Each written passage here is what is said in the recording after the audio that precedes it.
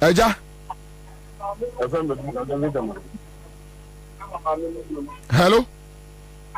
Hello.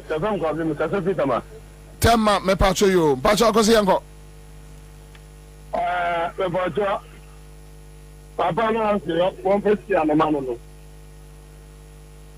Si ano so bisan. Si ano ko tawo papa ntem. Onde say u ba with si ano wanyo papa na ma. So papa na so de mo. No papa ka mo say si ano mo. Mbaga si abana na ye de ba ani yon se si a. It's the si ano de ba man. Ana seke. Wa wo ye me. Wa wo di sa. So what would this can walk about that? I'm on my tabaka. You're the kind of more the ano, you're better. Martin, Martin, me does say, young Kwabena da call on the line. Quick one, hello. Hello, Bobie. Yes, sir. Now, me out the more, your friends of refrain. Yes, I club Frederick Kunkas. Mr. Bobie. Yeah, one man, I make so. Me more shedding so. Now, me, ya Bobie. Papa, when you're on Namia, or to me, or say, I said, it's school. And Ojana, maybe I said, I'm more than people said, young fast you now. See, I inside the mouth, I will talk at the best to be on the discussion with him. I'll tell you, but to be a fool at the quantity. Now, what would be a so?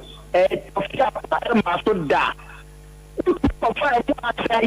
Come on, now we are over the dear so. And your papa will be PDS and him. I want to this car up to now, young baby. I and you were only good for oil about Bobie without a good for oil, no, the buy and a fool and your Tony saying. So, make like no pass this day of a son in my debate. What did that 16 or what do you say? No, it doesn't debate. Yeah, Miss Minda say, a young more position, Muyina, phone, hello. Hello, Commander. Yes, sir. Good afternoon. Apomo Boko, Minia. You Kakama can the President Mahama.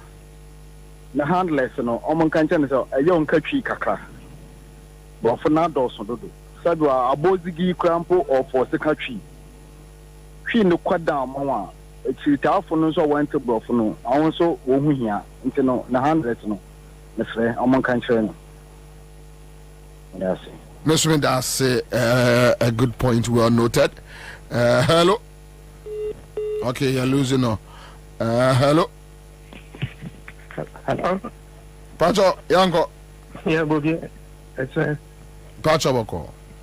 Yeah, your friend Mike and Mr. Domi. Yo, Domi for Yanko. Only baby. In fact, you are say Yanko Pwanda Roma, and this baby. But MPP ni be where Madame Fupa or Kufubia. Wakatra me say, and Yentia Nana Kufado, were appointed judges de Bray and he said, the NDC every need 2024 election, the Beko court. The court judges for no.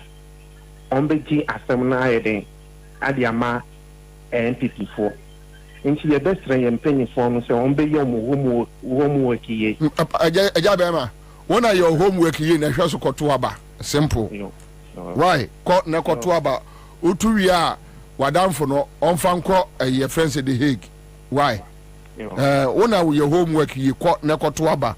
And money and country or say, or some of the Beko quoting to Kotuaba. Kona Kotuaba. Abandi a bit too. And to talk, who was the answer about Kotuaba? That's what they are also on the or the Beko a international criminal court no Fanco. Why? Okay, all right. So, Yamfa, another caller. Hello. Hello. Yes, sir. Good afternoon, Bobie. Good afternoon, sir. Pacho Yanko. Bobie, I'm sure Nijo Pauli. Bobie, in the middle of home. Middle of Papa. That been a yeti matter. In the middle of the feed the mixer, sorry, but you can be around and then Obi Mammy, I am in Mammy, Doctor and Mammy, Ness, Mammy, and Martin Nessie Hospital at Nakotum Woodham, 77 Nakotum Woodham. At day, yes, and I don't mind you more. Bobie, Mobo, I just say, go for the Bembo, no bones had you wait. Mobo, I Ghana, Mamma, my sorry, your friends are by my son worker. They have come up and put with us and yes, I Bobie never got now, you look up to the never saw. Bobie said, let us go Bobie Pacho, and said, let the committee say, why stand it? Why say, one more, why more pop? Efa, Sansano, Bobois, say, come of free, you know, the Aqua Sunday, Yaboko. So, the Aqua Sunday, Yaboko, Yaboko.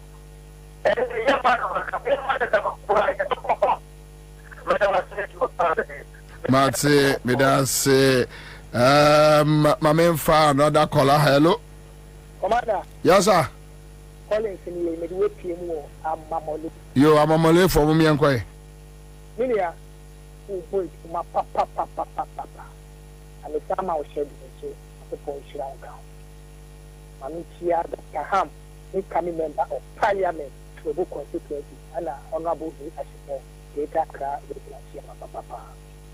Bobie, share over tape to be see as our fact or say our left. And no could do a fact. I am on Sally. You knew Mamma and about me getting in opposition. And I not almost pro no more say almost Petunia Babine. From taxation to production. Nakoya and a shark catcher, Nakoya as vice president. So what $2 say, clip, and Nakoma GP. Now GP champion. President Mahama Musi or yet incompetent. Or non impressive. Not dollar. Only close to 4 cities. Not the come from 4 cities to 16. Their car, Momosi a percentage. Ah, Tomia, Ghana 4 catch your trade. Bobie, you cannot air anything. Tomia, only you to one house to another. Question pay a baby canon, or best price can pay Uncle Pum. Question, single question pay. Only your past, stronghold of MMP, Yakasaka, on Bulaho, above for free, Bulaho. No check question back who pay a baby canon. One of these 3 about. You about the difference. In a petrol, you say, in a diesel, you say, in a Nippon was a play, you say, in a Kojuna Kosha, in your mouth, who's factual, cement to back, you say, I don't want 1 try, you say, and then I'm okay, in a peace cancer, you do, Christian cancer, you do, because MPP and the idea. 7 December, the state versus MPP.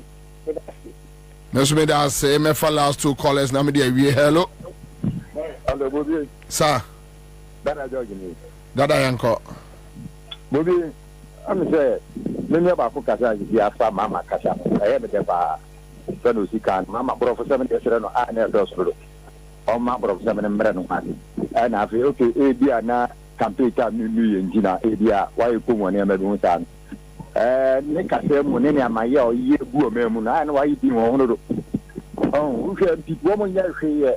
Woman here was she a Iba, one but can't only that Kanyama Mama yet to Ghana or pick him or every Piapa Ghana and I bet what would you mean Kazan and this is what the roof on your mouth.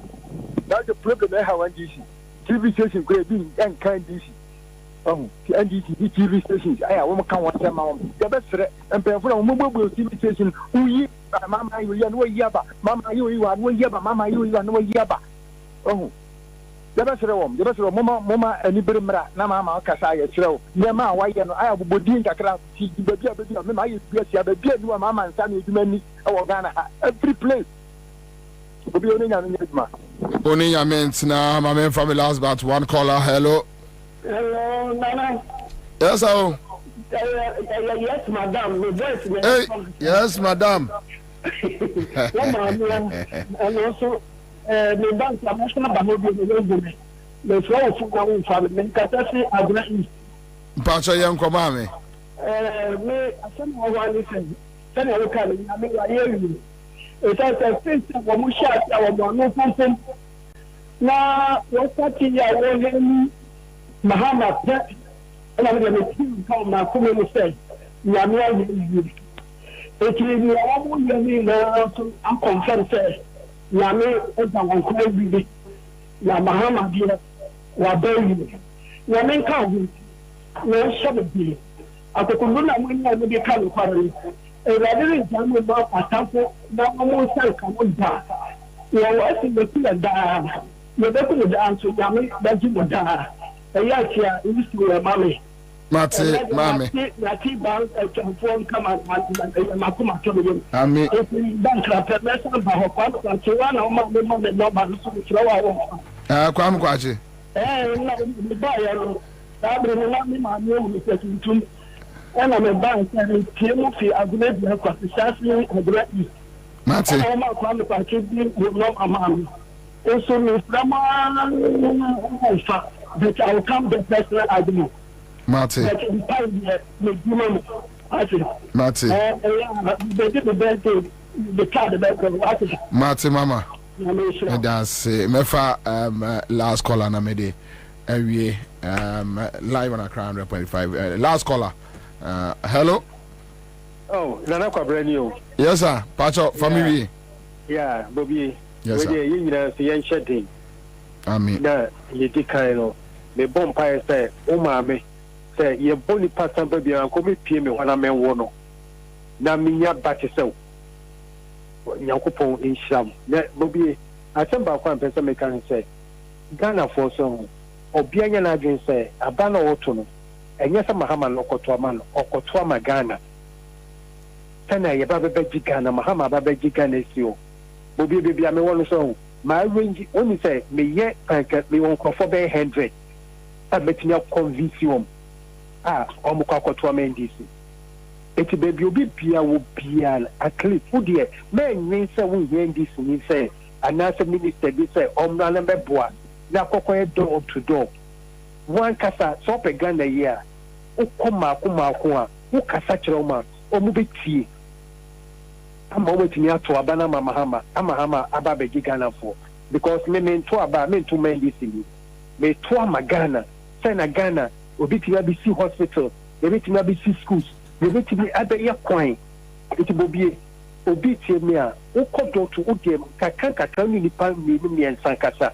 When you live about 10, 20, be a live about 10, 20, 8 million Kasa, some better Mahama, about the young second run, and yet, Bobie, Yakupo Shroud, made my power. Mate, me say, Hannah, my dear, may call in. Segment na ABC and a Friday afternoon live na Crown 100.5 Citizen Show. Ejuma bebre o wa ye. Chaze akwaba menua. Kawada bejoso. Boko de. Ukra se ba bi musa sa boko ni biu. Because sanete nanu na. Sa sanete. Yeah. Oti hono. Microphone we are inside. Yeah, inside. That's nsuo for lunch. Yeah, so me complaining. Just say I said that need be one yankopon. So the nkwache. Ami. Yeah. Erade ma mo beboa ye pe mo ma me krabra ye ba ni ntimi nhia ye. But you know as usual. Mo say that ye em say nyame no na beda mo ase ama me. It was so overwhelming. The support and everything. I am a shame crying. I mean, that's it. Chazi. Every day, yeah, me coming to join in piano. Me kai mo say at least ministry no me wo anuanum bi. And yeah, no matter what. Omunja mo me ho kwai wa. Mampon kwai wa. Kwai wo bi free crying say obefa car.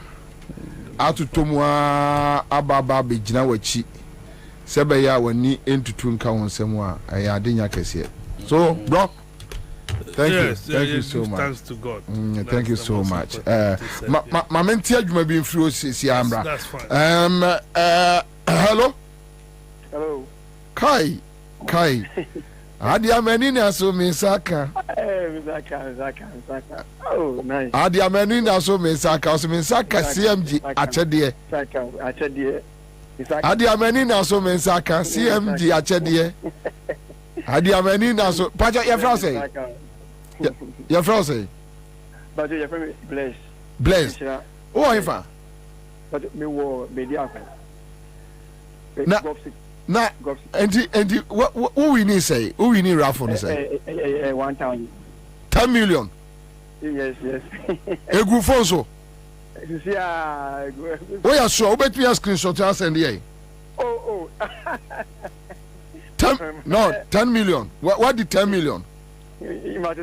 Which I say? 65 cities. 65 cities. And what the 10 million? Wow. Now tell us, I will say with 10 million about phones, no. I was so surprised, but I still have the faith. Yes, so there's no way it's possible. I'm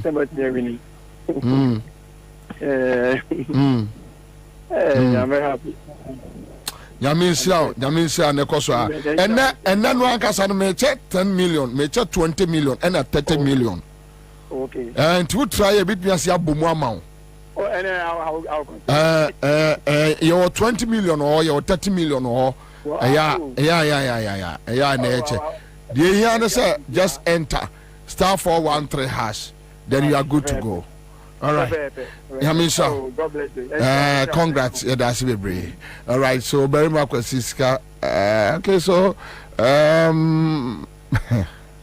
Bobie, you have the shock of your life again, like it happened to you in 2020 when Dr. Bawumia wins the 2024 election. You continue to be in your own fantasy world. The Befa say rapture. Ghanaian people can see beyond NDC propaganda and continue to reject them from Texas. But very much. You see, the issue is not about shock be any.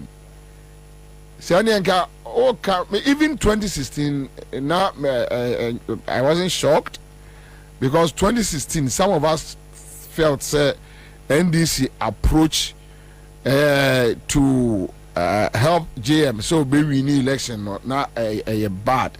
Then of course the 8-year cycle and everything was against Mahama. And you're shock.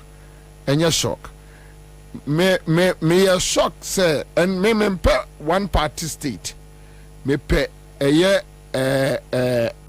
state where we have other political parties. E put you be on the toes. And Berima me shock ne say Ghana for Tim Hwe Akufo-Addo anim to Abama no. And Berima enka unwaste space we no what sre.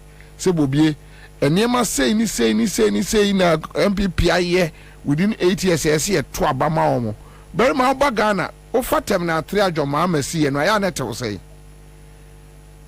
Kumasi airport phase 2 na no do atimi akwa bie ano wa commission but omo nwie very ma onkrofo no nwie yo very shameful omo nwie ade aya commission ni ase atutum. Can you imagine?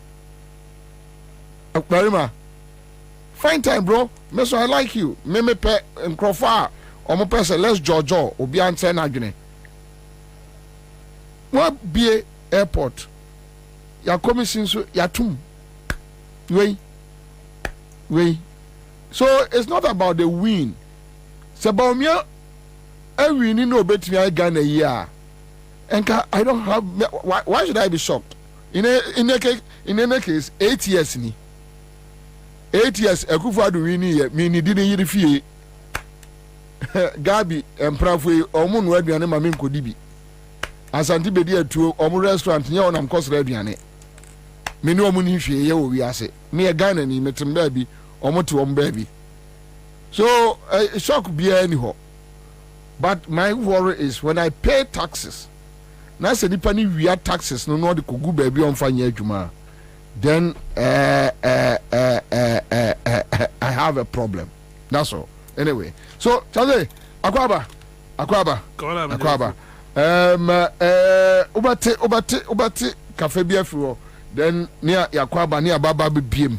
yakwa baba baby. There are issues, but Messi abo Kumasi tape no edi ama mobile, but maybe ebiana oh bibia opese o tifro 111 yeah issues yeah yanko issues there dosun me bana meeting komo but I saw Dr.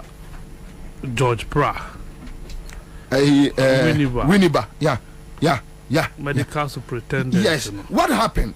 Na tense sit mama no on accident and you're involved in accident and omudi no call hospital. According to report I can from the daily satellite as Omo Kelly from UTV. Okay. And according to Omo I'm at the hospital for 2 months in here.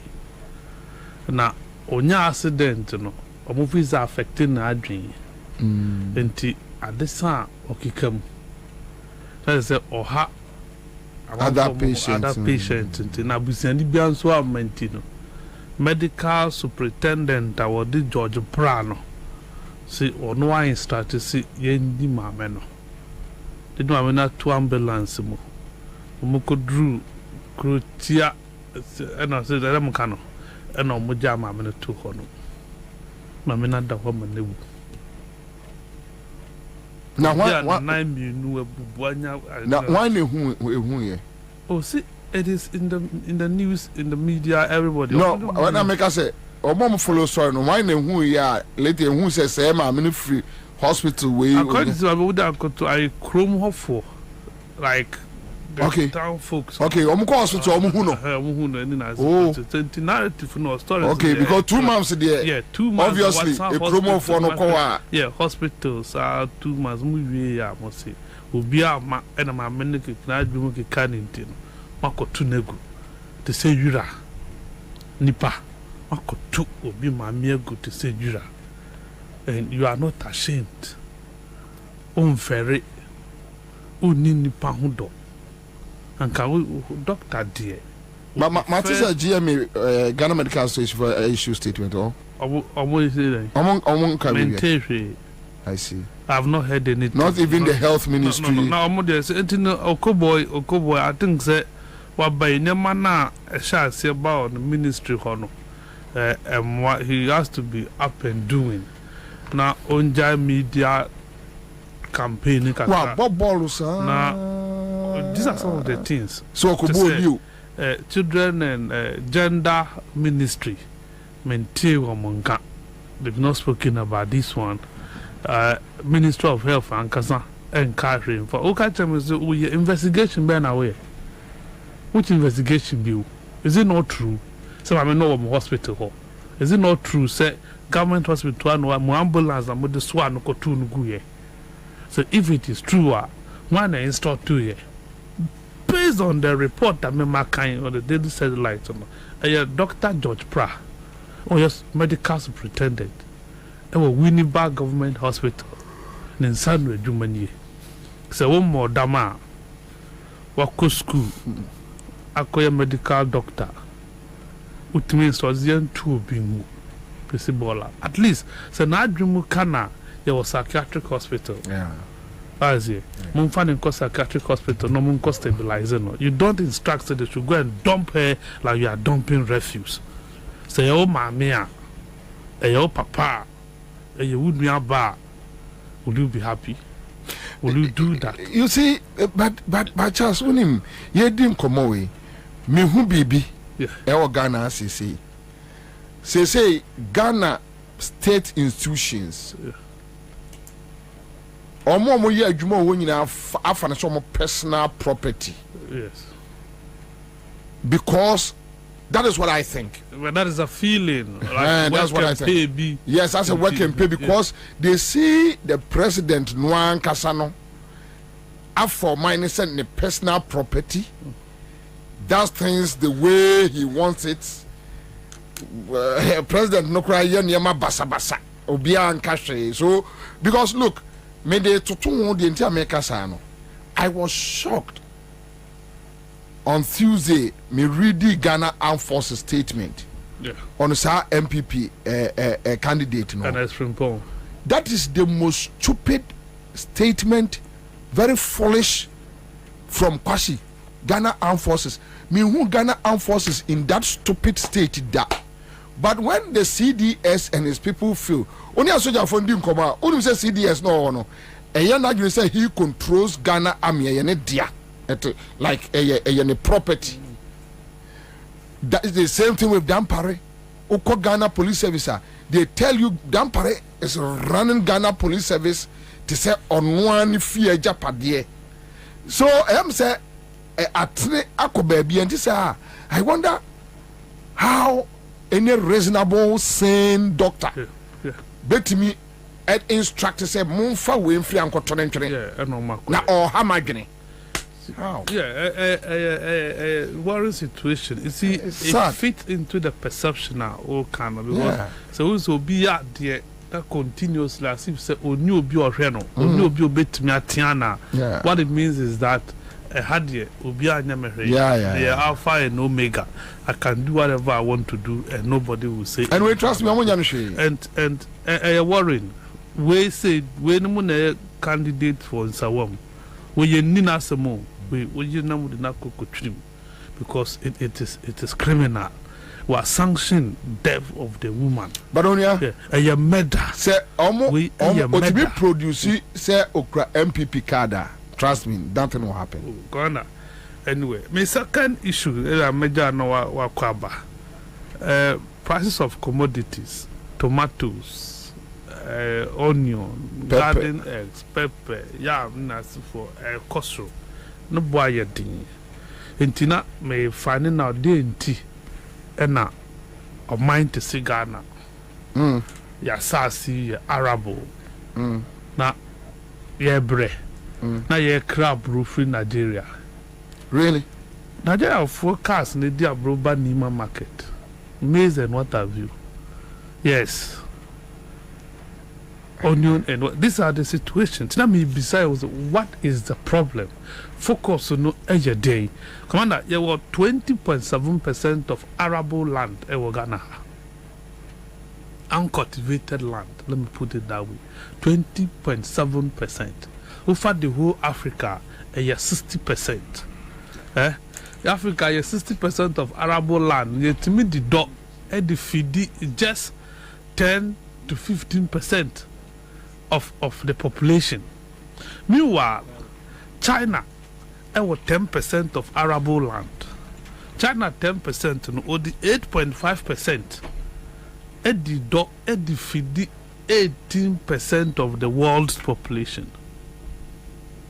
Or 10%. 10%. Yeah, was say 18. Yeah, or 20.7. That is Ghana. Yeah. 20.7. 20.7. Yes, as of 2022. Yeah, yeah, so she. And in Fanya, you didn't go as you did 2 galamsey. You did 2 galamsey. Yeah, the world, Africa, it was 60%. But China, the only 10%, or 8.5%. And the dot, and the share 18% of the whole world population. Yet Ghana ha cramo. Everything you import to. Yeah, besides I will say your focus you're doing when it comes to our Greek culture. Say we should till the soil. Are we ready to till the soil? Because so chance now we share major political parties are on nam tall.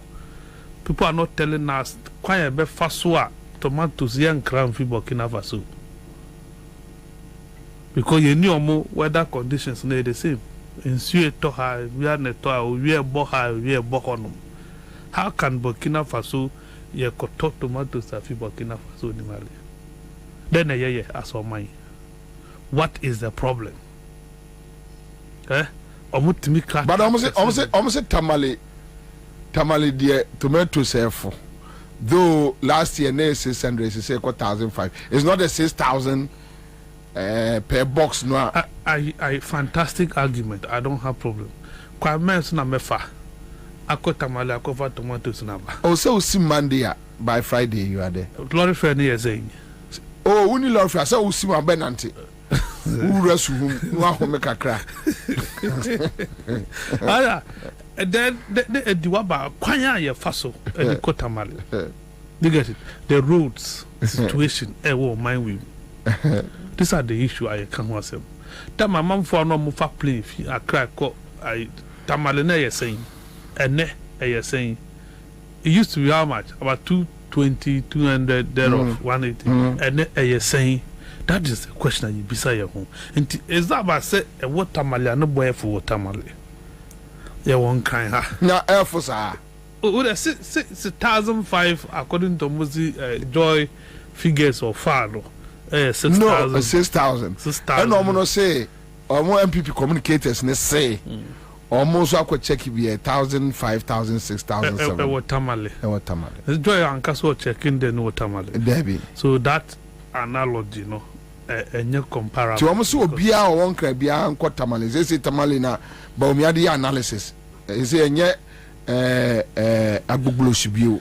Inti say omanka ya ye planting for food and jobs. Rearing for export. Any nasifo na ye faster to be we more. The question is what did we do to ourselves? Honorable Brian Champon, Agric Minister. Then we have a situation. The agri policy of Ghana. What is our policy? Your policy needed. What is the agri policy of this country? Interestingly, our fellow, our colleague editor, Ernest Ado, yeah. ne Inquirer, yeah. Editorial bia on food security. Yeah. And let me just read maybe one or two paragraphs to support and come out yedi. And so office baby will be ano. Me pacho as we here pa ade na ekoso na no hye.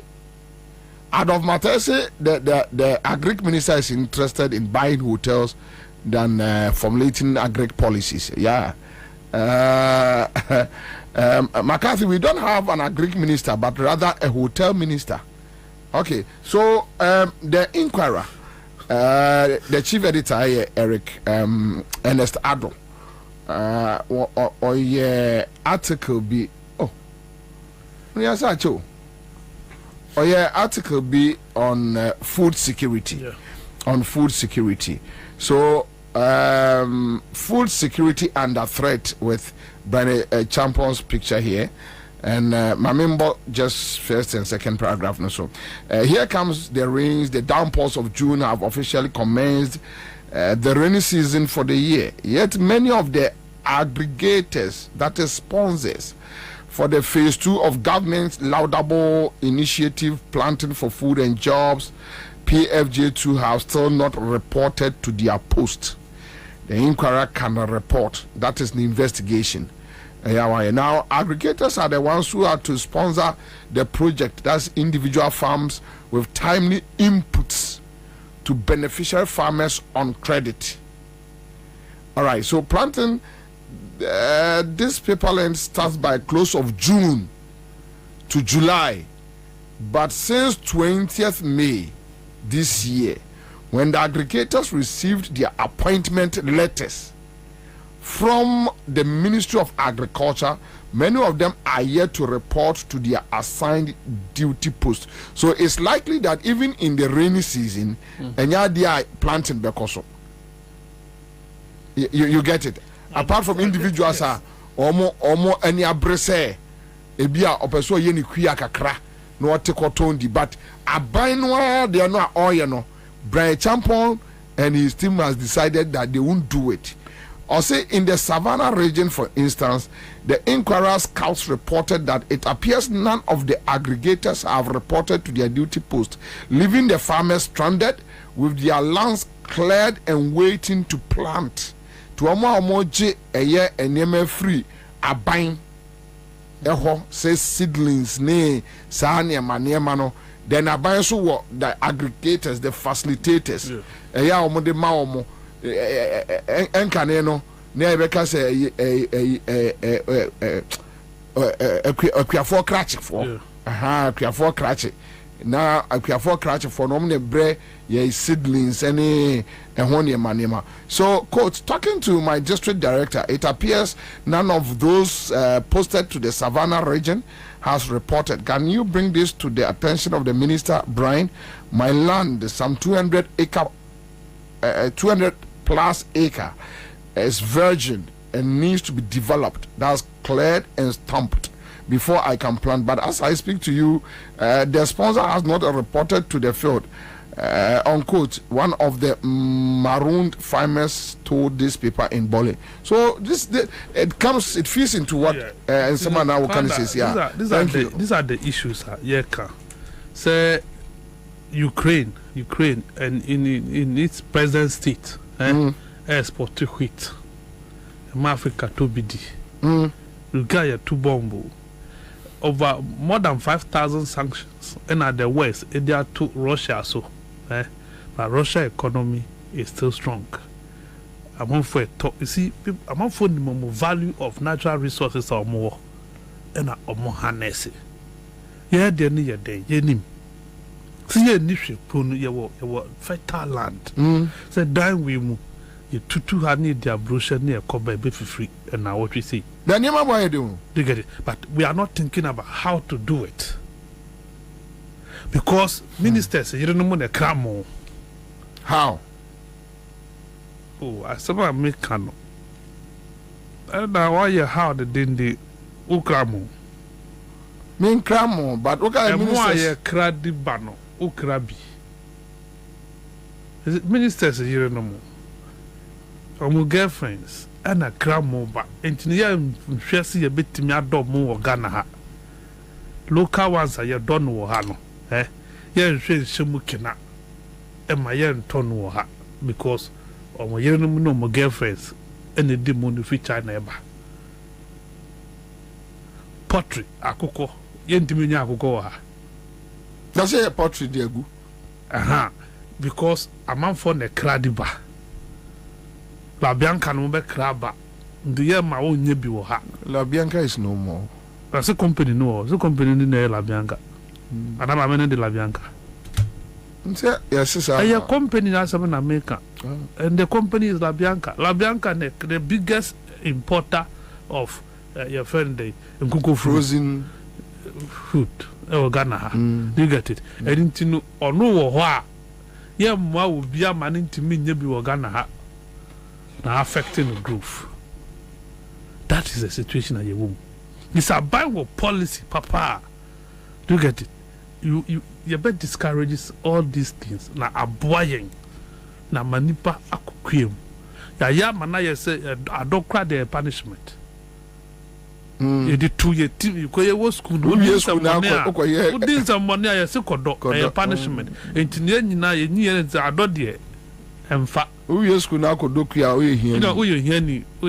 That mean, this are the situation you team with an idea because solutions are meant for proposing in an and your solutions are better you are dealing with your problem.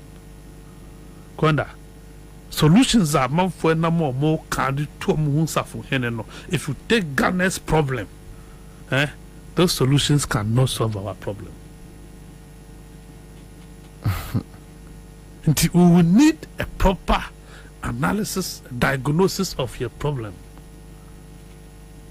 There's a Ghana. There's a simple question. A DNT no mind to say Ghana, you crack tomatoes.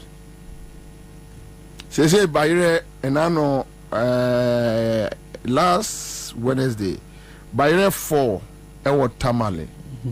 Bayre 4 ewo tamale say 200 Ghana cedis. Okay. Until the fact car drew her, it will go. Oh, yeah. It will come 250 and more. Yeah. See, that is the situation. And that young age, your age is no more because everything is chemicalized. Ghanaians no longer eat organic food. No. The fertilizer will be beyond the name will be beyond the repercussion. And the yare will corner BP. And doctors in this country are not able to find out why. Then an animal the 90. No, they know. that you can't tell. You can't. Just they know. Useless institutions. They work. Chama COVID wouldn't have poison about what man for Ghana. COVID. COVID by poison. AstraZeneca. The scientists have established just these are poisonous things and then money. Muda be for so a man from my bone to thank God I didn't enjoy that foolishness. The young man from me one question because I knew it was nonsense. Remember in this studio, me catcher was saying vaccination. Yeah, you can't see a vaccinate you once you are vaccinated against something. Now, so catch him say me bought COVID. This me bought 2 jabs and no crowd and assurance. Say me now COVID. I told you it wasn't vaccination, so I will not do it. And thank God I didn't join that stupidity. Man, family one could say Jaja for the Jaja for no. You see, there was scientific research institutions were Ghana ha. They said we buy a month to me and verify. Charles, you are getting something wrong. They know. Omunim, they know. Omunim. Oh, Charles. Omunim. Yes. They know. They know. Even some of the medical officers, no, the doctors and those people, no, those companies, no, they AstraZeneca near the Adeneban, they even talk to them before. Not for say a president know him. On him, they know the president Akufo-Addo, Bawumia, whoever, and you see. When the mamin biam kakra, there are so many things about Africa. Nyek for do apenso. And you be brewura Ghana, se Mahama na oho, se why no they know. But that is the issue. Why must it be so? No, you see the negotiations that goes in. Sometimes, now street you nima the cry. You sacrifice your people. Oh, far away. Then a Drew baby. Na on say. Edru baby na government officials no omo different one be no omo de wo Sputnik. Yeah, man for ye hu de say adentina the normal one na nkrofo wo no omo ho ye no bi na omo Johnson and something. Yeah, Johnson and Johnson. Also e ba be ye and then nurse. I'm say nurse. I'm say nurse. E man for ye dede Sputnik ni AstraZeneca there. Ono mu jagu. They know. Ade bi esibia no they know. This COVID thing no. A yankophobia to baby, they planned it, and almost a trickle ya ba Africa down. So African leaders, Ghana president, Akufo-Addo nim the entire Akufo-Addo prime minister by how they COVID by onim. And panel on the bunker for munim. GMO Adriani, to Okase, mini a GMO no. Sabia Brof, no sorry, I'm the BRS system no. They love it, and Professor. Can you imagine say Parliament? Can you imagine say members of Parliament that transfer Bobo 1 year to yes. Oh, and they share money. Oh, can you imagine say a whole learned people nipa 2-3 to me share say Charlie media gay fund discover or no one need to move on your gay. When you say when people they are advocating. Yeah, but they are omunyebia. Yes, omunyebia. Say onye bi owoyere owokunu na or advocate for but the money involved, if you hear the amount of money they get, just grew. So everything going on just a bia obiti say why you men wo now to baby because what the bad ne kwa me wo man vo nyina wu na nka me yeah and omu nyina nim say the rate enkrofo wu timtim say no omu say ye no they know everything they know. Bra champion to say here onimpa say Ghana food security e ka ba because omo wie sika no omo di omo anye adwuma na say omo ye now just ye call other countries compare duane eba they know. They are aware. Omunim bibia ya chaze. Sapiti. They omunim bibia. But mami mboss catch there bako embrace here. Hello. Oh, pacho meluzuno. And just sadi way. So one long crop so omo anyone come about and near my boy. Yeah, but these are the things that it's affecting me directly. Me a me fa trotro. Me a me fa okada. We na me fele. But the mo ka GDP no. Mo fa plane no maka dollar no. Why say? Na ye na ye todok no. Tomatoes nya ye no. Yen kan na say. But Charles, Argentina, we have prices of petroleum products. Yeah. Air cost. Yeah. The forex is going up. Yeah. Rent is going up. Tariffs, air cost. Air cost. Food prices, air cost. Then they tell you that inflation figure is coming down. Where are they? It's a school nebi akosinebi. How? We say be abinsinebi. Entino your understanding no different from obi understanding. Who check inflation yanko last year by this time. Yanko check prices. Name farmer to this year prices. That is the only thing that you can tell me say coffee. Price of commodities. You want to talk about inflation, you look at it's a year. Until last year by this time, now milk you're saying. And then you're saying they calculate percentage. They will say cost run a baffle. I'm say inflation commodities no price no cost but inflation no cause a figure no or baffle. One control. Oh, sir, Ghana a year friend selected items. Miti statistician. He tries over explaining, exempting Niaminu would did the beer. No, you see, what do I say? So, for example, no. Key, okay, what's here no, person? I don't know, I'm fine, no, no, boy, actually, economists were Ghana. They've never been able to produce solutions to our problem, economic challenges. No. Now what come in time. He is not defending no. Me time I mean come no me person because it makes no sense. I am buying and I'm telling you Belakwa a buy na say. Belakwa medium next charge near turn 11 cedis pack. Today and 30 cedis. Depending on where you are buying it from. Where are you buying yours? Yeah, the way you say baby at 34. That is what I'm saying. You can't tell me say who work of select items. When am I power to select items?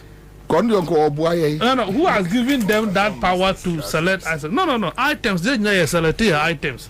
Anything I make I say, you see, when I started, I said those who are flying, they should be talking about dollar. Those of us who eat kenki and yam, we are talking about kenke and yam. Yeah, that is what I will use to calculate my inflation. What I say, Obina or no, so yeah, no, calculating it there. That is what it is. This time, me more being by traveling for cancer, won't tell me. Economy say, well, Ghana, you will be a problem. The city is running. Dollar to city, and then safer is wealthier than city. More than. What is it? So that is the situation. So what again do you want to tell me? Me bre, and you know it you yourself. And go on be do anthem. You know, so what tell us and also I want to anyway, over the Akwaba. Okay, so last job, and Friday, when person may restrict him. If you're interested in Charles McCarthy's argument, you can come in. But what other issues you want to raise, you can raise. So let's go. We are having a conversation. Yes. Me nam kwansu ba no miti McCarthy miti commander di kama me chiafu na mini Charles yesiache bunu commander communication commander o ye juma pa McCarthy so yesiache na o she na me pa che no obi say Burkina Faso can feed Ghana for 200 years free. And the Burkina-Faso won't even feel it. Oh, yeah, sure. Côte d'Ivoire. No, but do you believe it? Why won't I believe me? But Côte d'Ivoire can include Ghana in its budget and will still do good. Even Togo can buy and operate our port efficiently. Unem, Niana mo kafa ntos. You drew Jubilee House haya. A shame before say na meni aha. Anka me friend me ma me loudspeaker. Obia o mo hwe me nyina, you can attest to the fact say me friend me ma me. Mommy. Yeah. Me friend no. O de friend no na me pick me be sia. CM just catch the hello. Hello. Mommy. Good afternoon. Good afternoon, madam. Let us say. I say. Your friend will say. Your friend me great. Pastor Wanifa. Me o University of Ghana. Hey. What we need be? Pastor. Who we need say? 2,000 students. Woo! 20 million. Pastor. No, you are lying. Oh, I don't know. When I just I beg you for no to say Pam. Now we just so much on chocolate. Oh, Chaledo. Not to some way radio when you can try. And I just about 60 and what to Rafa say? And what to say? Yes, for 50 days. Anyway, we need 20 million. Aye.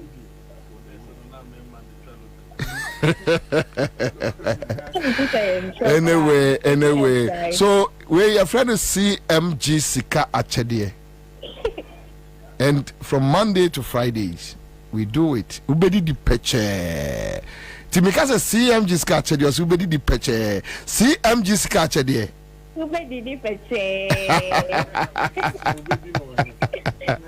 Thank you.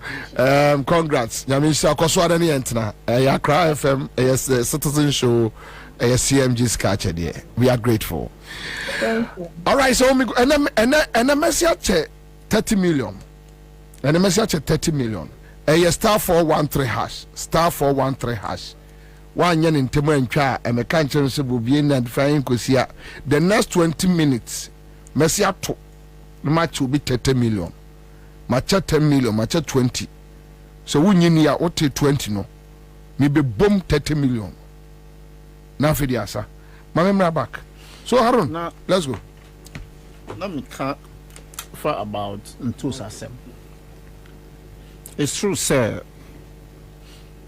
The communicators of NPP omunim near adia ombe defending because it appears that every now and then scandals issues of economy no it's overwhelming to the extent say omofaha na di weaba omosa omuchia na namha, and it is not propaganda that no omo defending. It's about the reality of what Ghanaians are feeling within the confines of the country called Ghana.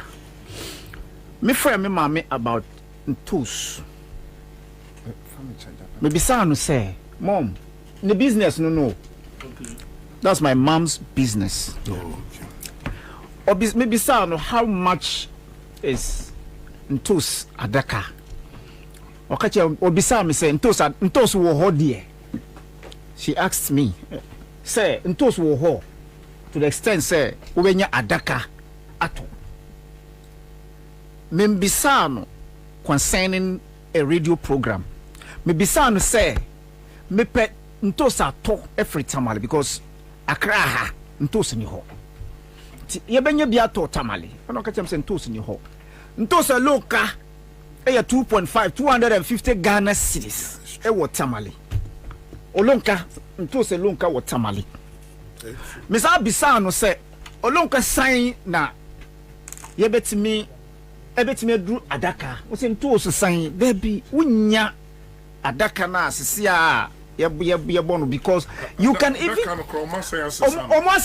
that's what I'm coming. Yes, because almost different. Say obi ebe kachira wo say ntos adaka in Tamale 5,500 yam bisa nipa koro no say ntos ehun bi na omoton 1,500 ana on chiro baby ana ya on chiro ye baby the farm gate ana the marketer ubetimi because me nimpa say in Tamale yan dot ntos we don't grow tomatoes in Tamale, no.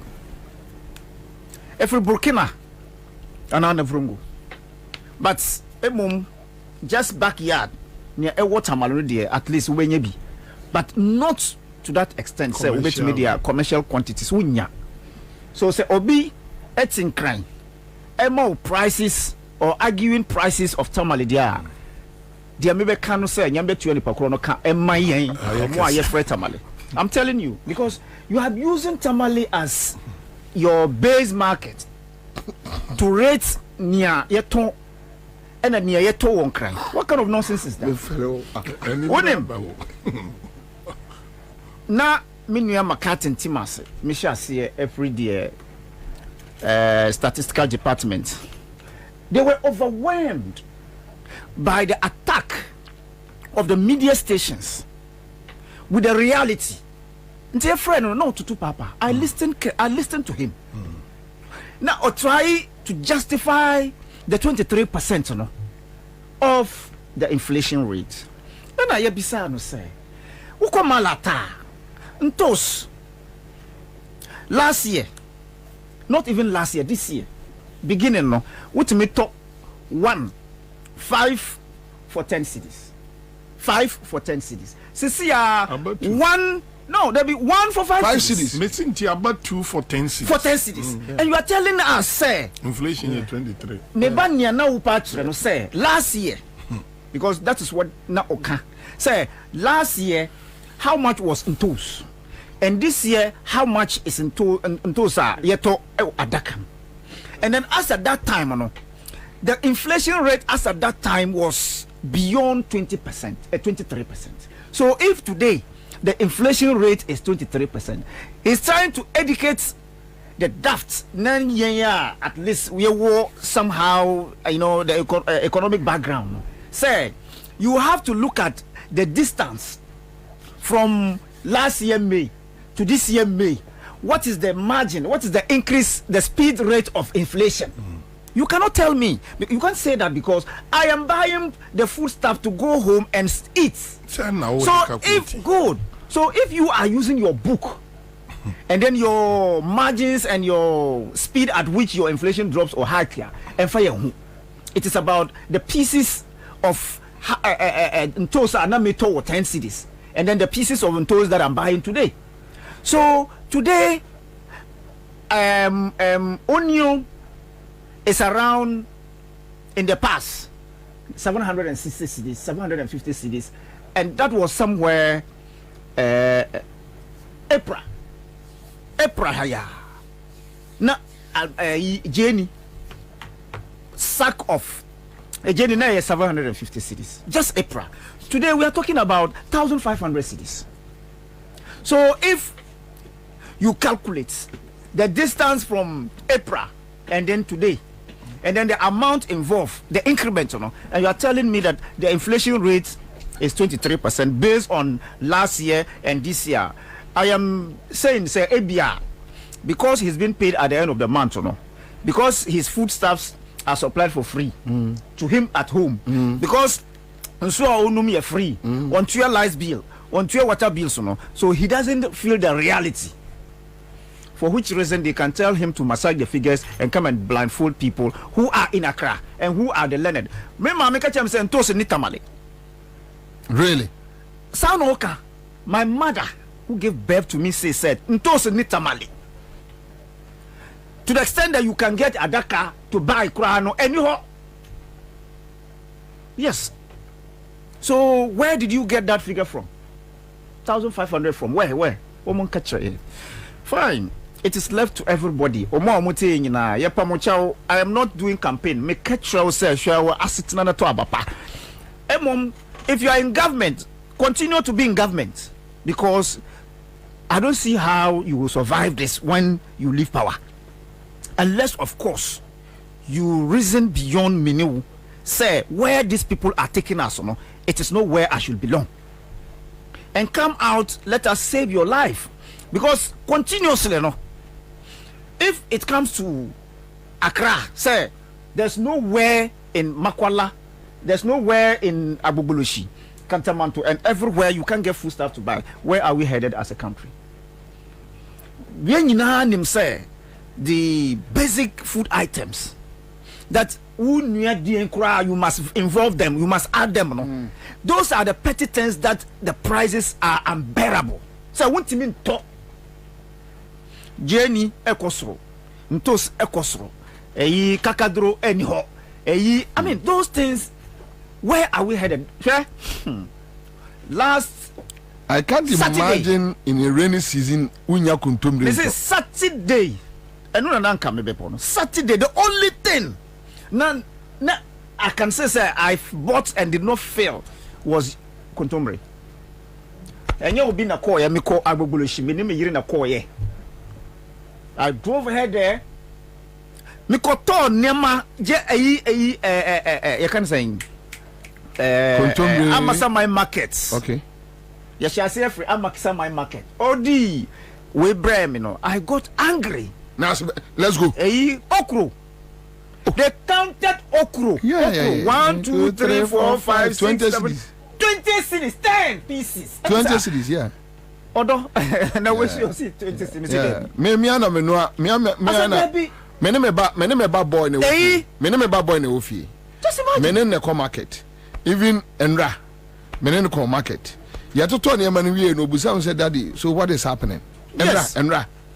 Anopay me ba adwuma na mesi me ye aduane ama no no so be ko gym. Ena o say ne menye abunabunu ema no. Yes. Ena me suma no say onkoto kontom ne wo junction ne so mra. I was shocked. Yes. I think sir, the only thing that I bought and did not feel it, na ye kontombre 5 cities. Abra na turn 3 cities, 2 cities, 1 city 50 pesos. Yeah. She say 5 cities per roll. And a roll, 1 roll no krano and soon nipa. No krano to na masamante be wo 1 roll is in 10 cities. Me say won't ent me so many 1 roll 5 cities. Okay, now I see even pepper is has become expensive. 1 cup is 20 Ghana cedis. Yes. I have to substitute a chicken with a woolly, so that at least a bit more balance. So that is how far as a country we have come.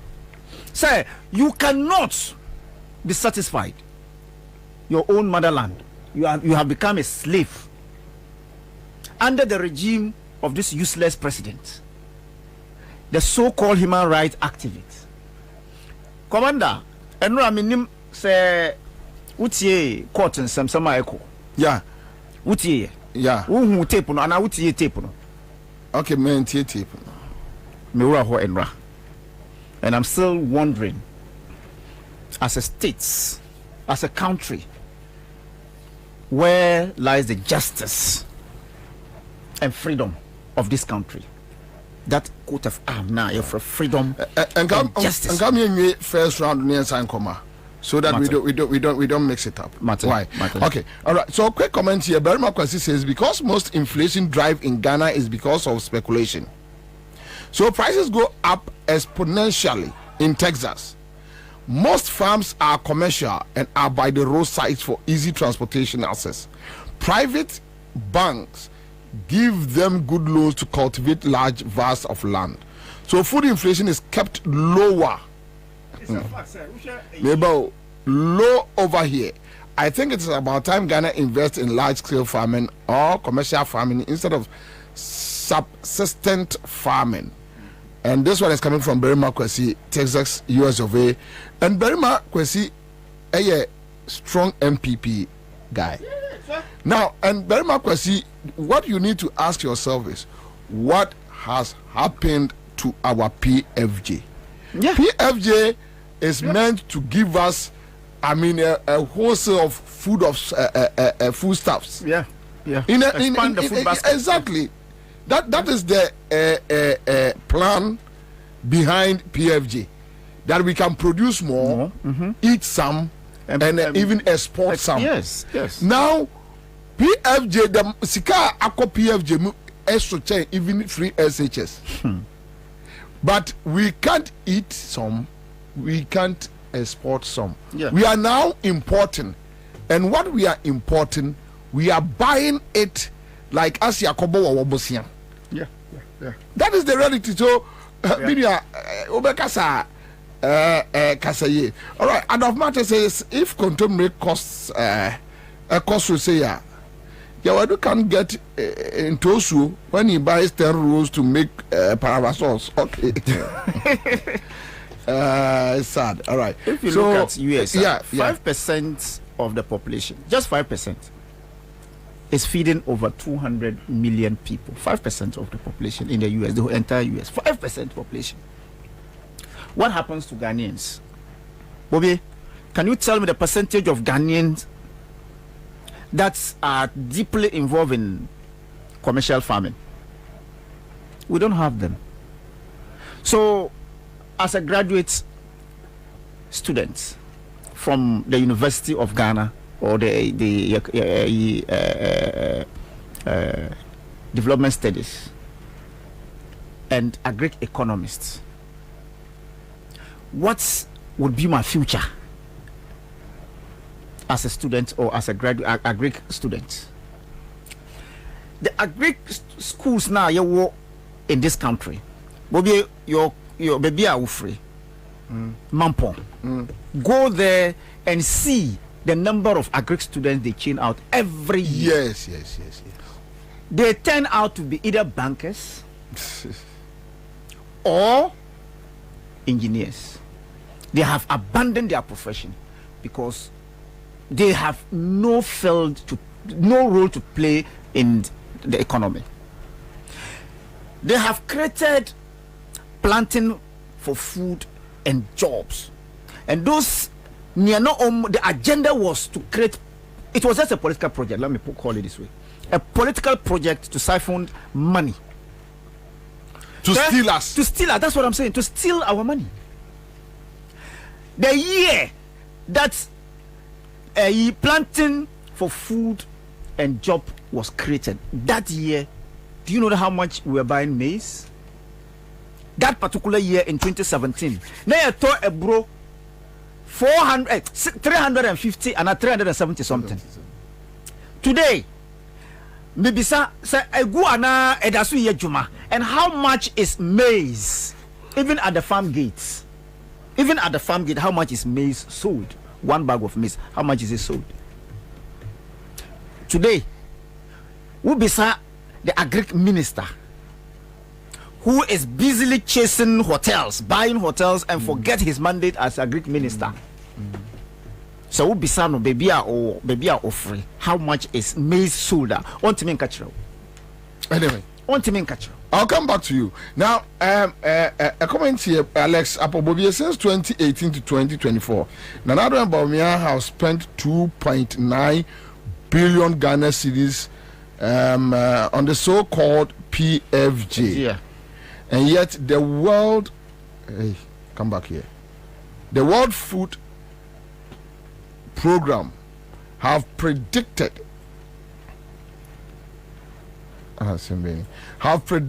for insecurity, food insecurity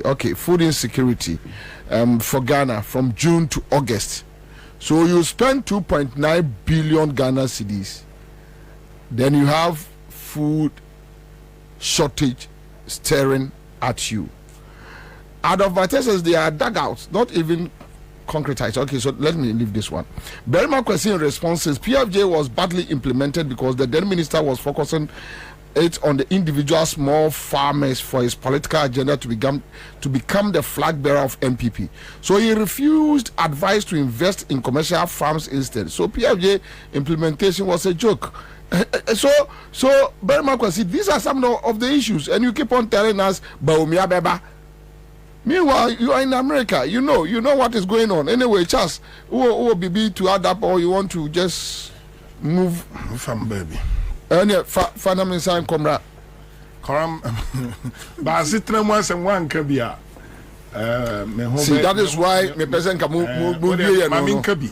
Na person come second round. Wa make it twice out me Facebook no say actually radio. Wow, shit.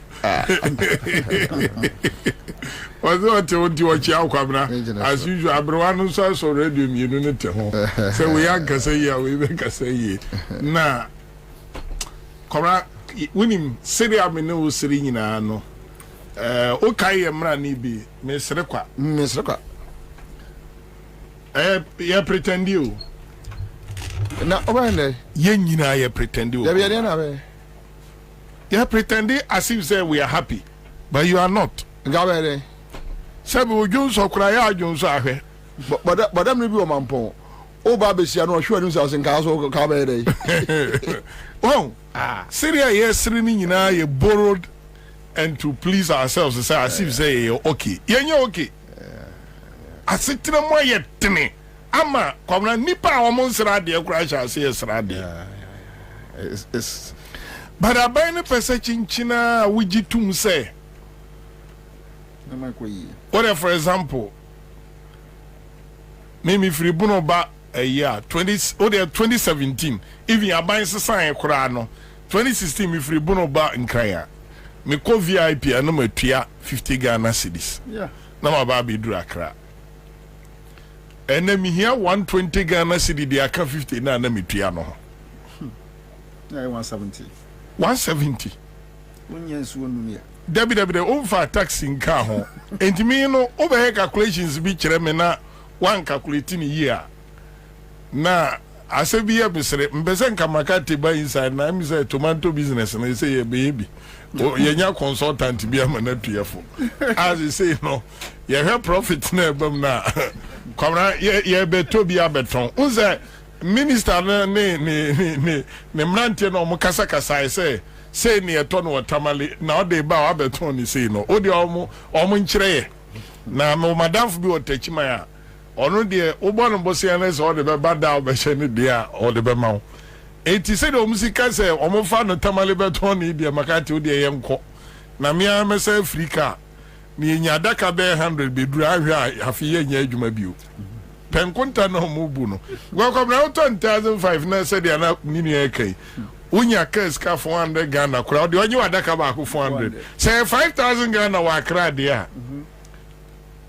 makanke ahitio jackpot kwabra utie mazoma mi kan yi pa 80,500 plus 500 per ayi ni e beton 5,000 18 kadaka bi aminu mi ni o 3,000 o de en ton 5,006 en ton 5,000 pepe kadaka ba ku bi aminu mi ni nya 3,000 and the times 100 you saying 3,000 times 10 cry 30,000 tika aminu mi ni ye share profit of 3 billion na sabi emfasu juma we wo ho ka ministers no kura mo ya mane en ko mo abepe bosi mo ma me no papa akodi sa adwa no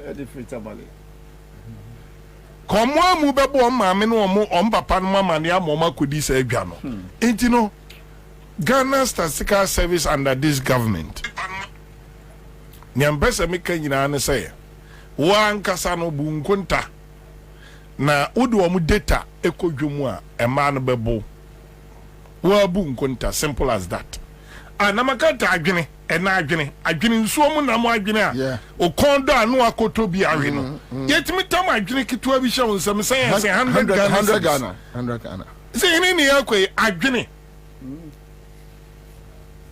pala one friend say pitre adwene mad fish and a friend say no ma modify ni say catfish 100 Ghana cedis na the fish ba kwatu jaso atoto ya 200 Ghana cedis.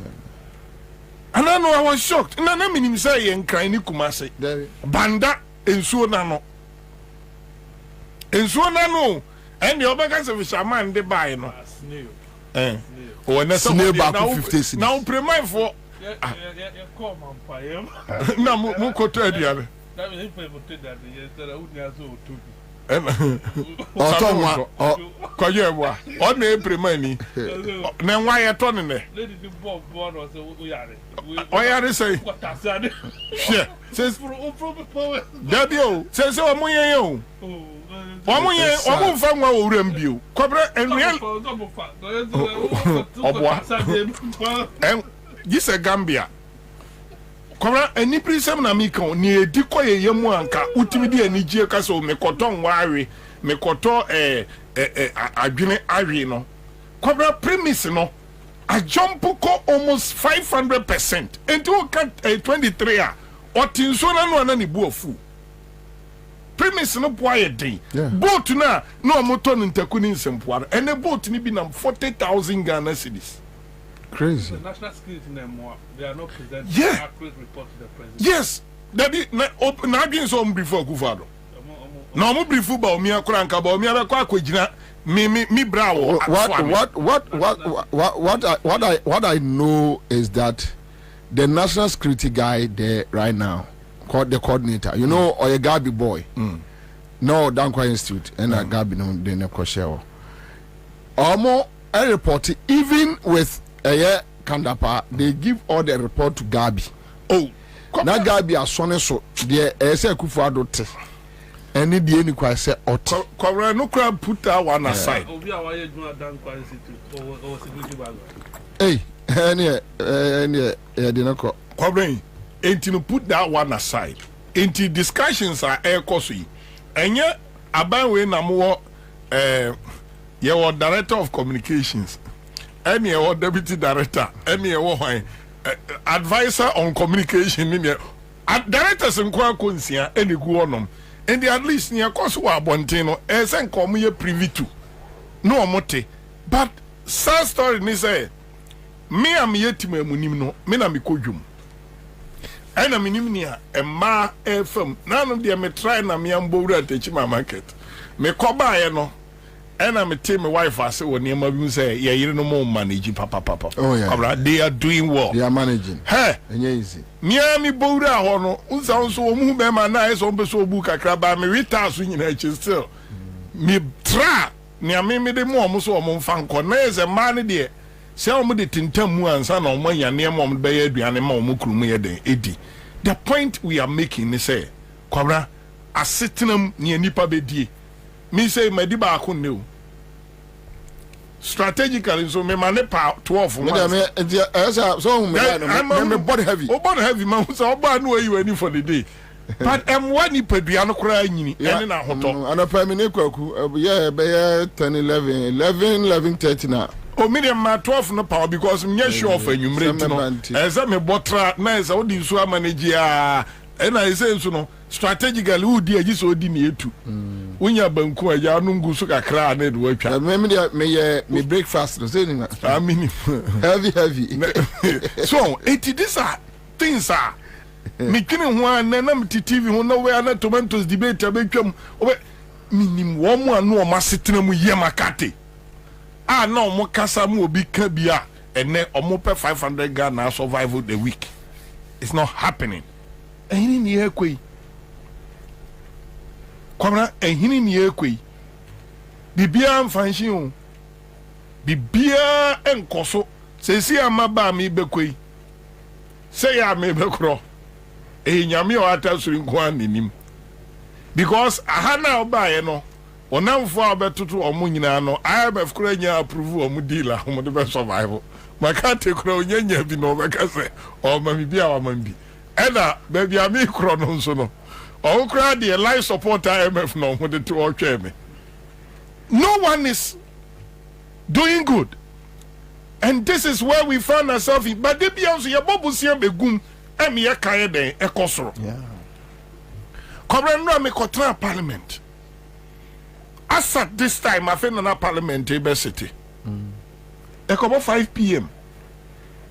ena utumu say ya ba ko hwibra ma obeba no abre dabi ya ba ko hwibra ma abani ni hweye enti government majority leader now, a leader of government business, Ebejina parliamentar. I no one him say bill be a metro parliament on education. Talking about free education beside the Article 25. No, Ejina ho be sapita no you say so free area meboa. No chita no chinyoti and I voter region. Okay, Obisa say what to say or say on support to free education. On my ambrashe bedwafo atuka free baby I voter transfer bedru. Other people no so other people no be anyone may talking about say the bill being passed by committee level and a bill no crab for first reading or second or third. Not government business ni oda no afenyo markings. Adaya was a Kwabena is of public interest. Tomatoes born and yentimindi tomatoes no. Kwabena the of public interest. I'll come back to baby omode papa no koto ye mami BSc ne nine ya hye ne POP no enye winiba. Yeah. Enye on majority leader o free. Efutu. Enye ho na afenyo markings free. I think so. Kwabena ho no ye MP. The question I ask me say now no ya no mo ka che say 98% of yare or Ghana health insurance etiki care. Ni akoyi nipa free ambulance mu e wo constituency atokwan ho. At the amana could at the point of death. Tinkwa kona bisa say Mr. Speaker ka say any statement no. Na the statement na tuga. Na by na mu unu say enye uni MPs o mu call parliament nra majority. Nipa 12. Omo campaign. Out of 137 no, omo akani nyina di ba omi achi. Nipa 12 ne bae. And omo minority for no by nipa 30 because omo unu say munye serious. Omo ba brother mama. Omo ba ukuada mama. Omo consensus here transfer. I'll come back. Afena mum we have time. We have time, so let's do the need for them. We come back so that you make me as separate issues. No, live on a Crown 100.5 Citizen Show. Mame Moson Kai was a Greenfield Scientific Back Clinic Friday.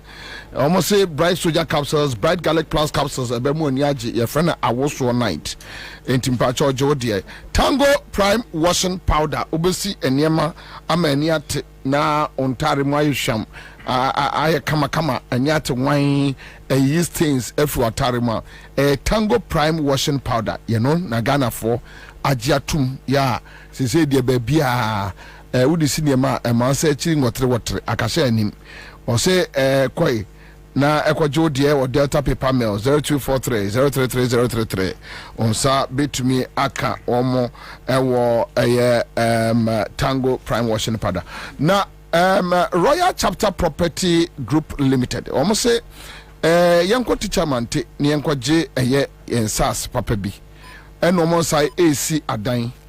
Yamde mansas no plot size is 70 by 100, 80.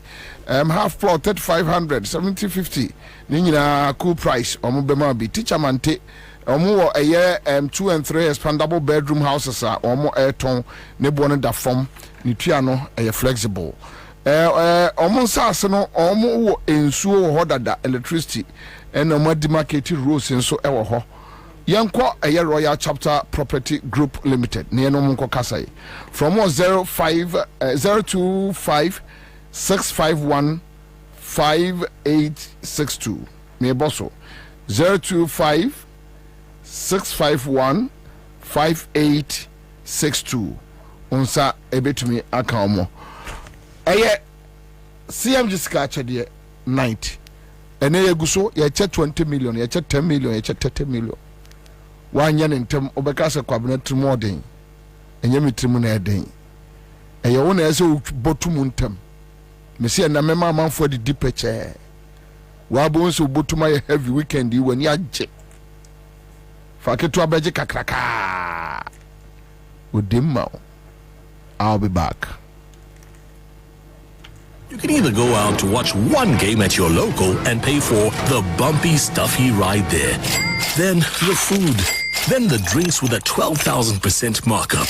And a new team jersey cause some drunk spilled red wine all over you. Or you can pay once right on your phone and watch 42 live Premier League games over a whole month. For unbeatable value for money entertainment, there's only one way to go. Go TV. Love it.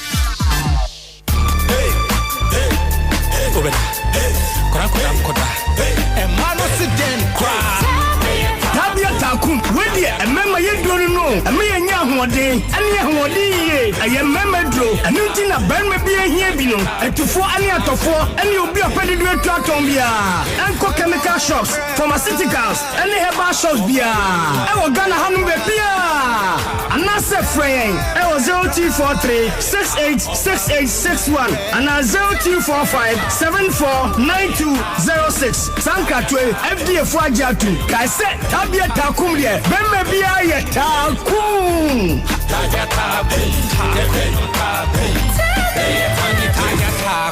Not recommended for lactating mothers, pregnant women, and children under 15.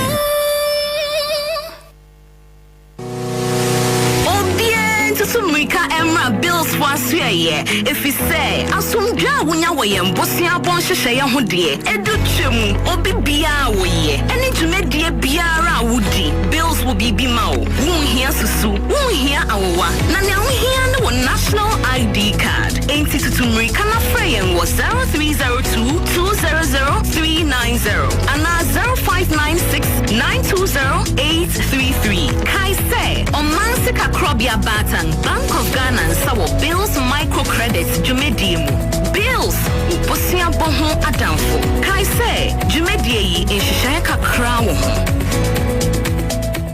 Say the Mako who our Greenfield Scientific Herbal Clinic no. Me who credit me. Say enunti no manya award wa. Eya world best. Obia transe Emma Dumpemi ya de kase anase mo boya de enkan to dem bio. Greenfield Scientific Herbal Clinic. Esa nyarwan te se. Ne ekuro etu no. Ne enkan ewo nanum. Oba na bemo pa wo. Ene enyarwan kaye. Nansi ma me kase ene spinal cord ho ekaye no. Greenfield adarumenti ene wasa so le gina na so epiem. Greenfield Scientific Herbal Clinic. Ewo ultramodern laboratory. And a diagnostic machine, sir. I should show the Pediadi Moankasa. Greenfield Scientific Herbal Clinic. I want to go Dogon, Estate Junction, last stop. Frewa 0243 983 906 and 0261 651 898. Greenfield. God is our healer. Greenfield. Your last stop. I believe. Think about it. You can either go out to watch one game at your local and pay for the bumpy, stuffy ride there. Then the food. Then the drinks with a 12,000% markup. And a new team jersey because some drunk spilled red wine all over you. Or you can pay once right on your phone and watch 42 live Premier League games over a whole month. For unbeatable value for money entertainment, there's only one way to go. Go TV. Love it. Give us P capsules. A memory. Manum bia ye benmua. Kani metutu ya na minkuma bua sese die. Petro esa kum benia G. Give us P capsules. Give it to me, baby. Give us core capsules so eh. E man meme nyina akoko yade. Sisi yade amamanya yem timotete wo no. Yedru no. Manum bi amama de me ho. Give us core capsules. Mrs. Moye ding. Give us core capsules. I give it to you, baby. You give it to me. Oh yeah. Hey, give us in no. A man need ya bebusiemu papa. Na bemaka give us P capsules. And ni give us core capsules bomunum dia. Na eni jeni ahwodeno. Wabrudo. Give us P capsules. And men na wadi if you do what you do kronkwan efa. Give us core capsules. A painful abata one more menu for one kwada woni if you do me nunka ho. E wo drugstore bia motofonko Give us Herbal Center. Teshi mobile. And na Teshi Adriami. Phone numbers 0543 222 470 and 050 68 FDA AJ edwedi nkratoi atu. Suzuza. The incoming president, His Excellency John Dramani Mahama, flag bearer, Zuma National Democratic Congress. Asozin Chemo Bibiara Orite Democrats. Sashara LKM Manigana Ma. Grata Shishene economy awatu to apansa. In education system awase. Friends and family government are kodo the current administration in. Ahocher. Mecha Hashepa or kodo. Eshia Penyin. Afraba. Obibiara. Osgana yes. Ide ahoche na dos. You know His Excellency John Dramani Mahama say. Onye ame ni awa retain Kratui. Erika Bob, they are build Ghana together. Asamoah few wine there. Buona support in the campaign for 2024 election. JM 2024. Asamoah few wine there. When Sabaka do you see good governance card in the good governance card in your card? And you was there support JM 2024 campaign. Good governance card in. What did you do? And Timawusi Kanyama Waho Zilibo Tuman. That was so ajoze. One saw one pedal watch a good governance card. When it's Sikaya 40, 30, 10 citizens or so. About to abo short code *248* just hash. Now also ascend was it. Good governance card. After that, you was in a support to JM 2024. About to a friend 0534 000 261 and now 0531 033 503 and now 050 982 3400. You can on internet to do www.ndcgoodgovernancecard.com. My young Cambo, they am build a Ghana together with John Dramani Mahama. Nyamin Shra.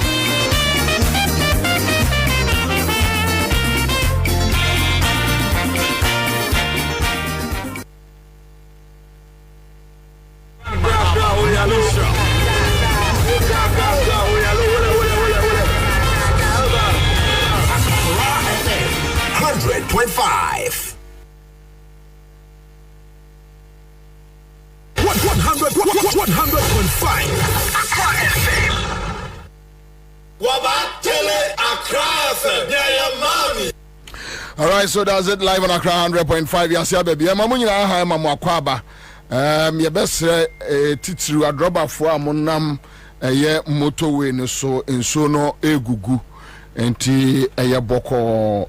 Ena mesre emayo no ayesoma mu a mosu obisi enso ba na memra mesene de wose bejira me store no era be se me store ye kakra na enso bebo eya moso eye efutuo eya a free good citizens eho de bremo good citizens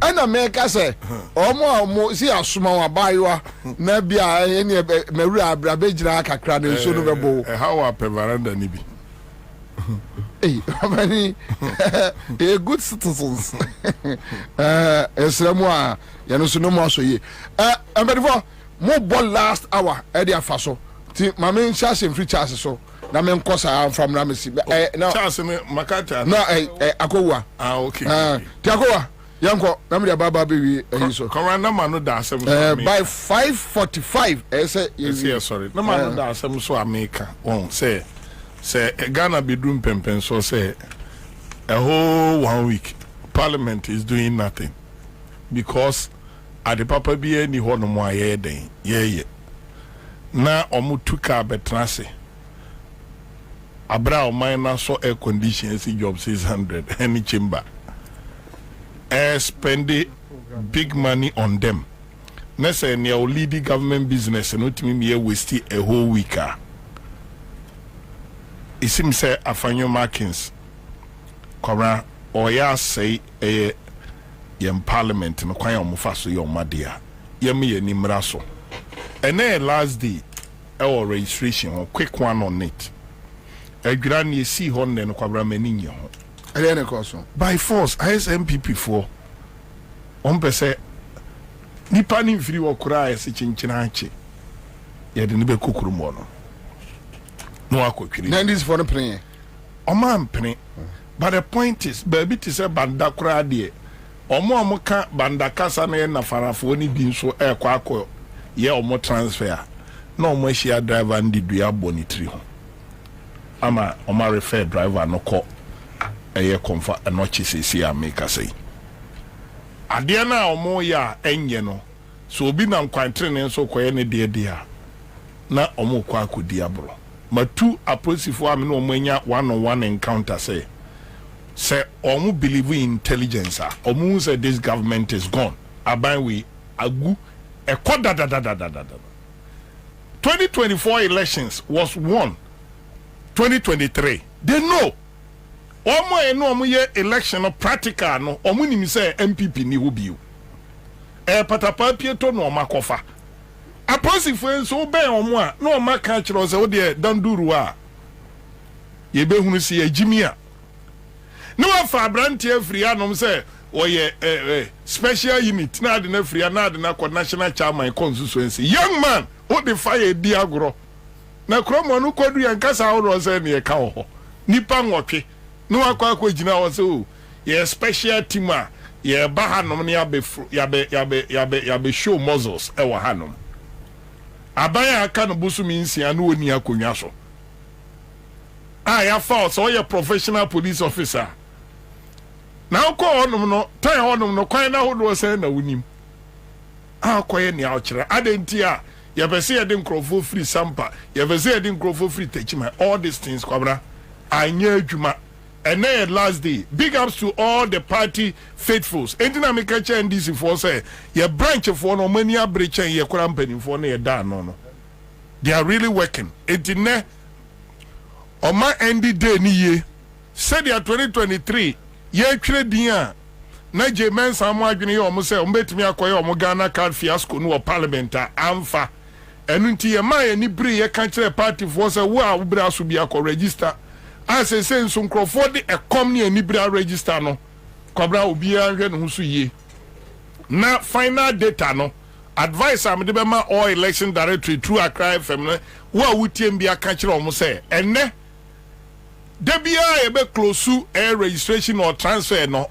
omanebu amani ni team no kwabra final figure no before 7 p.m. na yensaka omu maintain ene omu adding na dey to all register number na obi make sure say number na isi be print ama na enwumre no omu de ka dada no ho a sa pepepe na exhibition register no be ba na yeden etie na kwatra owie na wanya calculations na say na ya wie nti wajam na sa ade bechi na exhibition beba na makate 1002 bi akwa ka ho a sabre no kiremu aga na ni bia beka so wanya oniema yi nti wo checks and balances bi ene na mu close no last print out na ye de mamo EC office no mogia monwie hunu se 0 no mienu ana miensa bi nye den emeka ho elections no ni nyina ye garbage in garbage out. Edina be call constituency no say dina na be to aba on the 7th of December. Advisor medema your party for me e wo no. Unia MPP Opemu Woyumi. Or say if indeed you believe the government is gone as is being suggested by the NDC guy in your studio, why stress yourself to make noise on air? Just sit in your home and form the next government. You want to form the next government with a policy of railing the export of lions. Cobre, we mean you know. Oh, so I'll be the message about some kind. What's the message on the year? Why? On the year, me and ya had a me by change the same name. Or damn, go for damn, by wenchi. All banana betty hanging, so to say. Me culture said the government is gone. Besides that, they didn't know approve or more presiding members across the nation. The government is no more. MPP are good. I just said, well, we need to go to a better home when him say, oh, my fuck it up. Ghana for reject him. And Tim Crawford, Muyusu Natoshi office, at on second 10,000 each constituency. At the common assembly members, they fertilize and Wellington boot to car home. 10,000 machete each constituency. Emo Mukwache carry almost MPP members. Kwabran they lost poto. Bono region, 3 district penny approval presiding member. Now Bronyan Mote was say Oma winning majority assembly members. And this woman organizer region on the presiding member of Brikum, UP Krum. Banda butter trade near the same as Sunyani West. 9 na kano gofre damia ba wenchi bemprenu bisa say onu di na attorney general ni nyina ba hodom no kwabra otimi approve presiding member. The point is ye we need here omo support ye be approve because we have the numbers.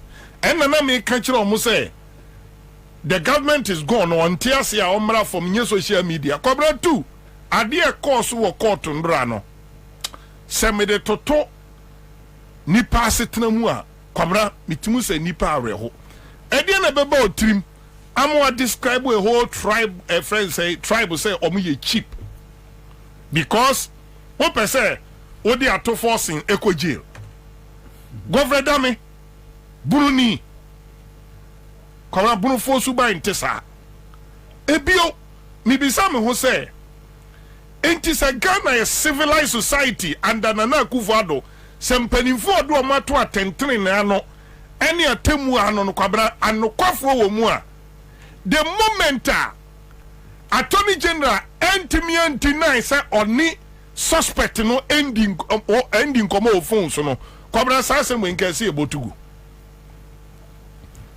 so nim say tiamra se obi ofa lawyer ni na lawyer ni di na se manua asem bi apese oni ni ka bia o ka through the lawyers na Attorney General yate say oni the suspect ending komo phone so say a suspect ni na eka say ono na eka na suspect ni beka say Supreme Court judge fie ye hia mprenu ye hia mprensa na kwabena say justice system no ko do say ye negotiating with them any ababa implement here.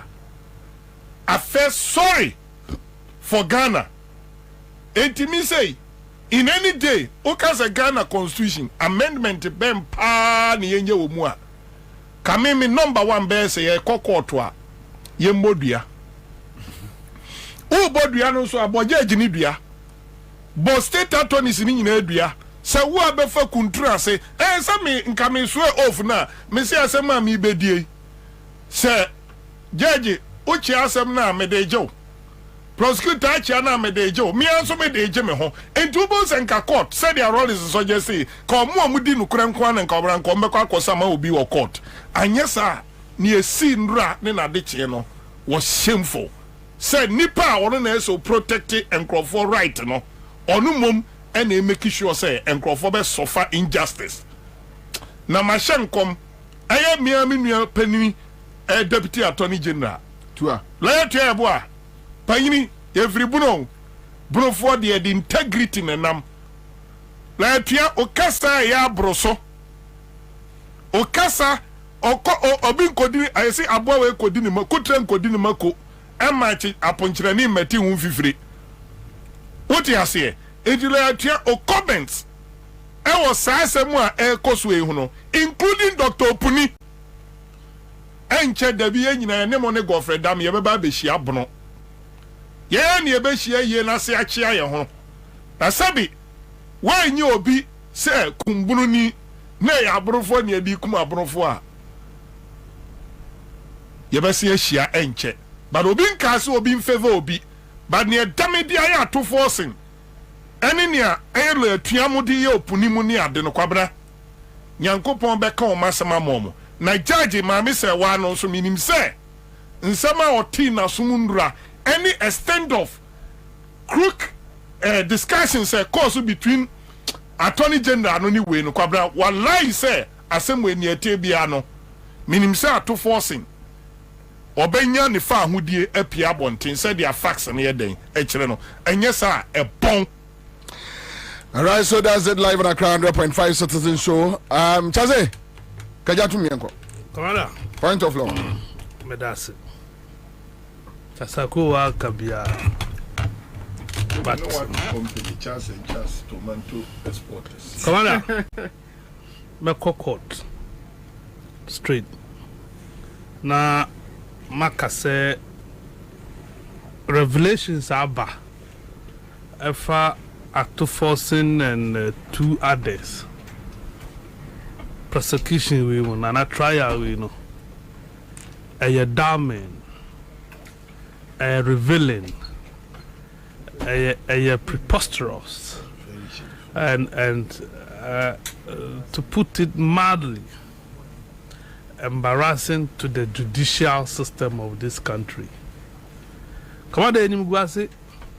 So we are talking about a Supreme Court judge in person of Justice Yoni Kolondi, Attorney General, conventionally the head of the bar, and an accused person or yet Richard Jakwa. Commander, for me, all these 3 individuals deserve nothing short of summary imprisonment. nipa miensa ni nyina ya abonefo. First, Justice Johnny Kolundi was swear oath said he will be fair to all manner of persons. Said if you be fair to all manner of persons, there nipa miensa any dinner trial. Why did you elect to meet one of them with the Attorney General? And not in your office, in your private residence. The mere fact say bail conditioner did two Jack Paso. Mu negotiate with the Attorney General bu vary ye. Anko court. A issue. For me, your maya ye boomra ye woferie anka Johnny Kolundi should not be holding himself as a judge in this country. We should strip him of that title. Sir, who say how many of these cases, backroom negotiations and Akoso between Johnny Kolundi and Gofredame? Me ye na fi ho no. Na maba Paso.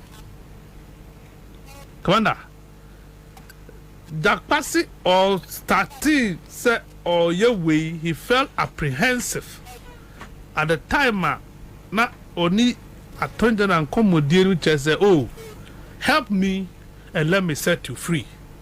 Do you get it? And or forward the documents to come Attorney General to do what? To incriminate Ato. Is that not the basis? Sure. If not the basis, why would you have sent documents to the AG? But what sending document only now your meeting. The only reason why Jakpa decided to speak now is because the lawyers are fairly knowledge prosecutor. Attorney General a challenge Emma court a bogu. There's a breach of agreement about. And you know, or you're culpable of the crime. Do you get it? All Jakpa is doing is playing on people's emotions. He is not innocent. Anka omu jana, omu pleading no submission of no case no, and AGG 2 more. All these public rights matters are Jakpa Yanankema. Anka recordings are why wouldn't have been out. But then it's a Kobasa as well, which means they will find it difficult continuing Atofosin's case since Jakpa is the star witness for a state prosecutor. I don't get it. Jakpa is a star witness, right? Yeah, but they were going, according to another narrative, they were going to exempt him from the case. So who was going to be the witness besides? Yes, almost he applied to join. Also, he was playing along that. You see, I think, sir, almost Martino. That is what I'm getting, sir. I said, according to proceedings, or see, he requested to meet the Attorney General. Yes. So it was on his behest, or not the shares here. Do you get it? He made the request to meet the Attorney General. Really? Yes. Go and read. The first meeting. You see, no, our serious our bail condition before we move to that pre-bargaining. Pre-bargaining is the second part of it. The first was the bail condition. The bail condition, we are told reliably, said Justice Johnny Kolundi intervened. So, send a cousin on. Very good. Now, many who any cousins walk out to honor. Does it mean that when we get case, we will not get anybody to speak for us? Is it ruled by cousins or ruled by law? Are we ruling this country rule of law or rule of cousins? No, it cannot be the case. But my disappointment, biggest one, Ghana Bar Association. No, I am tempted to think that bar is empty. It's a chop bar. Nobody is sitting on the counter. No, the bottles are empty in the bar. Nobody is sitting on the counter. If not, you see, Today is Friday. There's no beer in heaven. Is it?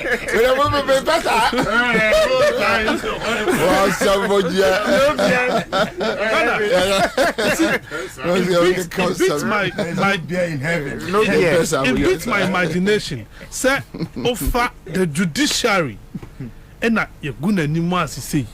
Judiciary din and the chin were gata musi. Now, the Ghana Bar Association and more voice. Where you supposed to protect the professional integrity of the judiciary. This is not good. This is not good for the image of the judiciary. You see, already we have a situation now. Lawyer ni accusing a chief justice. So what did bribe $5 million? Till today, nothing has happened to the lawyer. Chief Justice this Kennedy or Kofi. Nothing has happened. And nobody is talking. Do you get it? Lawyer Kosafifa is still working as a lawyer in this country. Kosafifa is a man of integrity. Yeah, he's still working as a lawyer in this country. Meanwhile, Akwesi Anim. Why? Meanwhile, Chief Justice Akwesi Anim is on retirement as a Chief Justice. Why did $5 million bribe? Why you know one? No, why you know one? This is the issue. Not to think say Ghana Bar Association will come on what to. You see. The sad aspect of it is this lawyer Frank Davis. Warazi, Wabedina Secretary of the Bar Greater Accra, Wabe President of the Bar Greater Accra. At almost time, about no year president or year member of Ghana Bar Association, and no move motion in court to remove Justice Aban. So, or you're unfit. And proper to be the Chief Justice of Ghana. I'm not Chief Justice. And then, go for Dami Diabadia was it be who defended Dami. Now, Dami, you're Bonnie Kessier. It is a judicial crime that can never be covered. Now, so who was Shema? You see, the trial judge was emphatic in her ruling. And your advice who? It was not advice. It was a judgment. It was a judgment. It was part of her ruling. Yes. But then she's speaking, you see, or passing judgment on presumably the head of the bar, who is the Attorney General. So she has to be decorous in her choice of words. But it was a judgment. And so, or no, she strongly believes that Babia Dinedrun, the next, will recuse another lawyer of the Attorney General to do it. That means that you are not there. You are Attorney General's department, the Minister of Justice, and no individual, and it is the office. So say, wow, let another lawyer. There are competent lawyers. It's not because they have Ivy League lawyers. And to stay away and let another lawyer take over. And I think that is the right thing to do. For me, I'm disappointed in Ghana Bar. I am highly disappointed in this bar. But I'm not surprised. I'm surprised that it's a product of Listoway School. Well, I'm a president. Live at Accra, 100.5. Me patch on me time no kwa Haruna ma on yei. My main car man for say Seawalls 50/50 engine coolant. Se one to be bow engine o buy. Aye, bow engine o buy. Na fe the radiator tank no so. E man nwi na so. Kwa minim se wo hwa o kwa no. Minim say o friend no. Mr. Ma minna me time no. Kwa me say me the next 10 minutes so. Osman can't man for 3367 coolant and 1090 coolant or the aba edwaso ya eboa car engine. Bills microcredit quick credit ena omasese omudin ayeno Bills microcredit. Omaya adwuma Ghana mfiedunum 15 years ni enti emudie integrity de omukura bi ose fa ho bebo omoe top choco ai eya anankoda ne pe ena ni chocolate no omode ni 3 in 1 chocolate drink ne so aba you know so omo pe papa anyway so I think quick one quick one masemba kwa mi joto to ho me ba escape me Mustafa sports minister On fan any and swadi and majo mama so. National amputee team. Omukwaji African Cup back to back. And then no inside your casa. Omishep Morocco. On Fana Crown, Jimmy Crown, you will be a gorgeous character on Famra. Debitio, Abino. Debbie, no, what did you on Matem Passa? And I make disability for we know. Omaji African Cup back to back. Omaji Asen defend it. Na Omoban winning plan as sports minister Momo. Na so Omaba Bedru Ghana. Na John Mama who say, oh, and Crofey, dear near Mama disability for Inswa. National Black Challenge for we. Almost why motivated. Entino, me adofo abua me $10,000. Mumeji. In the form of motivation. Who free omwa, who kasakasa womanim. Nasabi, uno actually or say Sika wamko chinchi kwa cheche ankrofo mojije na omo famra. Dabi o se wonu ni table so and na so collaborate bibia fa. Enyo Dabi nanya the same thing. It's association. GFA kwaji sponsorship. Dabi GFA kwaji sponsorship. The Breast Sports Ministry. Dem so ka kan yi. Chesa mu de sika bia mu pe bia di. O sika omko chinchi kwa ye. Sika bia mu pe bia di. Na nkanye sa Kwabena yarefo ani obi asabi ne ho adi. Na we omunim yarefo. Dabi obi ani ho adi dem. Okokobbo modern so obi cha na de a. Just thank you. Oh, down. Young. Say Haruna no dia for 8 minutes ni wi mame. Kwabena we de ma menchetie fo na me sre se mama ntem na menchia gbedwafo ne won so memo abaso. Ram se me ba no metie kakra. Nsuo no the way see to no ya easy ebe papa se be ma awo mo ho no nsuo to papa ebe bia ha se kure nsuo to wa so eni minim ne ko se ebe bia che wonti ama na afi me tie si krom no na misuro sa nsuo mo da ya na untem enkra nsuo so de eboa na efa wo na mane ntom fa ba bia me ko am fa kofi eno na ma me a bit late na Kwabena say na you can't judiciary na people think say you know I say you hu na ten na I say you pese you ma enkofu bi how sebi asem ento da ema unko court ema ye mu ntanchia ntia woda ana say ade a wonim se e wo se perepere yo adwuma na ema omanfo nyina ho to mo nipa bi pese omo yema saade no ede haw ni abenedie beto omanfo so a onti ase. But I think that the last time I went to court over a public interest story was when I went to court. I took the Ghana Medical Association to court. Kwabena, I can state it authoritatively that because of sa gesture na me render my society ninti and Dr. Bia and Timikura and Kaso wako strike. Into the lives that we could have lost or we would have lost due to or owing to doctors are omoko strike, you know, and sadie no eni hobiem. And I thank God say any day bia make Kaisa Ghana Medical Association for court amedi omo koye no. Anyhow omo who said judgment no was going to be in my favor and they had to rush to their offices or their consulting rooms, no. The happier I become, because at that time you could tell say even though not justice was, you know, on its wobbling legs, na enye deteriorated said the NTA. And everyone in this country knows that justice is for sale. Everyone knows that we don't have even justice. There is injustice. In fact, we don't have a chief justice. We have a chief injustice. We have everything that is injustice.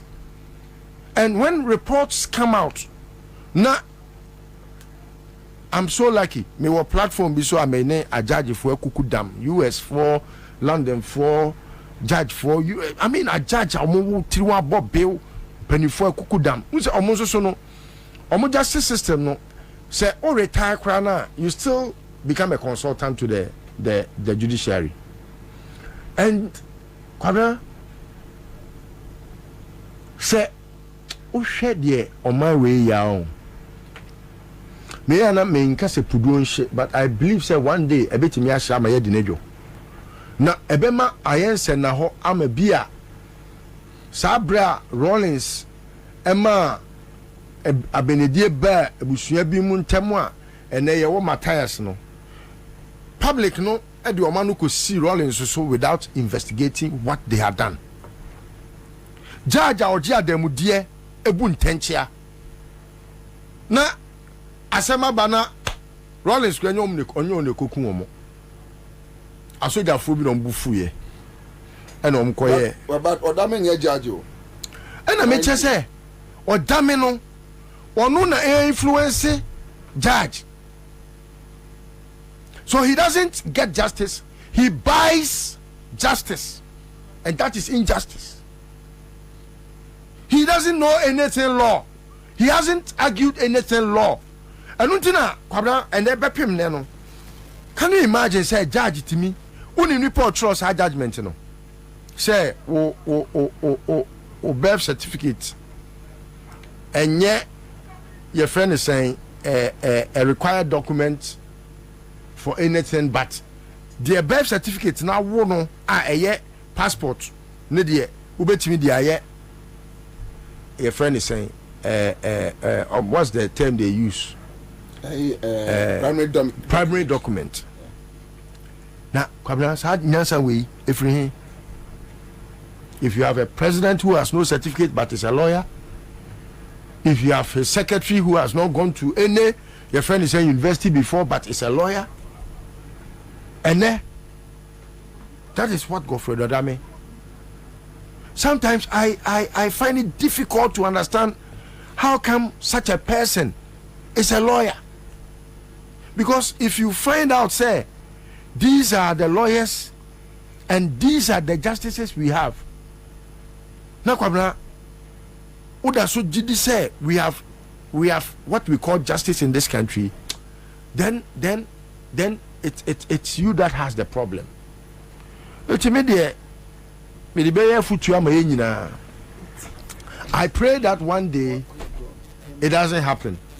But if it fails not to happen, na e say ye jina enioma ekoso na atuate dom ne nioma atimi aba Kwabena ebeyehu wo ye lawyer kan hu say ensema ye kan no ekoma wo because bedu baby no wo be sha wo wig na dia kodi maku achi because ha wig no unya court mpo na dia kowura wo ye judge a dwene hu mienu wo crowd ye nyame aye wadom ukra certificate akufo do we ni certificate we wutimi ma ne frew o se ma atemu onko sei then say ye slow say ye die yon o twi wodi na hin wadu kroma operate dabre akufo do acha bosumi nsia no onye mampani biem etiade na momma sabi pare yo ene atentere ne enya adwuma ewo mamu nipai oye deputy minister ono ani minister no kura ba begia tum se me na me man authority se on sign LC no na Kwabena LC payment obi sign LC anu aye payment mu na mu ye payment no mu de mu anko court mu wi a wo na wo tries ka no wo se obi na cause financial loss to the state. Anyway, a matter that is sub judice obi be say ye ba bebu asem no aha, but the court has the biggest and the mightiest, if not even with time, omadwumu da ho papa, and we are knowing day by day through Yenua Jakpa, the man of the moment, say akwai Godfred Damia say dam who say akufo do so or fa obi a te say dam pare ni din dam ni di animu Godfred dam ni di animu omu mienu nyina so abobobo adam ntu hu a then you are able to tell why akufo do no or fa wa just wabodam ansa na waye eti media minim say time will tell. They should do their worst, but I know say with time obi abehu no kure wo mu but Kwabena paramount to all the aircourse no unim say at same way Magana for you who say Senator Mahama will vision say or talk ambulances 200 I'm on my way. Of course. And he was not going to buy them and put the constituency names attached. Constituency being our hospital. Kwabena what to say I was so West Hospital. Etino medibesi na yabonyame mpa say ne pe enye ho na ne mre so emfa adansidie papa emre my Ghana. Amen. Amen. All right, so that's it live on our Crown 100.5 Citizen Show.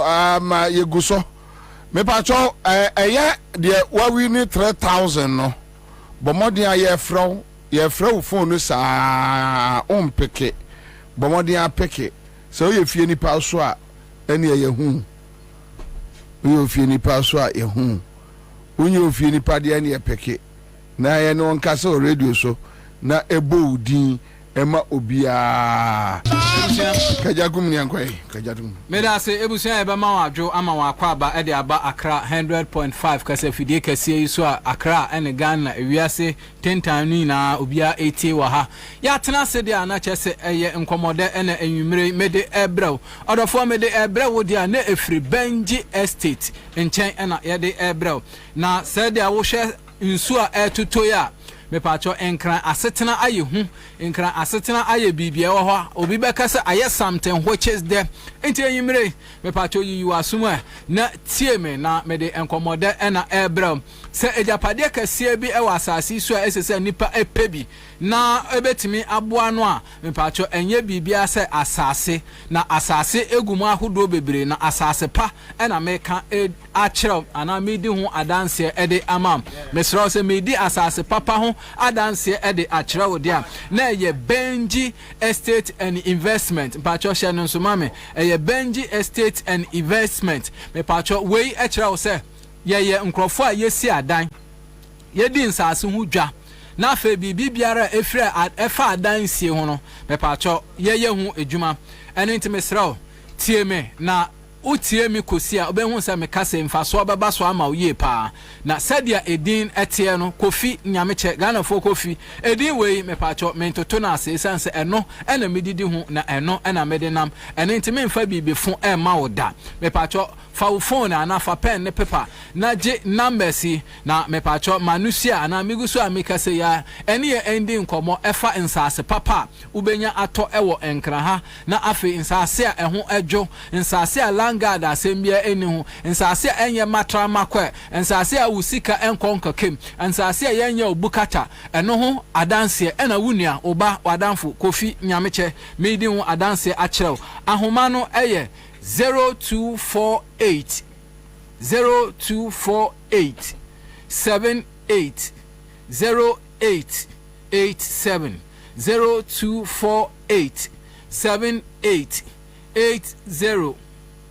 887 mijidi se wenya number no pepepe mesan abaso biem je ba kunsu eka ho 0553 0553 11 66 02 0553 11 66 02 0553 11 66 02 Benji Estate and Investment ehun adanse ena mebedi achem odofo enkranya yeti insuo to a na insuo eyirinya insuo to a na nkrofo ehun amande insuo to a ni fie wrantu no nanso na insuo etu no esanse ye drainage systems no enye saa nso so ena ensase ho asem akoye bibia ewo ho a ne ka akoye kana aje nsreha ana aje nsrepe a ye ka ho asema enyeye nanso papa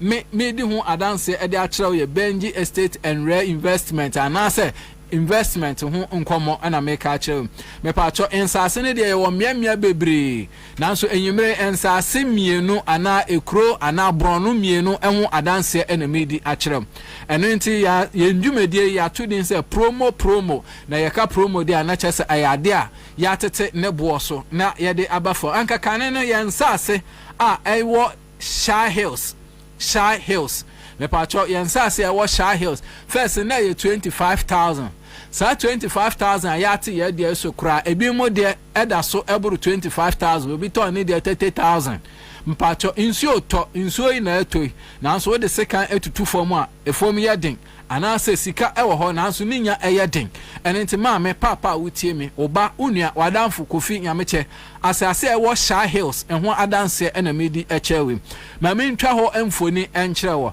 na sa Sha Hills asase me pacho eya asase a ede yie na me pacho asan ya asase a ewo akoso mokwan so me pacho akoso mokwan so ena asase eda na asase ewo Mahama Junction near the tourist area me pacho ewo baby aye tourist area obekọ ho mo no me pacho obehun se ye wo enwe chimpanzee ahodo obehun se wo kwan no ho na ade aha sa ebia hoi na me kirew ewo afi esan be children's playground a ewo sa ebia ya make me pacho eni akire o mani efi lolo kwan ho de akọ baby ansase wa me pacho obroni be kan se stone throw enya ade akwan ewa nsase papa we ya eda so na yesan ama wakwanya mo akwa ukuada ene memene ne biara benji ye pese wokwohwe esanse insu asiase etoto edu opebre mu a na hu oba papa sa no be papa ya na obenya stretch marks bebre mbacho ubehu sa na no be papa ya na ne nti be papa insu tobre mu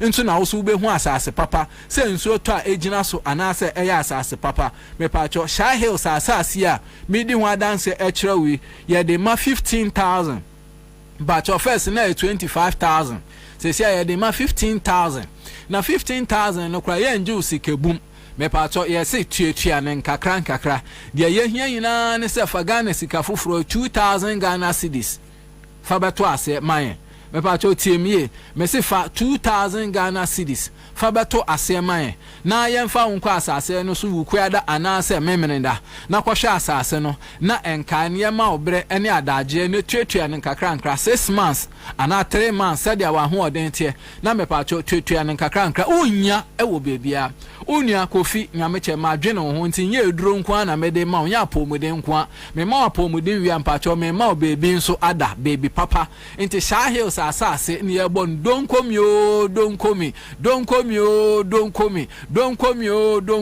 enya Sha Hills nko me pacho Chopoli enso asase eda ho a eno nso ye bon donkomi ede ama na obebi sese Chopoli asase no nso so me pacho ehe ena eda me pacho Chopoli asase nso so eda baby a eye afrawo kwan no so wokọ afrawo kwan no so me pacho near the Segleme project no baby e won Segleme project no baby e won eho ena Chopoli asase eda saa ho no anso so ena new airport ya ye be ye ho adwumen eno nso so eho ena ewo me pacho hye no nso ma me se Chopoli asase ene Sha Hills nsase ya kike obroni say well demarcated just ye yiyi akwan insuo akanea awo ho a me pacho obetimi atena ho na nso wabo ho adwa na ma me ntwe wadwene nsi ade ba akoso me pacho say landlord fo ene efie wurafo ho aya ahomete obia o hide dan bia won kran ha mo beka no kra akyerɛw nti eno obi si single room kra o se me ko me fie on ka se me ko me dem me ko me fie nti mo pa cho unso ye fie wura ene nti na me ka kyerɛw se ye bo asase ye deda ho ina don ko me 15,000 ena fa baje sa asase 70 by 100 pa cho hye no nso mame 70 by 100 asase ana 100 by 70 mame me pa cho mesrew tuatua ne nkakra we ne baba ho so no we sidan esi so sara enso so ena me pa cho Chopoli asase ena Sha Hills asase me pa cho obi biara opese wonya bibiara ya homa bofo a yedi di dwuma ewo ya so eye 0248 78 0887 0248 78 0887 anase 0553 0553 11 66 02 0553 11 66 02 anything me pacho ye won sa aseni bi ewo emia bebre bacho ye wo bi wo santo bacho ye wo bi wo community 25 ye wo bi wo pram ye wo bi wo dodowa pacho edoso anything me dia obofo se ono na ne nam ho apaso na che se ono ne de na ye current one ene nti me pa cho bomodin se chopoli asase ena afi santo asase ene nsase ahodo ina obenye bi na mbom se si ade de ahu jaso a ba cho ye twawe na ye ti ho poma na ye cheche said ye titi abetie no na ne chemu ano no me pa cho eye chopoli asase ena afi mesrew eye Shah Hills asase bomodin na osa enkebi mesrew se bia ubebisa se so sika nkwa na ye de je asase mpa cho debi enye sika nkwa obroni se barter trade me pa cho barter trade uwe japade fufuro bi pa se wo de je asase mpa cho ene endi hu enkomo ana me pa cho mesrew se wo car bi is in good condition ba cho ejinane na so wo car si bi o pese o de ji asase a ba cho obetimi ene akasa number no a ebetimi age wo car no ana ebeji ejapade kon no a wo kan no na ya ma asase na won so wotimi e de aye wade a o pese wo de ye afi ya so ye ho nso so ba cho ye building construction ye si dan adan bi Shannon so last week me ma wote asese ye were types of land enya asase bia ene yesi abansoro wo so enya asase bia ene yesi more wo so and into uba Benji estate and investment e be kire won asase no dia ye disi abansoro ene dia ye disi fisia afen so ye wo nsase ededa akwan ho a me pa cho eno so wo pese wo di filling station wo pese wo di malls ahodo wo pese wo di shopping malls ahodo anase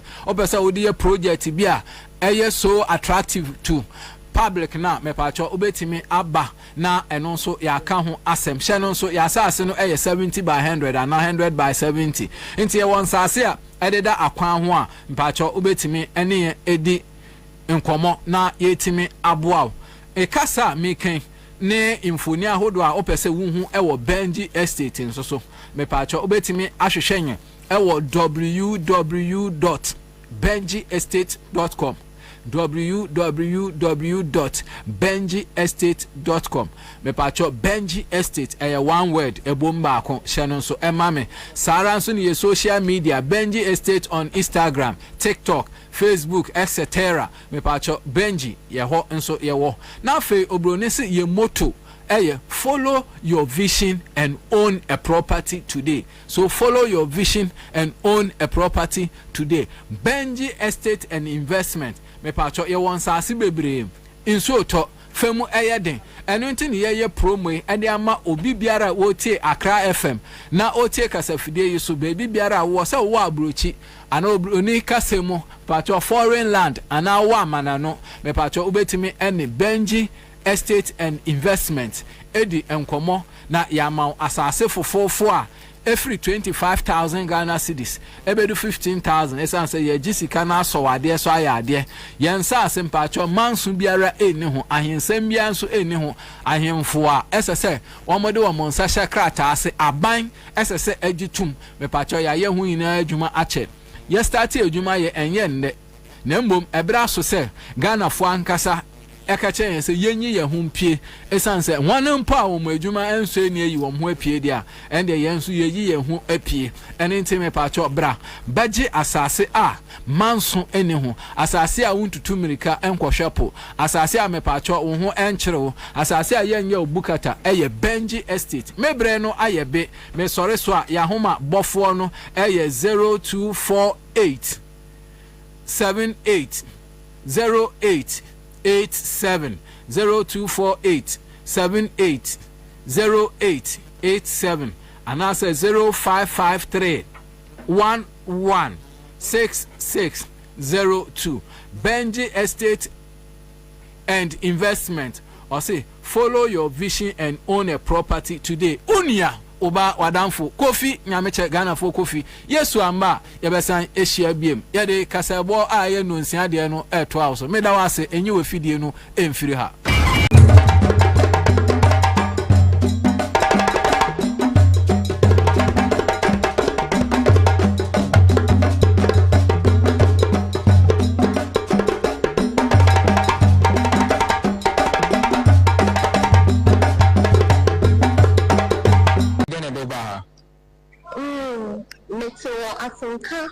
TV.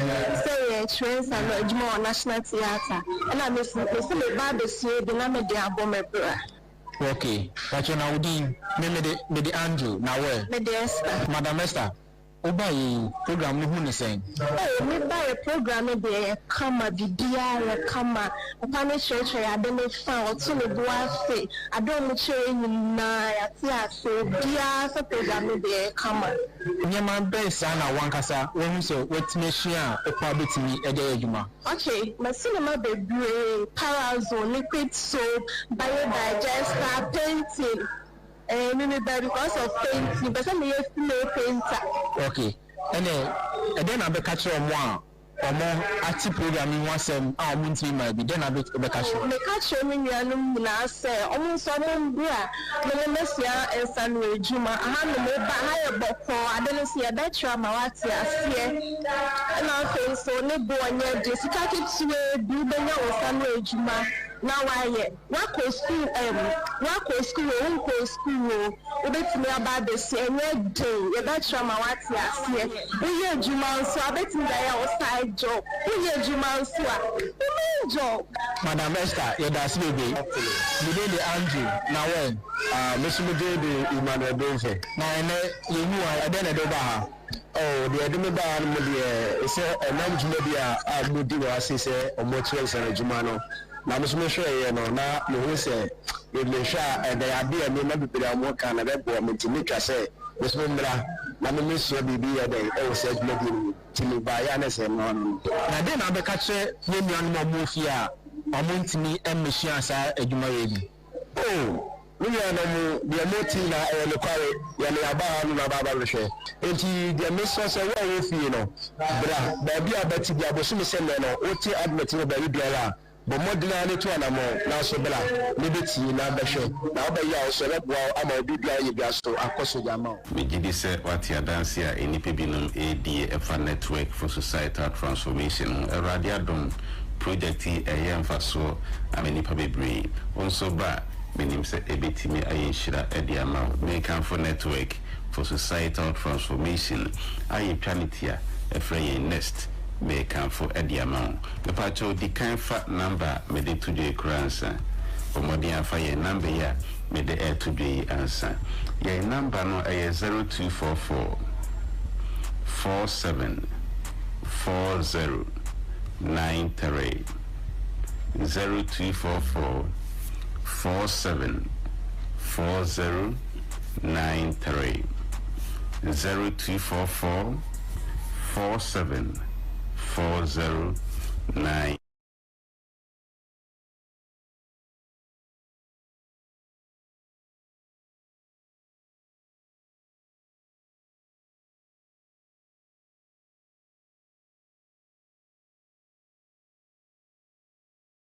Mami Odende.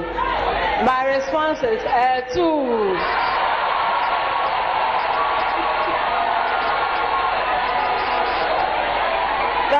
Thank you again and again. Thank you so much. Our respected party leader and flag bearer, Your Excellency John Dramani Mahama, the next president of our beloved republic. Your Excellency Lordina Mahama, members of the diplomatic corps, Nime Name, Nananom, Tobio, Mamao, our national chairman, the general secretary, the entire leadership, from the national through the regional constituency to the wards and branches,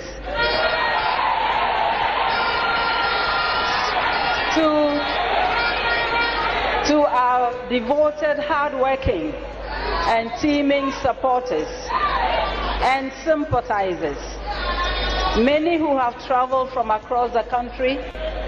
To you all, I extend my deep appreciation for endorsing my nomination and for accepting me again.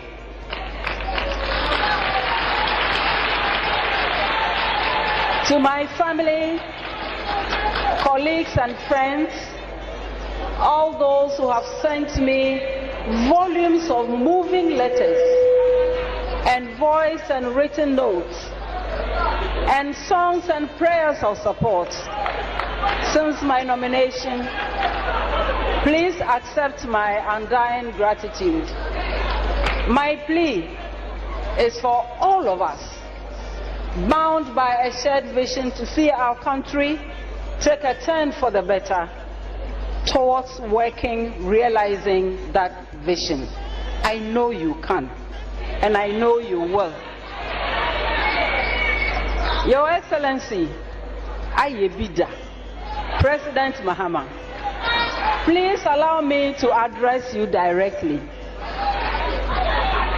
As I stated in my brief acceptance note on March 7th, 2024, by renominating me, you have demonstrated your remarkable consistency and unwavering commitment to inclusivity and innovation.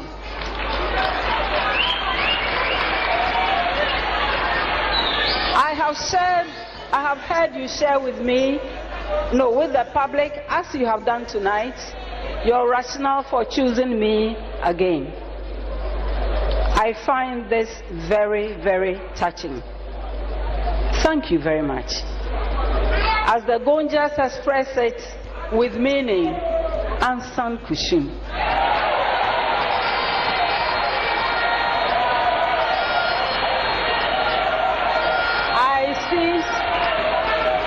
I see your choice as an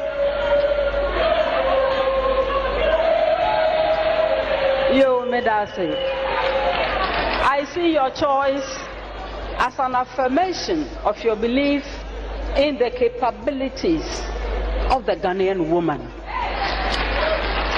I will repay your abiding confidence with loyalty, with understanding, and a devotion to duty. My output going forward, by the grace of God, will continue to demonstrate what the world knows already, that women are also capable of high achievements, that we do so with that reservoir of strength, determination, and mental acuity that only those who are noble and far-sighted like you can comprehend and contend with.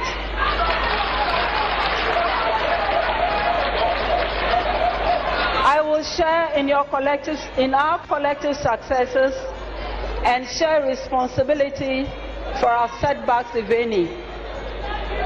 And at the time of reckoning, Your Excellency John Dramani Mahama, I will not, in the advancement of self-serving ambition, declare to the whole world that I was only the driver's mate.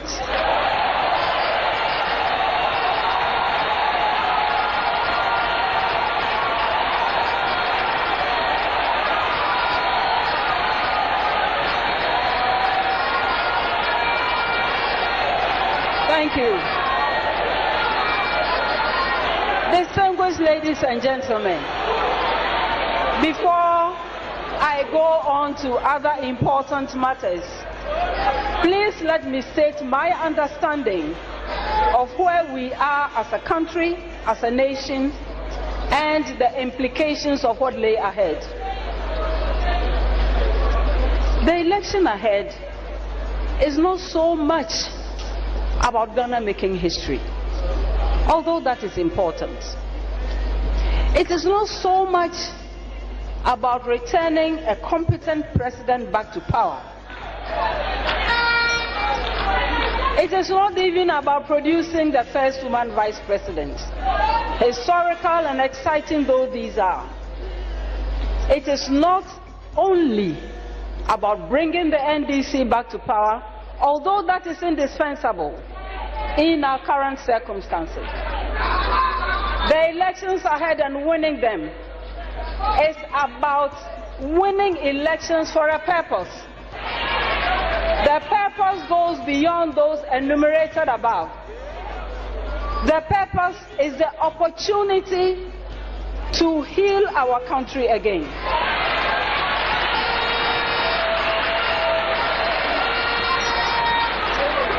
It is about the opportunity to pull Ghana back from the precipice of destruction, of normalizing corruption, of incomprehensive greed, from deep despair. The election ahead and winning it for our party is about hard work and abiding sacrifice. It is to embrace everyone in building a Ghana that functions again.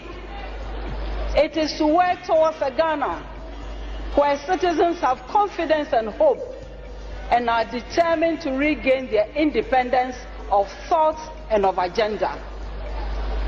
We must work towards a Ghana that at the very least can feed itself. We know we can.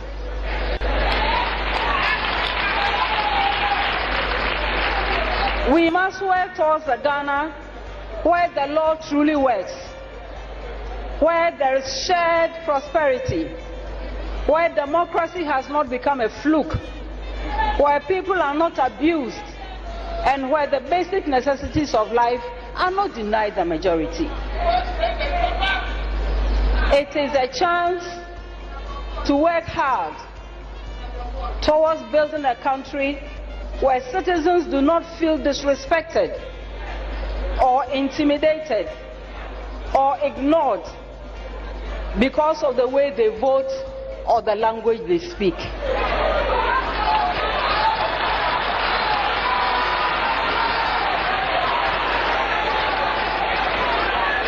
The victory we seek as a party is to invite everyone to the onerous task of rebuilding a broken Ghana, of restoring hope in a manner that the is capable of,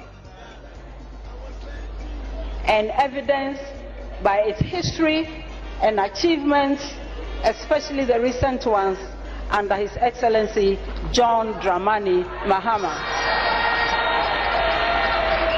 My brothers and sisters, we are not in ordinary times. This is not news. Some of us have been around for a while and have experienced the to and fro of politics in Ghana, but never have we experienced the levels of greed, unbridled arrogance, unrestrained impunity, sheer dishonesty, barefaced hypocrisy, incompassion as displayed by this incumbent government over the past 6 years and more.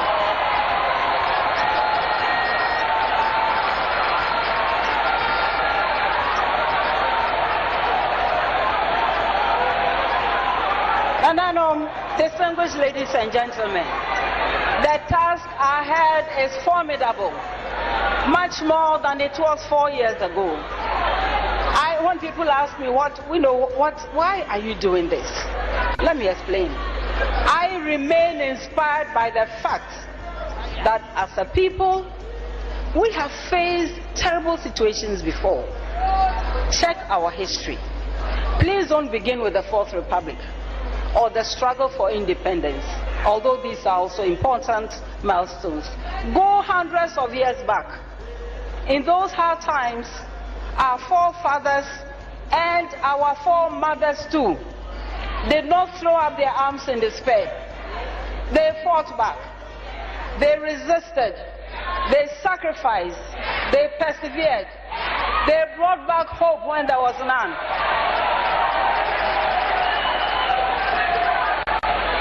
They picked up the pieces of a broken people and carefully and strategically sewed them back. And they left for us a legacy of selflessness, of true patriotism and pride. It is our responsibility today to leave something better for the next generations. Giving up is not an option. We must all soldier on. Across across the political divide, across social and professional groupings, among the youth, you hear complaints and stories concerning state capture, where this government has chosen to use its power not in the broader interests of all Ghanaians, but to favor a small clique. What is that?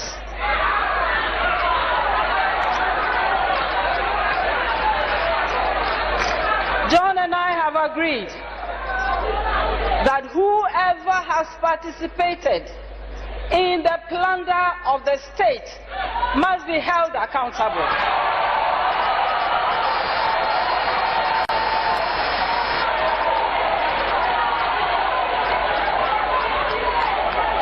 And my friends, this is not a threat, it is a promise.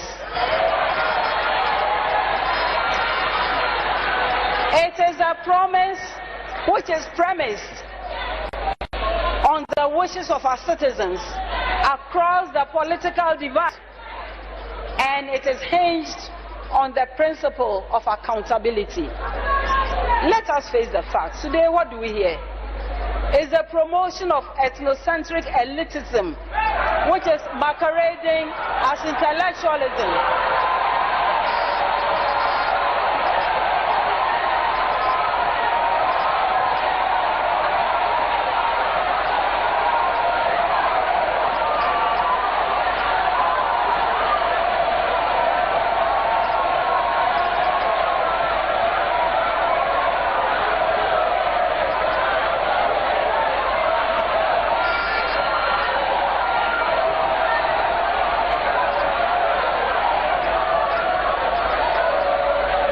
Ladies and gentlemen, it is elitism masquerading as intellectualism. It is weakness strutting as courage, and crony capitalism masked as development in freedom. It is shameless hypocrisy pretending to be objective. These will never move our country forward. Rather, the most significant achievement of all these has been a country in near insolvency. Its natural resources such as water, land, and even the environment in rebellion. People. Okay, so a quick one. Let me just remind you of this advert.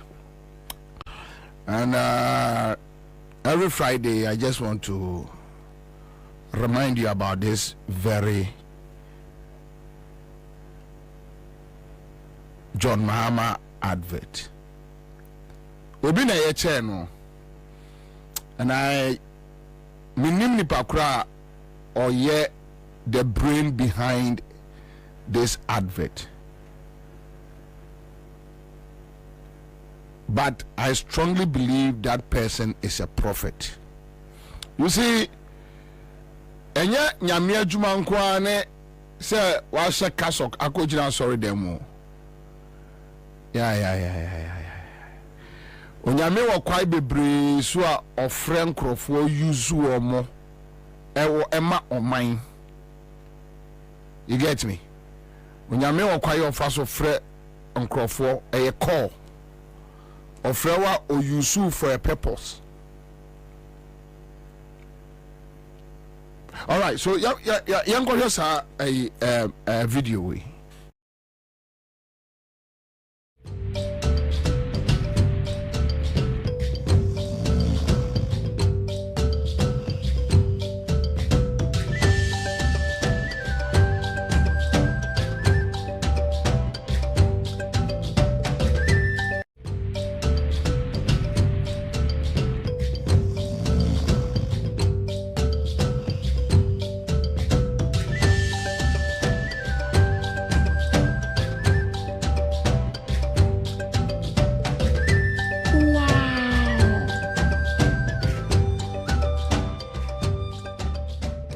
Look at the big hospital. So, Papa. Yes, so, Ma. Government is building teaching hospitals, district hospitals, polyclinics, and health centers all across Ghana. New schools, new roads. What? Here they be, Papa. Yes, over 1,500 basic school projects, 60,000 laptops, and over 6 million textbooks for the students. Wow. Masa moye didi. Abba, because of small construction, you are happy. Not just construction, madam. This government has provided over 120,000 jobs through the Youth Employment Agency, and over 400,000 are employed directly on government projects. We are waiting for change. Oh, don't worry, my sister. There's more ahead. This is just the beginning. Just let me continue driving. Yes, don't call me. Come and see, come and see. Follow me to see change. Hey! Now you are talking. Change has come. Driver, my NCY, we don't want to stay here. You want to trust someone who has not proven himself? Don't worry, I'll wait for you. Let's go. We are in this together. Welcome to change. Are we walking? Where's the bus? Don't worry, our bus is bigger and better than that one. Change is coming. Is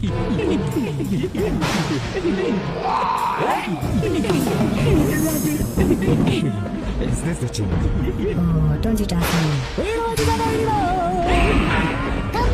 Come back, oh. Driver, let us back. Thank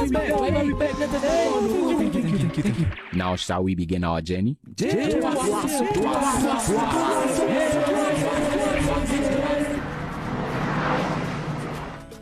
You don't have to look far. Change isn't coming. Change is already happening all around you. Vote for John Mahama in the 2016 election. JM Tuwaso.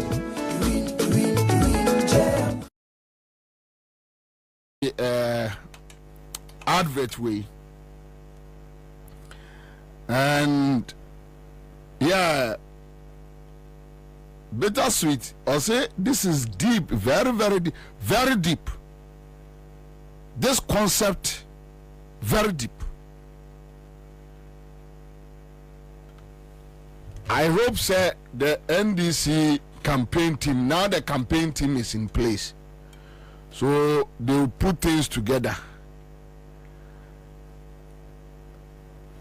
Amanfa Omukoja Ekufuado 2016. I am telling you about 80% NNU omu, especially omu lead the Ekufuado campaign in 2016. We have those ya omu timin kasa, Ferrier, and Niwu.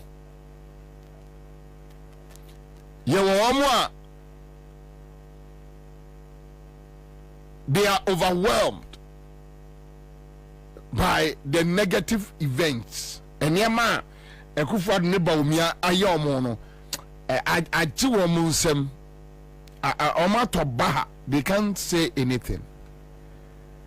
There are few ones who will come out and they will come and talk. And there are others, they don't want to talk because they are protecting their businesses. But the truth of the matter is that, look, things are really horrible, very bad.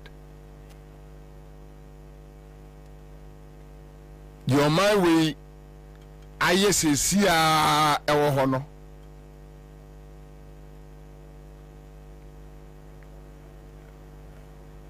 The entire me boss way over the weekend, me share MPP Penny B. During my days, ewa Asempa FM, we were friends, but ye yaka. Because if you say me na me nye fair to Ekufuado. Just this weekend, last weekend, me Michiano. No, me decided say I'll just ignore him. And Oprema Betty. No, so Minia said the Akosu, the Akosu, and I'm saying, hey, so enkomodi die mu no ano and he's like Bobie e die na namunim fra kufu ado ho na ye party for no na ye nim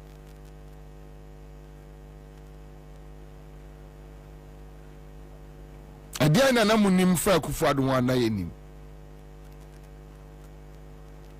ana me ka kire no say but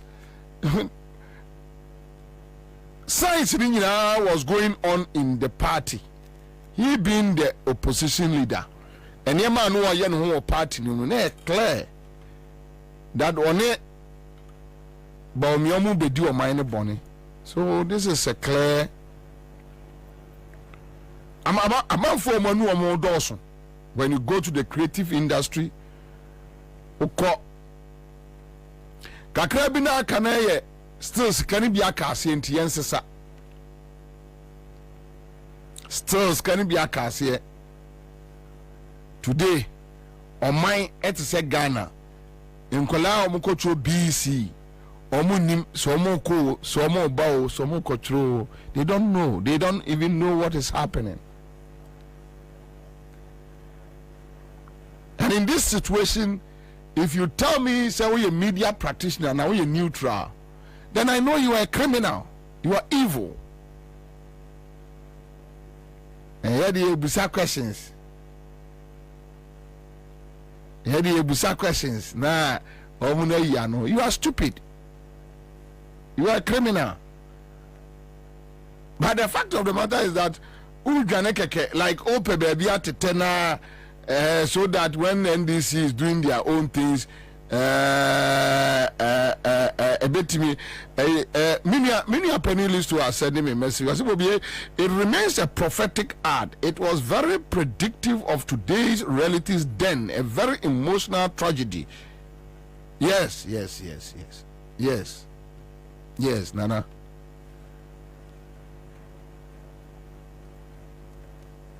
You are a thief. That BC, BC, I can say, almost like 1 week or 2 weeks. Yeah, no, I'm not sure.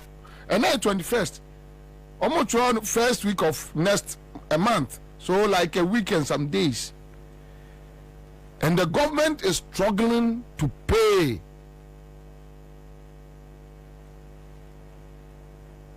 The government is struggling. Do you know why? Oma wies kanina kufadni ba omian ma wies kanina with their families and their cronies. Oma wies kanina. Ghana, where did we go wrong? And here far near fire. Yeah, bedru baby, I dream. So sometimes we tell me if you office come, please, come and platform, and let's have a conversation, because we are in this together. It's a sinking boat. Why? Look, let me ask you a question. Listen to me carefully. Nebusa will trim say, Akufo-Addo be di president oni Baumia. Ana sabeta frache yenim se emre biara bibi kwananim John Mahama ja $38, let's say round figure 4, agreed. And then after 8 years enka dollar any cedi ye 8 cedis and not even 10 cedis. Why should Bobie Ansah come here and be complaining? I'll be stupid.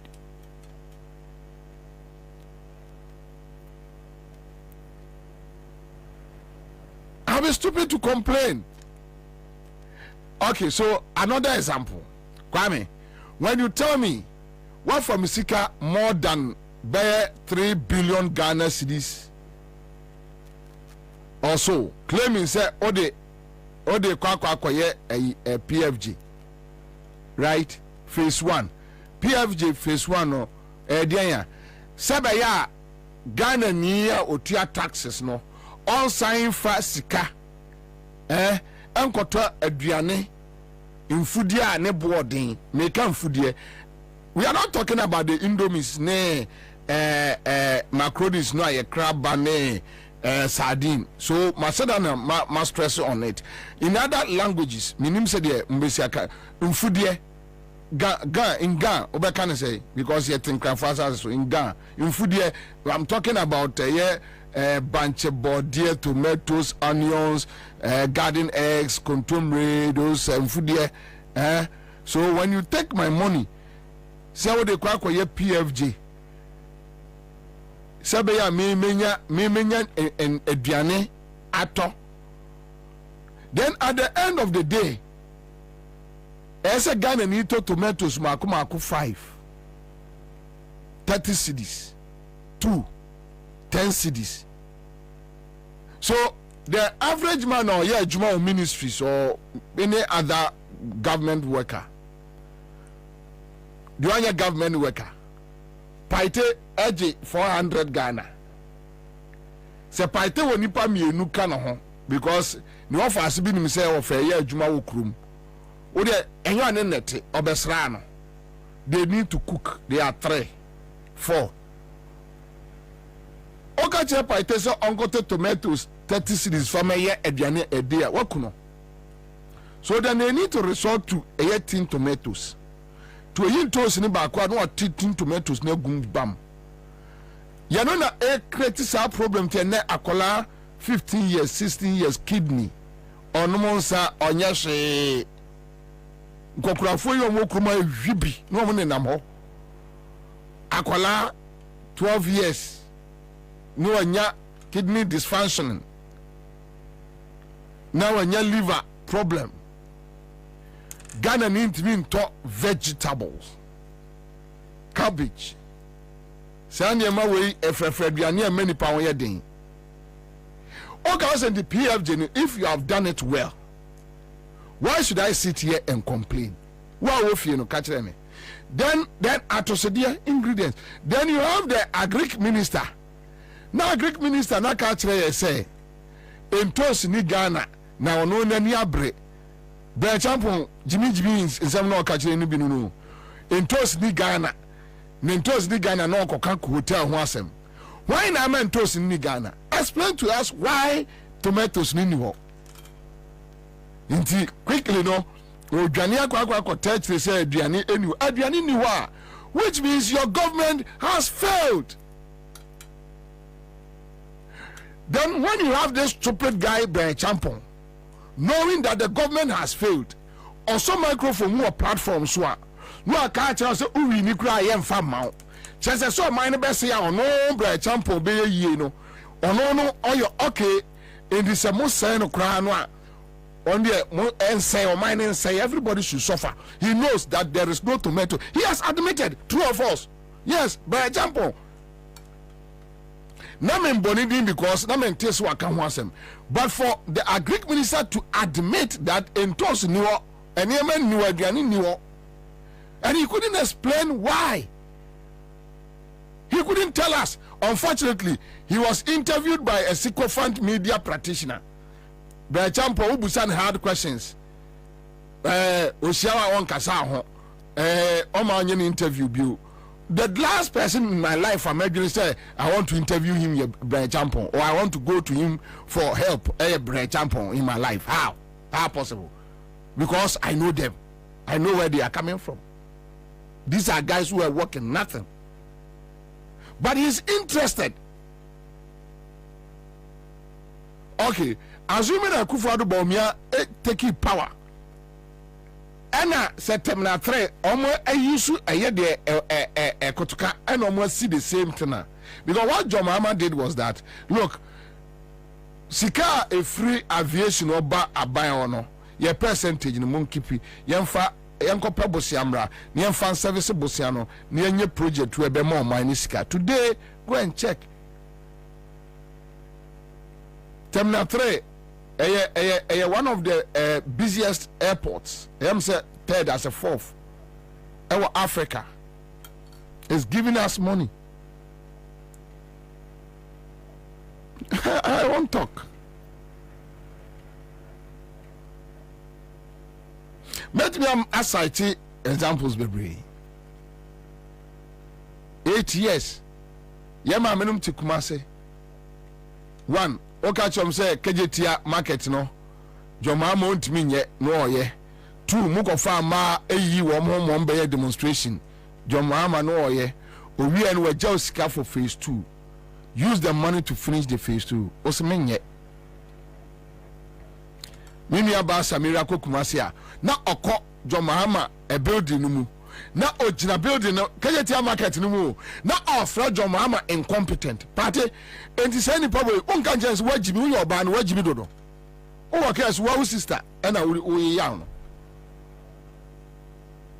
Ukura the vice president phase 2 ni siwo 8 years ni enipa ne ko no owie phase 1 and oja osika say for year phase 2 assuming Joma enja osika but the phase 2 is there said the okopre sika be year phase 1 no ma awon no osukopre bi bra be ye wa meye wa nye 8 years now ade na ka wuram uduru wa ho nyina afu ofri ha na okọ edan no mu no akọfre Kumase market women na ujira edan na Joma amasi ye no mu no de okura ntimi anya no esimu anim sei na ofra Joma incompetent you are mad what bodam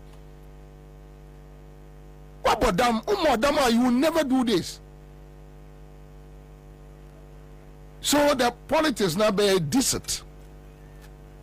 And I keep on telling people, Adam say I'm say Kwame Sefaka is on neutral and I'm say very good. Why you so neutral no they are beating Krofuache a scam. But no say you are scamming the people. So that and this you can enter there, go and chop, MPP can. No, it's not a matter of chopping. It's a matter of principles. Because yeah, chichire on mine chichire one day where I sit after 10, 15, 20 years, obi bebu say, hey, akwara ni friend will be in Crowway. Wago. As another generation etwaso. But at the end of the gentrima, what is coming neja womo? Now you are confessing that there is nothing like neutral, and it's true. What is the meaning of neutral? Why should I be a neutral? Why BC they can't pay, the government can pay? You ask the government, where is the money? What about the money figures that a GRA or more JJ tax revenue or more ICD target? Scanner wa yenfa, oil scanner wa yenfa. What me a various funds ni na at the tia a friend say Bosia or the Akosia collateral.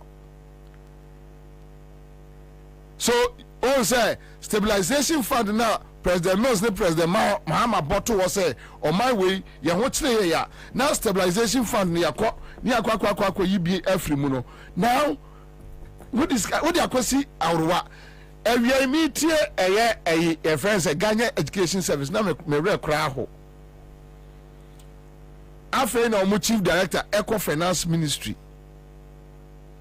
So enkolane nye clear whether they are going to write it or not. So anybody brenu no omo de Akufo-Addo buy no. They are disappointed, they are confused, and that is why I played you this ad. Manuasi. Bibi koso Kumase, audio, just listen to me carefully. Audio. School feeding caterers. Omo platform. School feeding caterers association, Ashanti regional platform. Me pese we tien koma koso our platform no be keke. Just listen to it. Just listen to komono. Tien komono keke. Tien komono.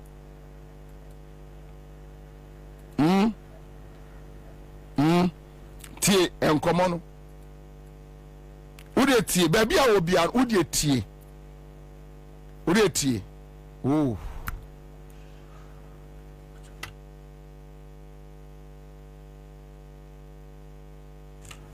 Mamu tie enkoma ekoso with school feeding. Utie wo manum asem a eya scan away. Watcheska. And you see, Tio, Mammy T. As well, me kind of na obofu no. minia tobo bro simmer down tie sa school feeding for no ye twa your friend say budget omo ye budgeter they factor them in and omo the budget true or false omo the school what do you call it free senior high school budget omo factor sa caterers no inu and the question is obia busane say is it that omunya approval emfa nyi scanner na so omu jiska no omu diska no scanner e wanfa if I ask this question and you think Bobie is being too hard rough let me name the how adwene scanner wanfa e wanfa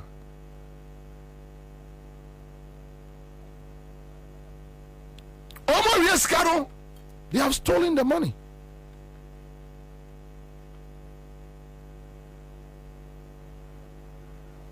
Commander, something is going on in one of the government schools here in Kaswa Brigade. The teachers are taking 4 Ghana cedis from each student in the school every day.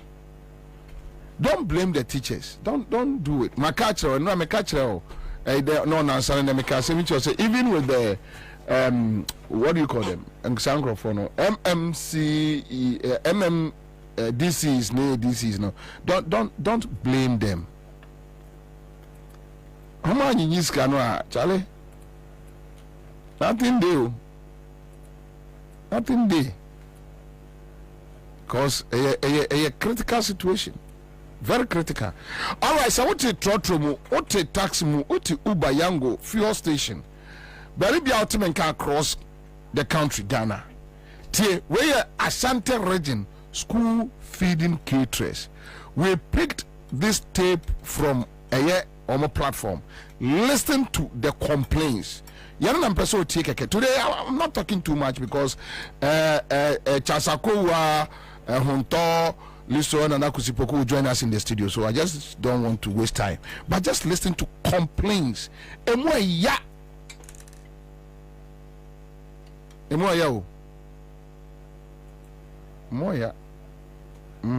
Akwa was is pitiful. Adra, my hi. And besides some point to some see so about na ye. They say school feeding for no kwaya.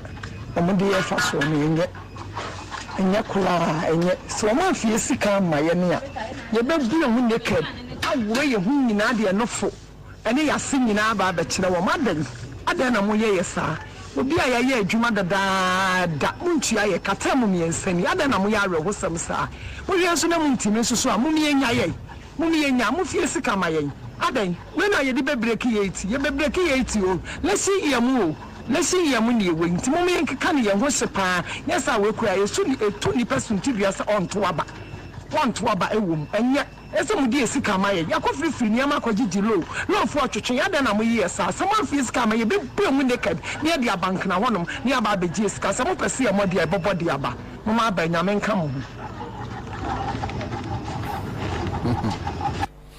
Ansah me catch them say na baumia se obema enka okokuma se no on share groups say na nkobete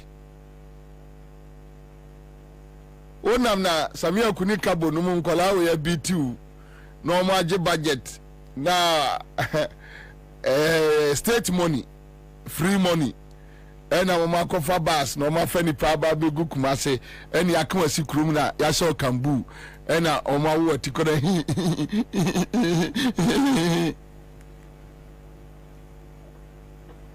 let's group them young group go and meet school feeding caterers se me ba o mi am ba Ashanti region no mini caterers nyina asia no ma boma ba so ka bete adanu so kurum wale so so frɛ fijase kom be kyerɛ ofia ofiri mu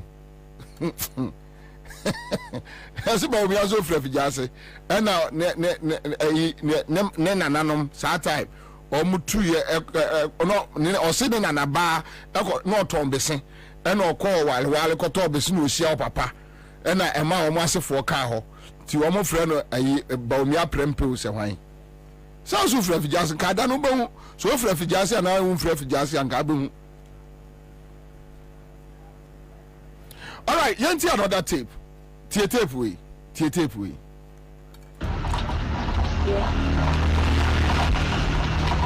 Ena wo bia ha ewie. Na mesra government secretariat from penny for amugu office ho. Yes, ramon. Ya pamo chaw. Ya adwuma 3 times ni. Mon twa ye ka. Enti ababo se na mo yakobo ye no. Enti se no. Mo twa ye ka ebesu tua na. Ebesu tua. E pese busamu. Ananse.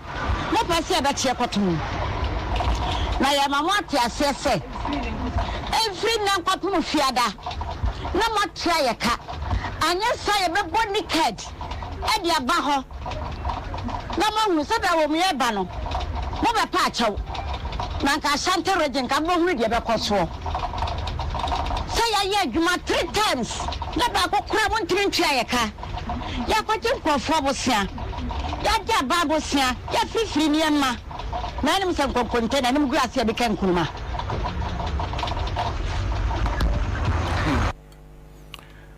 Okay, so my member last one, but there is no need for me to. Kwame, 3:30 is achade no.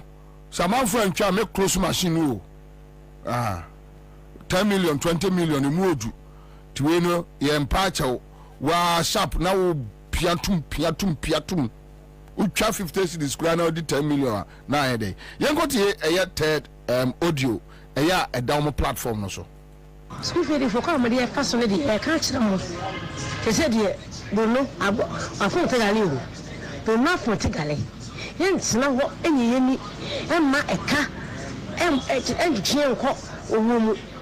Emma echi de bi no wu eje o musika ho. Ebi no wu ama bi no ya de eje o musika ho no no. Ye ni aka ye ntena se. Ayen hwedi sa ti ya bato afi. Nti aka no to. Ba de ekono mo nyam adwene se. Wo basisa. Mwenye mwa kise mufie omampanyira da omampanyi vice president abe kumasi no arano abe tusika gu kumasi ha ama ye school feed for and no duane mienu ne ense ne mu fesi kama ya abai party no o bi se mu ye free mo nka che ne free ese de yenta se bi ye ji sika enye sa mo ba tienka demonstration cheche pa na ye ba ye kumasi ha e buni kadne da bankana hono mo sha de mo pro ade na mo tete sa adai.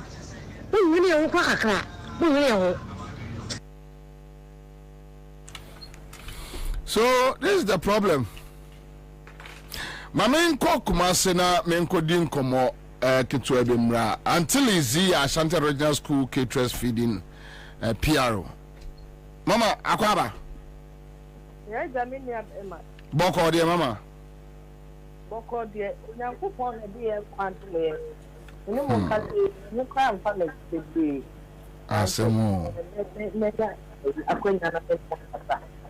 Mama, ye nim komo. Ya Asante Mampon for the ye kan maame. Me fra Asante Mampon ti me ka maame. Maame, school feeding e de ba asem, caterers e de ba asem. Ka kire. Yo. Ni akoso wo Kumase no. Se mo litua. Na obu baby say ensuo tire contrenia or the boy na senka women organizers any active members and aya omo party mo carry school feeding who qualify for contract no qualified say also near the ani bi and so to feel kwa and say aso say aya batwa here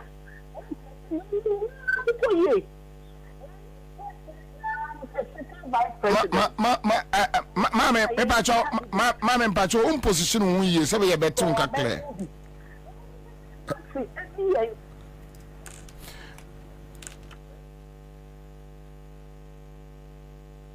Anyway, so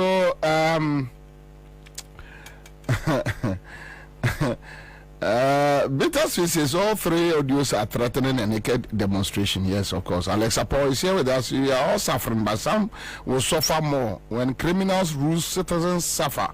MPP never again. Anyway, Bright upon Jechi says Baumia all the way. Okay. Abubakar is here. Kumapi, Bobie, don't feel sympathy for these people because they are all MPP party members and their heart is still with the party. The consequence of voting for the wrong person. Maria Adams says if you vote for criminals to lead you, this is the result you get. We are all suffering. All right. So, Mama Lizia Siaba, Mame. Na mpacho to ankomo no so na enyina yi nti wadaroma to aso mame ya na me can say sitting president sitting vice president and a year MPP candidate it's a way about what to do in fact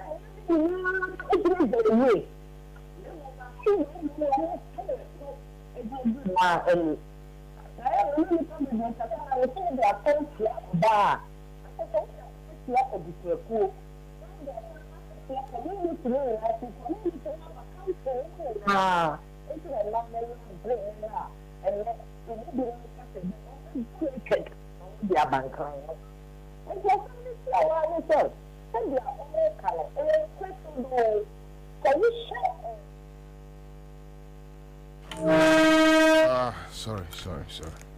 Anyway, a general issue. Phone lines no, and yet telecos no MTN. Yes, telesa no cram put the no cram put the nasa more the abakra de chinkuri. Yeah, communication minister Aija Tasi ni space so. And was sinise. And or the change a goodness so. Here I was lose. Yes, na pa ni na masalam da ne se. BTT bi so. As those you. Sure guy. Some go for a party to be honest with you. Se nipa hu omo pa nka be ya me ya. Se nipa hu omo pa se nipa hu omo opposition as la bet bi to change the goodness so. Abraziness. About me. Over there, over fine. What did you ask? Oh yeah, I command him to salam down. Mama, fache when I made the say network no higher pa fache me.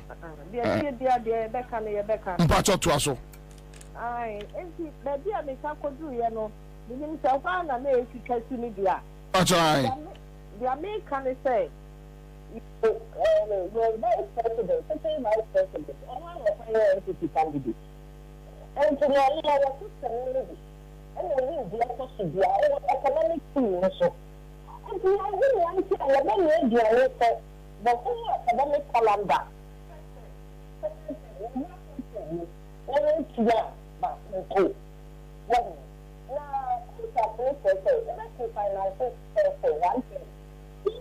The next time, they are happy to come out. What they take your passport. It's when you have to report you to the government. I say, you pay finances first. Second, you are paid. You are fishing. One year, I saw you in a few years to come. And you do a paper control. I mean, I can tell you, people really need to do that. And you need to just come to the baby. That's why you are very nice.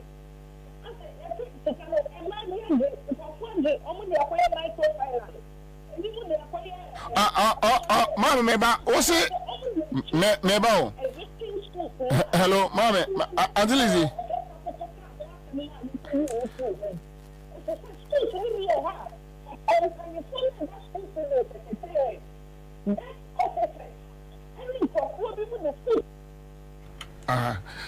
I think let's Yanko Greater Accra. I mean anyway, so government is so because this can be acquire microfinance. And periphone access can be acquire. Yeah, so of fear and I would team here. But young go for digana for no. You have no idea. You have no idea.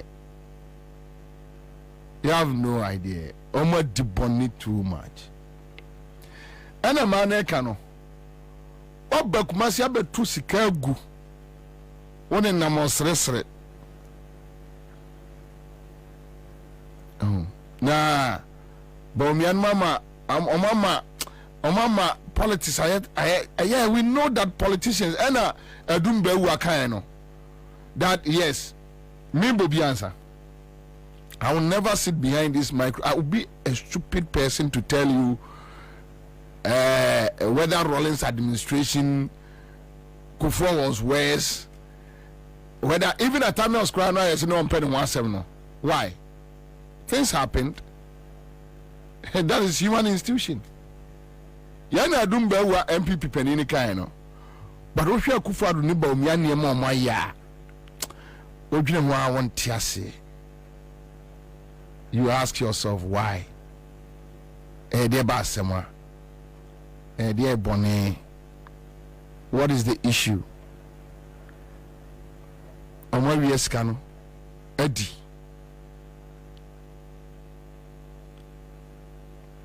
And after the on top after the also naked. Also just demonstration invite me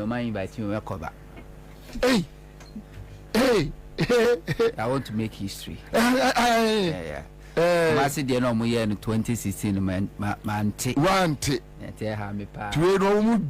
yes now I won't cover I'm a demonstration is seen person me sure on my honkeka of the year demonstration yes na me pese me how economy no affect omuni pedua dia on say nipa say atie ma refie it ma tin class na ho na matwintwam a ma ye a bo say body na fresh ti say Ghana nyunu nti we amabo ahema okotena broche no ye kokko ese bisa no so no milk sanso ena say otiye now body near na. Okay, my man come back near Auntie Lizzie, Pacho, Good. This is better. So now we would didn't come up see baby or church him the entire. Who would the entire some this kind of mamo because doctor, your vice president Ebe Kumase. So you can take it from there. Yo, Auntie, Madam Roma, Madam Mase. Nia Nika Kodroni say, Dr. Maud Baumia, our second vice president, and one to the MPP candidate. Na only Nia Aircoso, not our economic team, so not only Nia and Ma school feeding for my more than 30,000 patrons. Yansa you cook to crank her home. No Nia you bet me aye. Na empower mo no mo bu ni egu o machine ni aduane first term second term third mu na ye wei na omo say aboa bi nchi yen we ni ebe ye den ni akoto aba ni ebe ye den ni aya campaign na se wo ka obi abe kata ka o kapta boa so yem na NDC for that trick NDC for so be ye busia for Ghana ha en so adro ku no dokoro nko ye nyina ye nipa ba ko say you try me can me be NDC near. Can you find member of the Anibu? I mean, na come. Now that I'm saying, come on into. A human, and you did a boy a besia. Obia boy a besia, Obia supplying. Yenya, the idea sticker, and now saying your position for 430 and Yama. Now, you must send me no academic calendar now. First semester 2023 October. And a bit ending last year December. Now so we since last year October, but this year June ending a year from Nobia the cultural second one too and Kasa. Yensi assembly now say now a rabbi also or your president for school feeding for. See I send a full also I know I better tell your platform so and then the better Oh, me control a man called radio station. I'll see a friend say. A friend is Charlotte. Charlotte Darko. Oh, yeah, no, better to my money, the best man. Not so my D. Emma, near the other June. Now, yeah, maybe a friend is Shelley or NPP. Now, many are brilliant. And I was controller or call an information upon your first time, Tika, yes, dada. Wow. My mini and I didn't say, Yabeka, and look to the Kumasi for no Akawa. Not grapevine information, Yanani say. Tikano yet, Tiana amount for the microfinance. And only be social treasury. Now, I stand back former gender minister. Honorable address for now or cover school feeding who said non-existing schools need those names and also 88 and only the board the social board until the said next officers maybe any school feeding secretary at the telephone be how much schools need the how much oh I see nobody can share percentage with the amount of no, if your mother can't share on your platform, say, I buy a releasing agents, Mina, and to Munyan to Brassier, to see a very releasing agents, mean Daniel Tiamuka. By then, nobody's gonna pay all microfinance, almost to be proper shares. And you say, Yan break to say, Yan break, and the Mokasakia. Say, Yan, where you want to Yaka here. And you know what you make. Oh, yes, next week, a bit Tiamuka. Next week, a bit Tiamuka. Free, my new name is Mrs. Pashiza and Rachel. May her soul rest in peace. Say, yeah. There's a contract for me, say. What they financing one thing. Yeah, the following terminal. Not just a little bit near Tiawaka. What to make a quarter Tiawaka, no one to football. Where they are pre-financing the first term. You are pre-financing second term. You're saying we are saying, and one CD about my Ansah table. Only they will woo and this Canada. Only any strokes to do them. We are never any admission for SHS last term and not to count with you and the banner here. That's funny, you go mine. Now say your mind, and you know, why you putting that the name of my passport to keep him up. I passport to keep him up. You know, you basic from Apple. Say you let it show mine. But, Andilizi, you have a papa, me about Kumasano, more or Pabo Chowie, no, more come, more money, no move much there. You can't be dear, friend. You need the Eka. You need a personal assistant to Kata. Maybe a member of why you Kata. Answer by Dr. Eba Ashanti region. Why in a Bessiamo, and now on one a Bessiamo. And yet, any panel to buy it. Send me a pattern and good any more Ashanti region. Yeah. And to Nipan and near the Babekata. Not just a good we agree any. Now we are what to take come to Picago. Not the legitimate money. Yeah, I know the Akoka. And you know, the man who said there's a shoddy business somewhere. There's a cartel somewhere. And maybe the new thing from Monica Chen is a school feeding cartel. No? And then they say medical drug baron. And then they say medical drug baron. Wow. And there's a woman to meet that platform back with Florida J. Crow. What be so that's what it's all to me? What be so you're all to me? No one needs to secretariat to Royal Day. No, maybe I'm a secretariat. Let's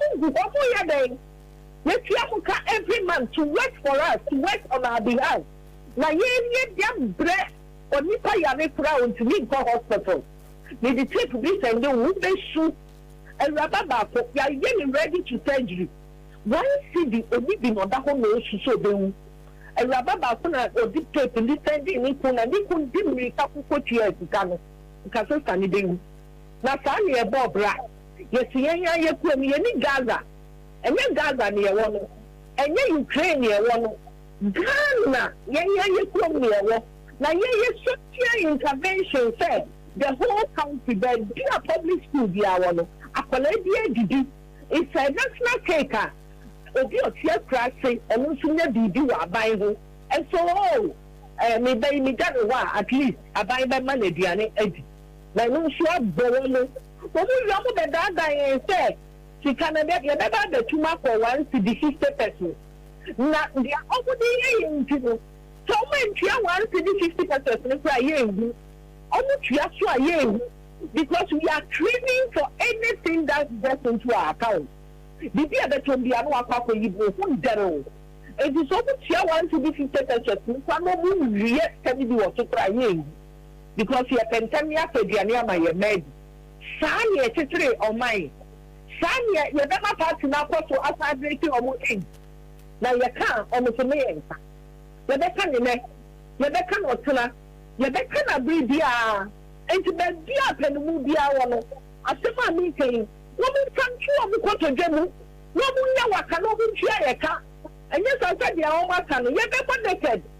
Ye be naked na so we penu na man bo naked wo so a. Na be we are utiliso. But Mama, more after more engagement with Ashanti Region Party in Penifono, or more person in Penifono, because Ansah and more bay tapes audio agway, so more engage you on national. And I make a true and I make a true in so tire Pennsylvania or Roy in so tire Pennsylvania. 1 minute will be ugly. No more Penifono, nobody did. I'm Penifono president, you are okay. Na me wa be ka se me se me de me fa me konchi se me me se bi se me na me ka ma me ntum na me se me tin ko ba dan na bo jagba amatafe. But money Mama Rebecca Akasa oba tampa Mama Rebecca oba tampa en kan fo ni bebre akowo no ho bi ni abema me se tadi mu bi ani wa ye nko ni ho woni mpanifu bebre akasa ukasa na ya to dia ye kan ko a wo nti ase wo hu ni nti a apple na ye nti aye ta na mom ni rewe mu especially ye ma me ba ko e ko ni sementary o kan me go no ko controller ye ka chen say ye tie ti kan me da enti na to de bia ye de bi bia le ta na ye expect say mo mo tuma so mo na go mo try find it out na ma information na ye very authentic. I said, we are speaking in some American. I am a great trouble. The old channel, ye chia, na edinmu dia fa on Sabenkum, every idea almost pay at the detriment of a man 30,000 patrons. Wow! I buy it to you because you say 50+1. Nanka wait to near you do no 30,000 active ladies. Now we ignore it. What position 50+1? No, actually, and more a wolf here no when the ones one a week question no ma o ma to go wurem na enti me pacho o de tia me busa asa no naked demonstration no say etia yemra se mo ba se mo ba ya ko Jubilee House ana na ado fie wonima e ho na problem no no and no dey say social media na vibrant obi tsunami dem kwa no so na ye naked a omedi tu mu na akọ viral sana tie it does not necessarily mean that someone get naked kwa kwa follow kwa so mi ni abema yeah social media na vibrant yeah ye ni pa bi enu bi nka kwa ni afra ye dem abo naked na di ntira man sen nyina ebe ko CNN no ebe ko White House also ya person on my assemble ko abonti social media no ebe ko fast ya hodo na me wo problem no say enema sa akwa abonte a enka bibi papa mfa na nado aban ho enti no na nia so mu hu say dia akopem no apem omo fa yiti kamaye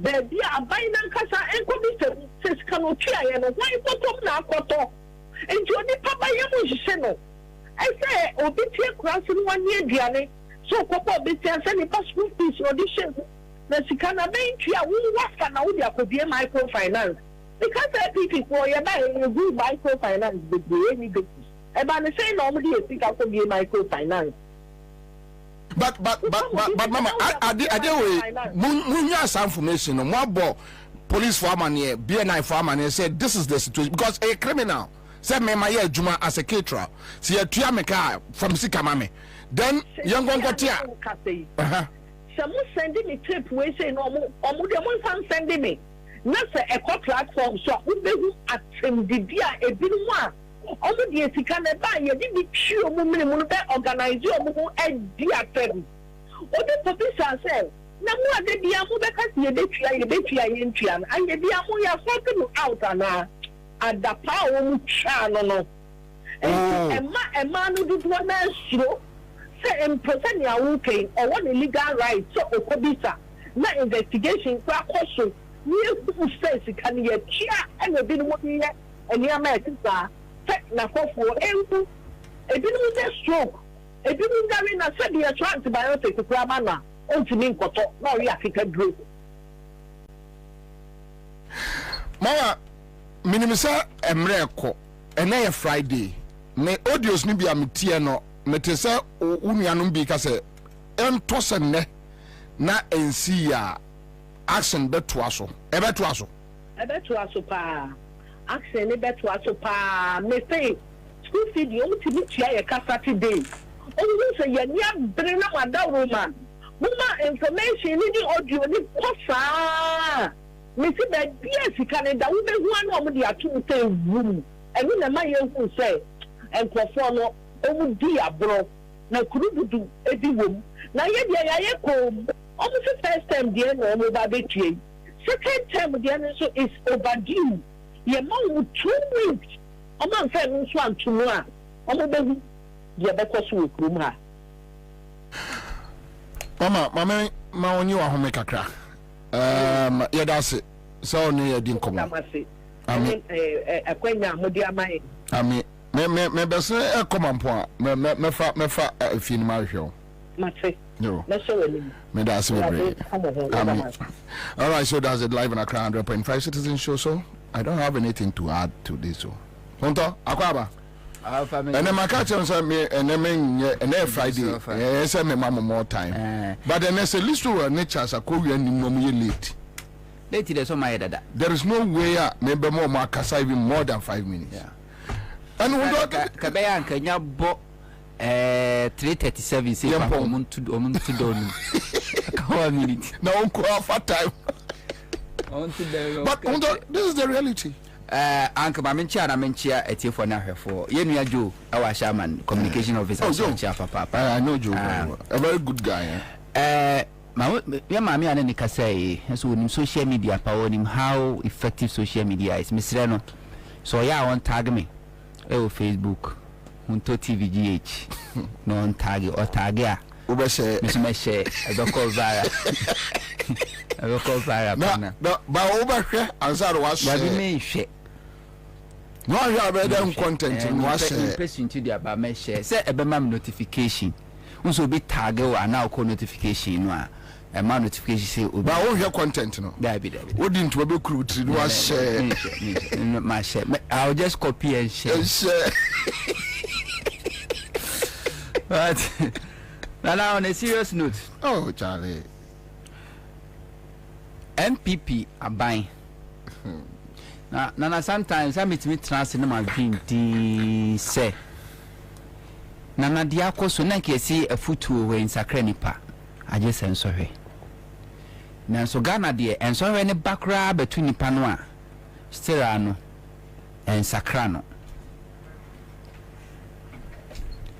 school feeding omampeni kufo ene de bae omampeni kufo ifra ba mu na school fo nkwada about 500,000 na benefit Professor Mercy Besomu wangunu o expande Mahama Besomu wangunu o expande NDC ifra ba mu 2016 na emofra a benefit to school feeding huno eye 1,750,000 and a benefit to school feeding mu nanado abaye school feeding is still ongoing but the question is na bema accountant and accountant controller department ebetua sika say yemfam tua caterers nika because caterers no mo preference omo kokoje bosia ma memfa winner ba ko tell hello wa manta banka me close machine no mpacha ya fro say Appentin. Yeah, I'm thinking Atari. Oh, okay. All right. So, Matis a CMG sketch there. Abomu amount. About. Say. About 1,000 Ghana cedis. 10 million. That's right. Every. That's right. Cause a hip. Way. Hooray. You. Hip.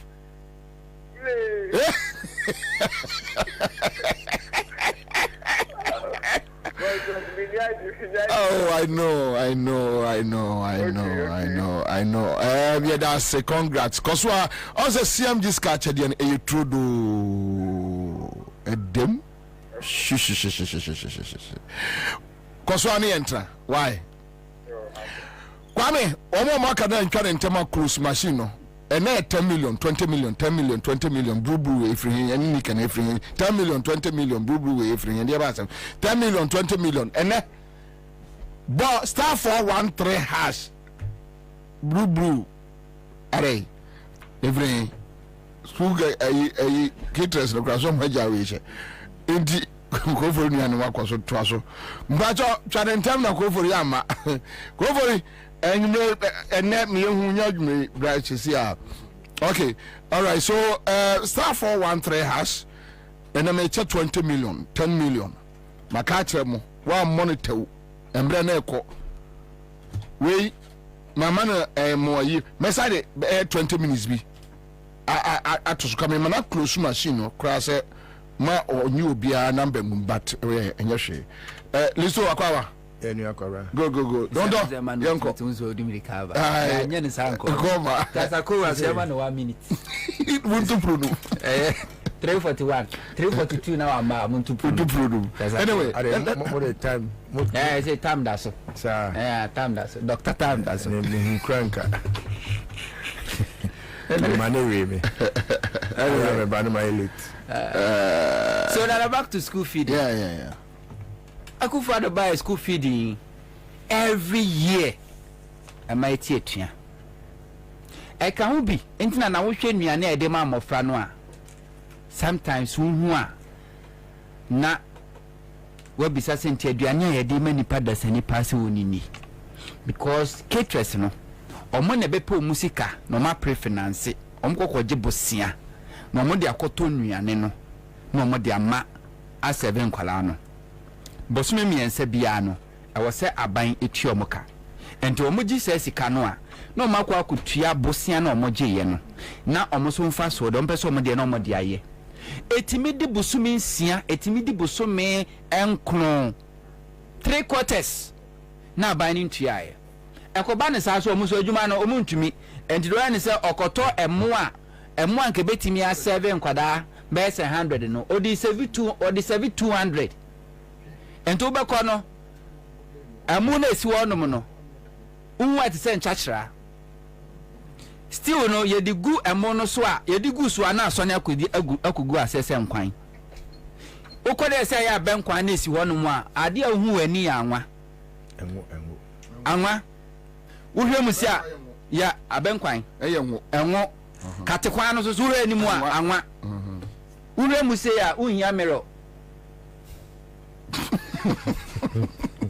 unya webusi a ema 360 hu anim hu bibia ewom ene de 7 kwada na mentia se school feeding o man panic for the buy sirim di kankai but emofra ne suffer even more whenever MPP is in power o man panic for person ko fa the buy ko fa Dr. Mwakutufo so hwe ne manage na bibia nkoye na na de ni hu ye contaminated tomato paste I was here kotugu na Kwabena ni akoje momfa mame se yebetu ogu amana se de amakutufo jumpo se yebetu ogu amana se de emema nkwa na di ayare chatar no ana okoje ye no jumper no di fidi nkwada no ene se na mesu ko school mu a na okọhwe aduane di fidi nkwada ya nda school feeding na senyo ohia na no mama koka ho asem a omo betwe mahama no asibone mummisa kufuado ma me Rebecca ni fie se bi aboa krama wo ni fie se aduane ne ye di feed school feeding kwada no ye de man krama wo bedi ana mummisa Samira Baumia se sanyane no a ye di feed school kwada no school feeding no omo krama ne agina mo wo mu fie ye de masa nkrama no mu bedi ana omo ni nanso anu ne ye de ma wo mo because they don't care. I am the pastor who say, na dear cosway, ma akasem. First time I met this will be free. A kufa de or batampa. First time I meet it. Because you saw batampa organa about Copelodina. There be some bomber and batampa also go batampa and Bob. Also, just batampa feel.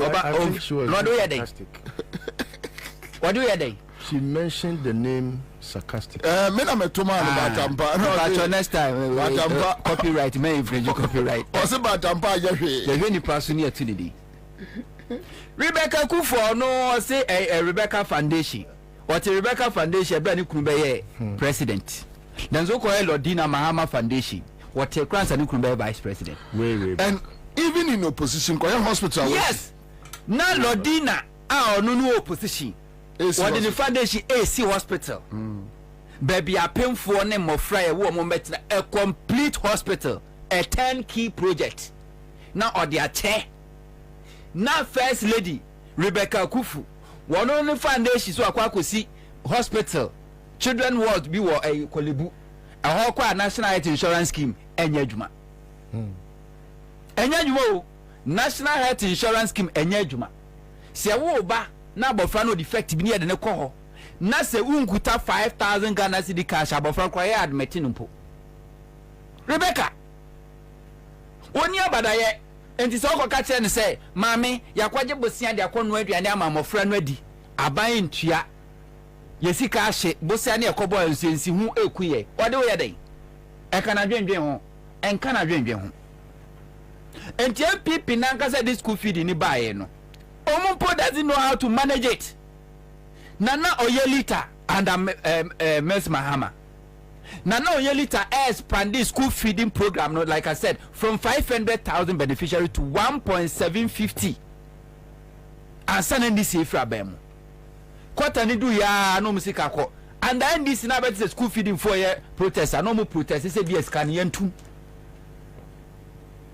Sano no like who go for national health insurance scheme the same thing and this will inherit it no are managing here or expand it no are put it the necessary infrastructure no they are too like national insurance scheme and peniku 40 and no mutual health yes that's we free district where I want to me access to district way youth employment yes Professor Mose Baye and obey the national and we see office at the amomo and almost every region Professor Mers ne mahama make sure see national insurance scheme and to no ministries region baby Ministry of Health one Professor Mers mahama ga mo see Ministry of Health and mo see national insurance scheme mo see chain that's true Ashanti region has an office we be almost expanding national insurance scheme man Crawford do no energy and national insurance scheme no away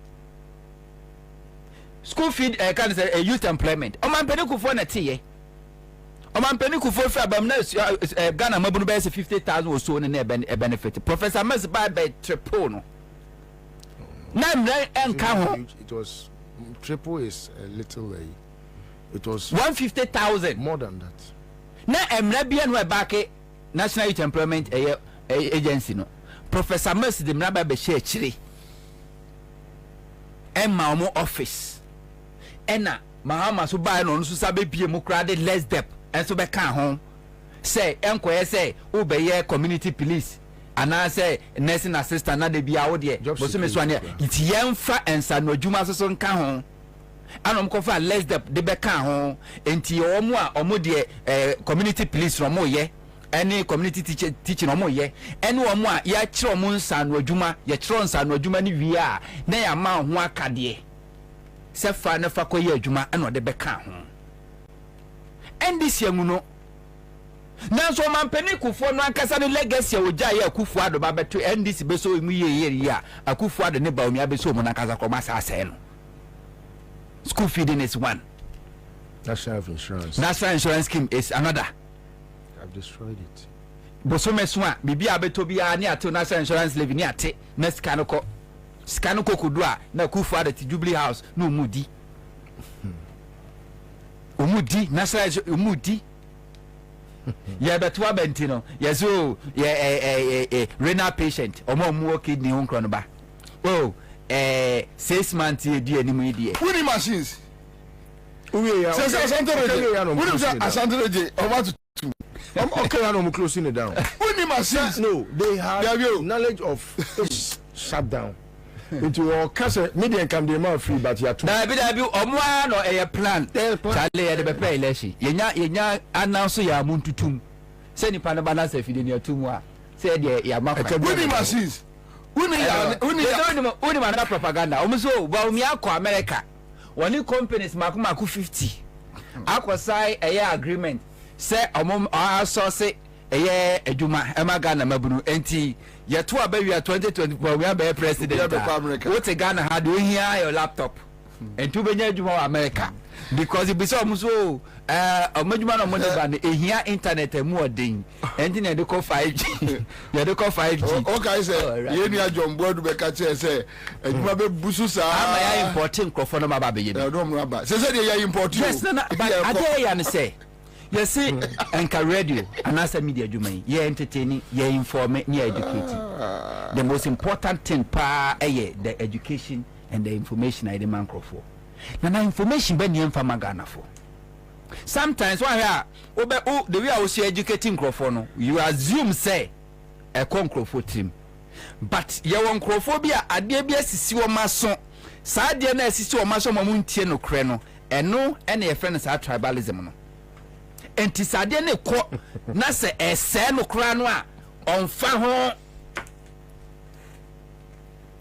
enfa no ho tribalism esisi ni paso enti sade e kan se afutuo nsakra nipa age sensore afutuo na etu no for 2016 no wantie ensore na to no from 2017 besine nanso na mesisa nipa kro no sansore na to no obesa akwa repeat the same error.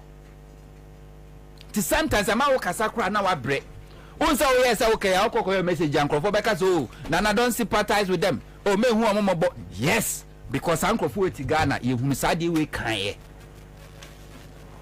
Some I can Nana would give yourself few months. But me, I never could meet you almost this year. I'm be a video. I told you, Mama, about Ansah. Market on the wall. Enti amane kana mobo sometimes why abeka say oh we do mo anepe because e maya ye kan nyina no beku NDC ni bia nim NDC peso e ma omo ye caterers omo bia ye pamo mu nyina makura seseseko NPP ni e fe no kwame eji ono kura do fa mema mom kobo omo kobo ma kohwie aduane no guye aduane sija so aye nua omo mu hwie mo ne nkwan ne bibia omo kan nyina tu guye enti MPP fo nko a enti senka MPP eka senka nemmom emofra no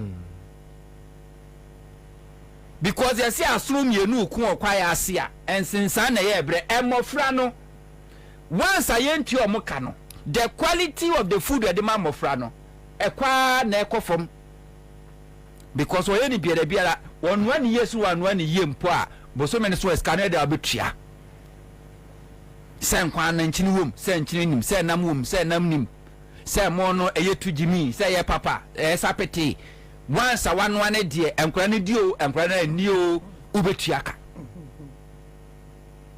sa school feed we ka obi na adwasa 18 kense no woni Richard Kwashiga yeah ne wife the late eno na mo te penten kwa no adwasa enya Richard Kwashiga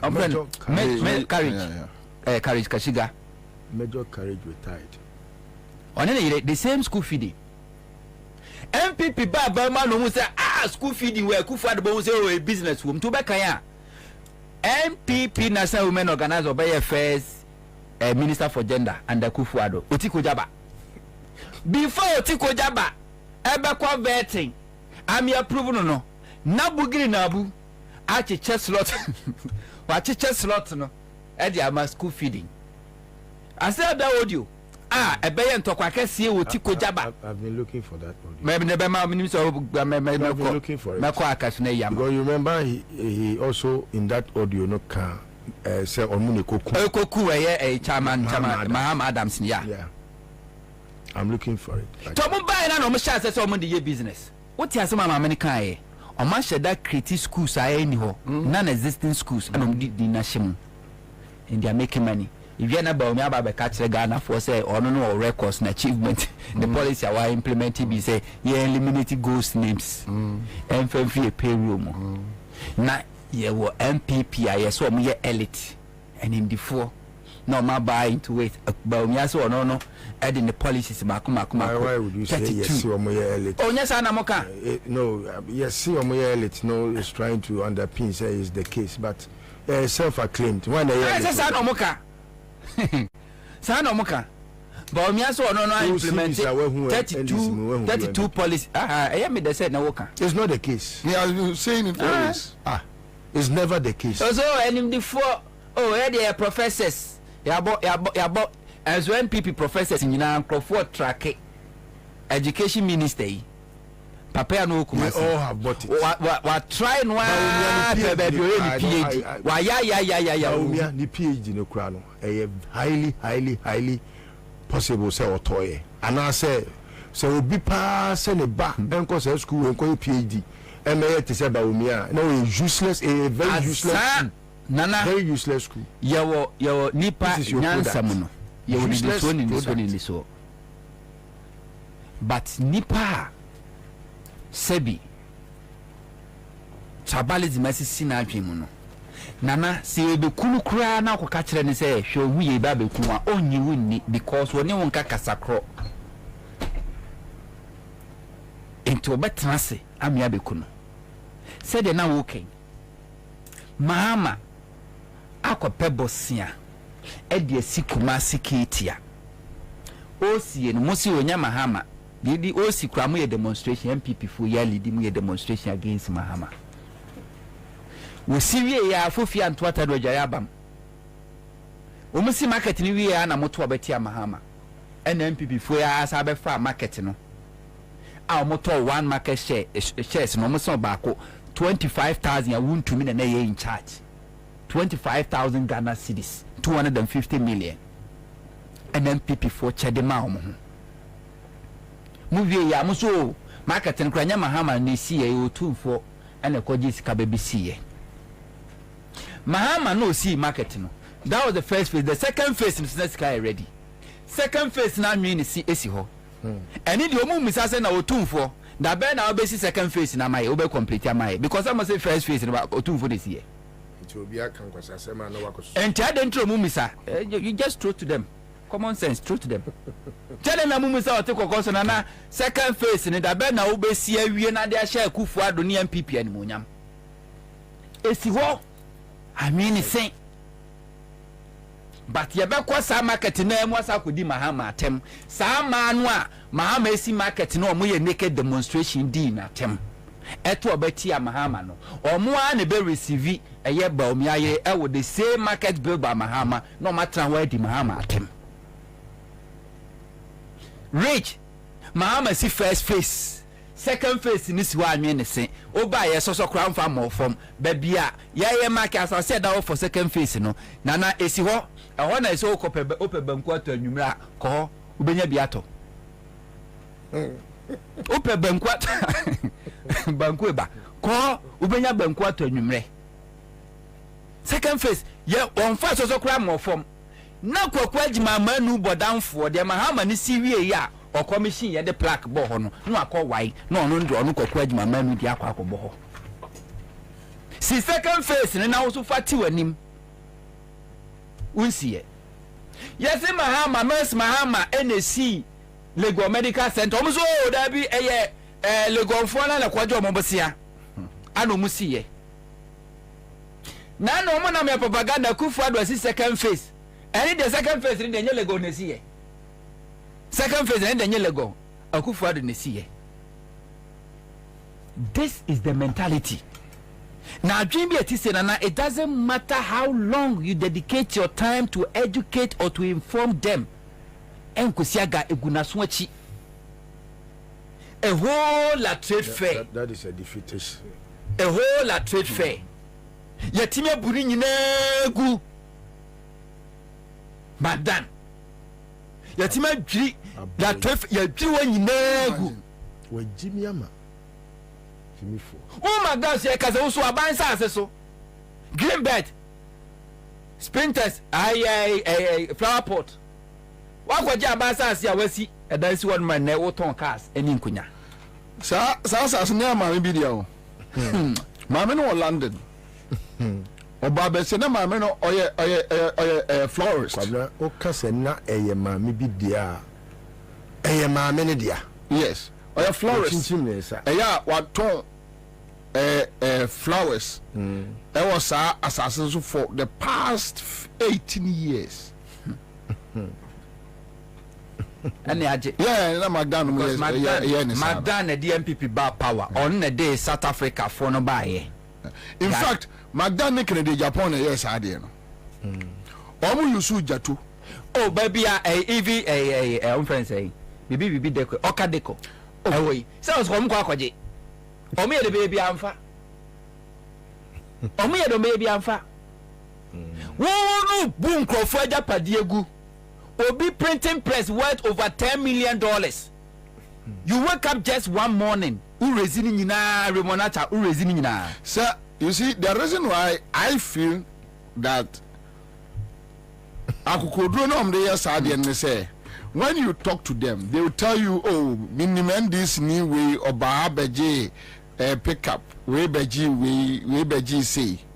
So they feel like, oh, and this bar maybe there will be a bungu because I have people to protect it. That's all. Okay. Let's just hope. What the man this simbra? Beyond that, another man this simbra. I mean, if that thing cries anything to go by, Kwabra, Sani Pakrono will have us to contend with. This is naming from any Mukosi. There is a Kasana. If NDC win 2024 election, NDC form a government. So I remember Metna criticize the MPP. So I NDC new. There is no party in government that will show criticism. Trust me. The Druswa. So I didn't say about committee corruption. No, let me give you a typical example. Let me give you a typical example. May I saw Mills government. Those say there are some few things they think is not right. We know what happened to them. You be who A+ niwe numbanta. What went on? The other say last minute minimum beyond that you can do anything. For 4 times, the same thing. So a politician, if I want to, Bianca says it's not good. I'm just telling you. If I want to the mindset, Barbara, I'll tell you what will happen. It will not be a prophetic word, but it will happen. Tom Mohammed's government is going to be one of the most unique governments. Whoever criticizes that government will be more heroic than what you have seen in the past. But because look, if John Mahama tries to toe even the line of Akufo-Addo just in a day, his government will be no more. And look, it is the only government that will have to set up by itself without allowing for the public to get it to set up. But another side of the issue is because it's not about criticism. Like these issues, like almost see illegal structures, no. And this grassroots and Ghanaian youth. Hey, Edru Baby who said John Mahama and his people want to do with them. I'm not for big Magdan who say boys ne big Magdan. We say the young Ghana for the Munyan boys. You at that time Magdan it means military. Say a free so that not the military background e be shaw. Oba de boa de meeting. Okwa dan. Mamika Central, maybe Mamika Central, Sammy. Magdan, I just give him that time because it will be the judge. Sure. John Mahama is the only reason why Akufo-Addo can walk out today and still smile as the president of this country. When people believe that the hope in whom we have trusted and felt say Echina is better than today, no. If he fails, that is what I'm telling you. The grassroots. If he fails, the grassroots will rise, attack people in their homes. They will feel it, and nobody.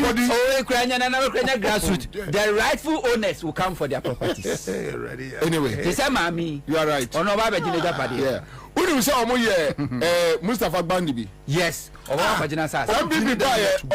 Mustafa Bandi dying. Yes. You they will face it. Okwada. We are Dania. They will face it. We are Dania. Ayawo we are Dania. And children better be sorry nefifi. Till do I want to be to me no akosa no aton. Free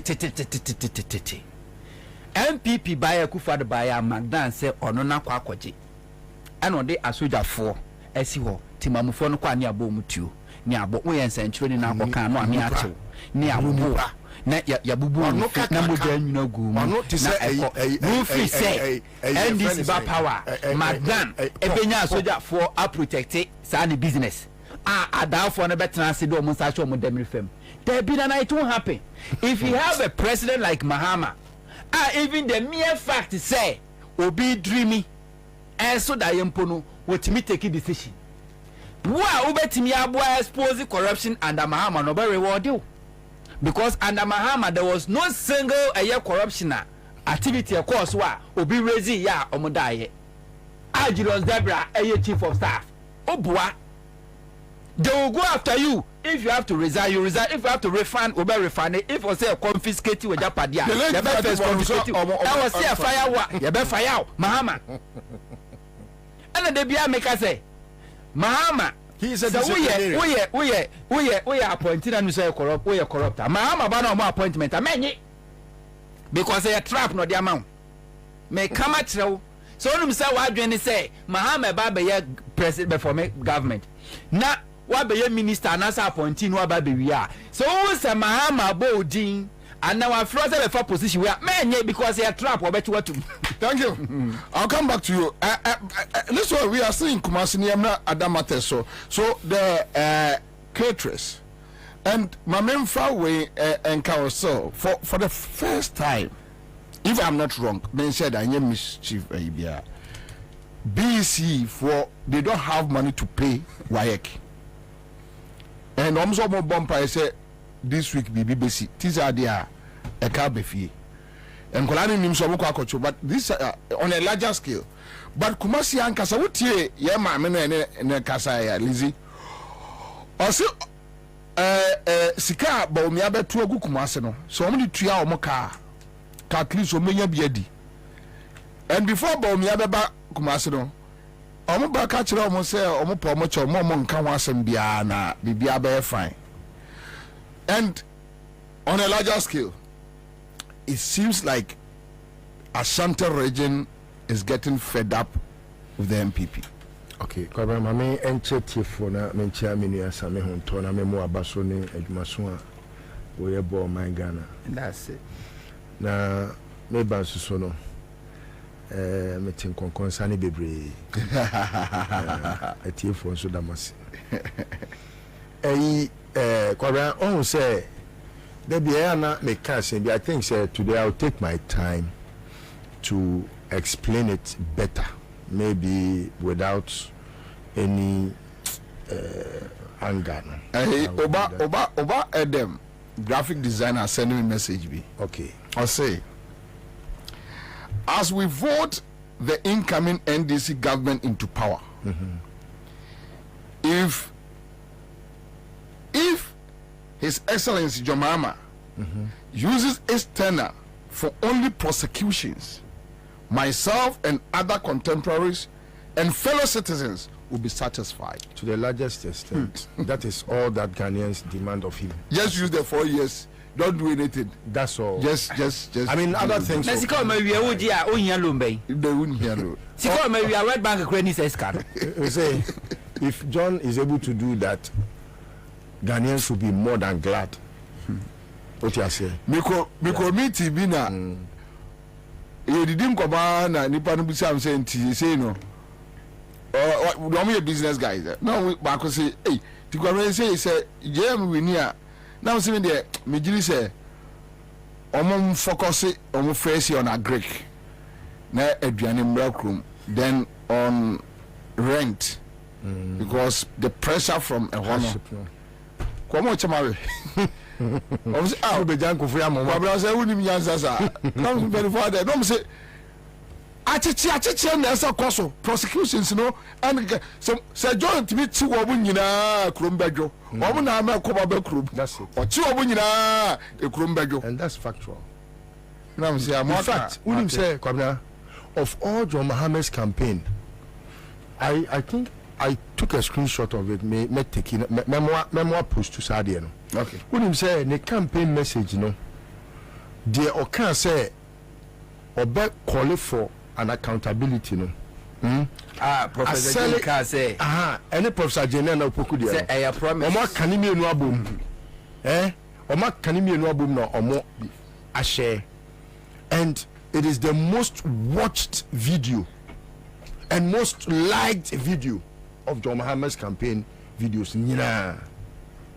As it tells you, say, people are just happy when you mention accountability than anything. And yet, 24-hour service, a 24-hour economy, no two ways about it. No way. Say, Ubiabe Riame. One kind of one sem was what they remember there be. We are not expecting Mahama to lay a single brick. He should just amend the constitution and collect our monies with interest for us. Finito. Simple. And one here. You see, I said this thing and I'll say it today in a very calm way, just so that we all get to comprehend what I have meant and what I mean. NDC in Ashanti region. Omayama yadinada sembi atuomutrim emanache. Sometimes I feel so strongly within myself, say it is, I wanted to say laziness, but for the want of a better word, it's the lack of proper understanding. No, activity. Yes, when you understand the activity, yes, you can execute it. When you don't understand it, some of them understand what happens in Ashanti region, but they are very, very lazy. I think I should use the word lazy to get it better understood. Share, Kwabena, say NDC, ese oye juma ewa Ashanti memua.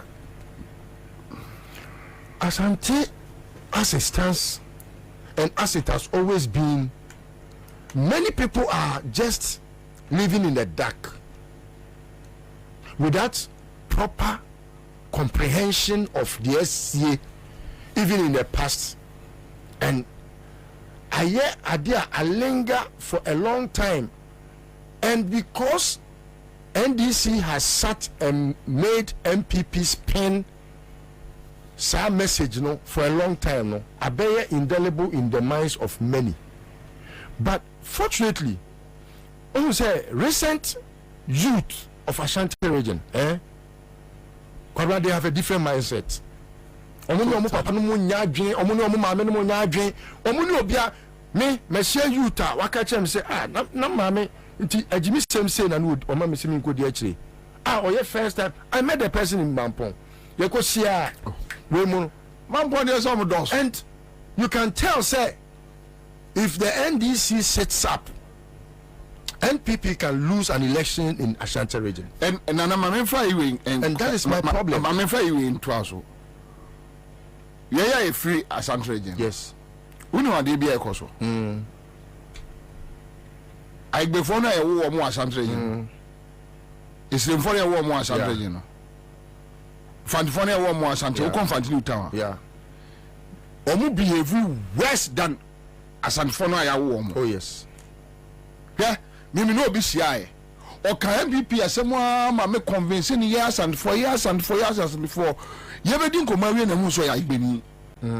ya wo no wo jamase and odin komo se asantini ni twi a oka ni bibia oka somebody eri say o yusu asantidin obeka say wi obekọ no obi gira no odidi asanfo atem eya igbeni na ekasa no and this is 1 out of 10,000. Yes. No. No, it's true. No. Because often in ratio, what I'm telling you say, and you can say, girl, no, yeah, kumawu video no. Yeah. Who is always living? But ya one wo kumawu. Yes. Minchi ni asifo nyina ka ho. Onu sia no a obeka so oye kuba. Hwe fie bi wo Slata. O man prisini. Onko ni krom da. Odi 2 years no obeka ye ho. Ye na ye odi twi nkomo ne manyina wo asantidi waka ye fie usia sa nipa nas o kasa no o kan pipi asema o semi free mampon enti wadwe nyina ne se saa na asantifo nyina adwene on free wo oh so and because of dynamics no it's true it's 1 out of 10,000 because yeah known association a pure accounts and as Asante Ashanti regional omo press conference no issue statement almost stating clear omem what ya say MPP the ADN MPP the team bebe na say dia cross na so ko say mo but 1 out of 1000 ko say mo what I'm telling no where education ya dey man for is not for you ya ni sa obi betina ba bia ka so esa nye Asante kra no mo yes MPP ye but the truth of the matter is say hold on the point they say you see you why before ya wo mo mampon you ye MPP for you mo ka kire wo say ye Asante there MPP 1 out of 10,000 1 out of 10,000 anyway I don't miss my point. Yeah, you see what I have termed laziness of the NDC in the Ashanti region a call beyond just the tribalism, and I don't want to discuss tribalism because I feel so strongly when it's about my tribe, and everyone does, and I don't want to touch on that. Share say tuaba wasantemem na ene NDC eyi saa negative mindset bia omo ama MPP for area show omo trim ama na beye ade a akoye se ene yenya omo to their fate e koso da bia me didi se ye ho abro na mpanifo se wo ye mo abro a wo ye oto abro a na oje mframa wo yem. The dynamics are changing now. Say NDC betie me enne awie ya yimini mun konfo me NDC fo a omo tie Asante mamu a omo tan asantefo omo pese omo ba NDC me maame a complain bi a kire me da me ankasa maame ado atema a complain bi a kire me da say enkofo bi metima bo mu din o but I just give them the benefit of the doubt not because of bibia o say ope nipa omo man we mu a wodi omo ya man yosem e wo Ghana ha omo be man mayoku kro agentre ha ba ko pa sabi Asantini ma menchira odi ma Asantini ye marketer Asantini no no koton wole senkra e friend wole asi e friend wole friend kawuro enkra ha de friend wole na wole no okoton ye no ya nto ena odi ko fie me na Ansah so odi aba ya nto ne na ya nto na chese wole no e go bad satan na fridge ni ho ena okotutu form ena odi share ho se mitimi ni banchi share form na se me bon ko fie gu so na ensai dia ene mamemfa wole nso nhye form odi share ho no ade e be se me na san ne nan no ko ere na apro kakra ena oti hu kakra na wo chenwo se momone udi tumu mu a ehwam na odi wole kakra na otwae no eso tumu nim na enwo ya hwehwe nhwam abeka kukaka ene ebe frɛ no totobi na sa santini timi to bi ma wa e dey na chese won timi to akufo do ma bampani na chese bibi bia santini be som so obeton no obeton enu ti so ya mayokuo na wonim enkofo a omutimi ma akufo do timi be ya mampani obi a wa bon sei wo ma so ba omiamu a say omo so mo beton ba omia kankan adefota we obi a wa bon money complain about the school feeding so entino mesre say enawie ayade ehia me pa da bia me pese meka mumie ntie sa afutu semwe na yen take notice say so wo pe bia ye politics power Ghana ha kwa santimem nefa bobo wo fa santimem na ultimi the bobo a dia ka ni nyina no eye bonus me de manuel si wo ho Kwabena school feeding o say ayade a ntobo so president Kufuor na de bae the first person obe manage school feeding no ye me ankasa me body a who jumper me of ankasa o jumper na Amakutufo Dr. Amakutufo of blessed memory the room say at some point now only din komo I still have his chats and sometimes me read here he at some point was in serious disagreement with Enyoman Ekufuor no more. And I'm very sure say anyone say you will pass and you will panel but he was part of the government. It does not matter. Not all those in government are in cahoots with government. Sometimes on your position there. He was creating office. Something. Creating office. Okay, not by appointment. Akufo promising say abaya mawini mayu chief of staff ama prepare to party me namfufo ko party ni bi eko di so ko free so me nam ka kire papa ko to party ma justice munyina ko bia chebi who say chief of staff party dey wan go bia appointment ahia no anya bi enti wo wu ntam no de Akufo ntimi nyi no ho free.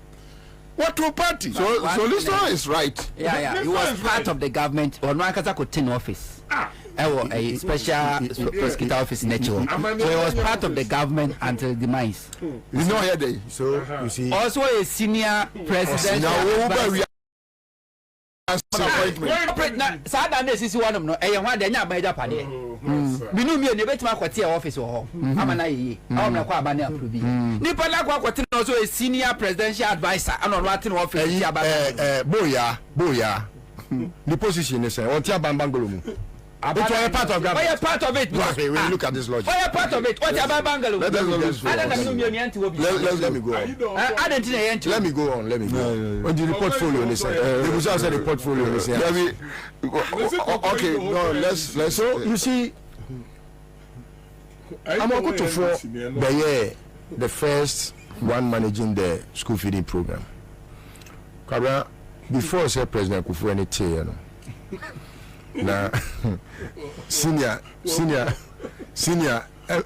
aye bukata and our friend is a senior we will be a me pay wa 17 am do abeka ma ban na sebio en koledua and dey en ka be di kra we kusiri wa en ka kra dey say obekusiri aya am na e bia wat ba ko adi na we dey say we di jan kolai Ewana senior bufu. Ena senior bufu say adena President Kufuor akoka na asem. Na President Kufuor mu ono Amakutufo say oye pani enti ene odene mo ba ko ba Kufuor ado. When am that time am Fox. When am ho na ofre be say memra. Na that time no ne yakwakoto ya mankwa no maba. Mo fa ya mankwa kabaka. Tabaka na oye no say enkwasi ade a President Kufuor de adi no o to kind of say oh senior ade na ka nti fi wonum no hu say mintimi ne 90 bi ena menene fall out ante eno sa friend me say that time na hardball was very powerful political talk show so now he needed the hardball no sa frame nti kodua we a oye general secretary one de ne mame nakwala. You see, I'm saying this to me, say, even after President Kufuor introduced school feeding, you know, Bonne ba a creative emanitongum. If a President Kufuor Unedi, it's on record, he Unedi, he sacked him as the head of school feeding. Now, it is true, so say, school feeding became better under Mills Mahama. That's is trite. And ya dia was here koji mwe chinye kra. Ne mum no ohun. Die ya na madwe ye me ne say MPP likes doing sloganeering politics. Slogan no abeto ni pe bitrim. Ene ubusaga na ni say what are the social interventions are? Obebo school feeding. Now school feeding now be bono.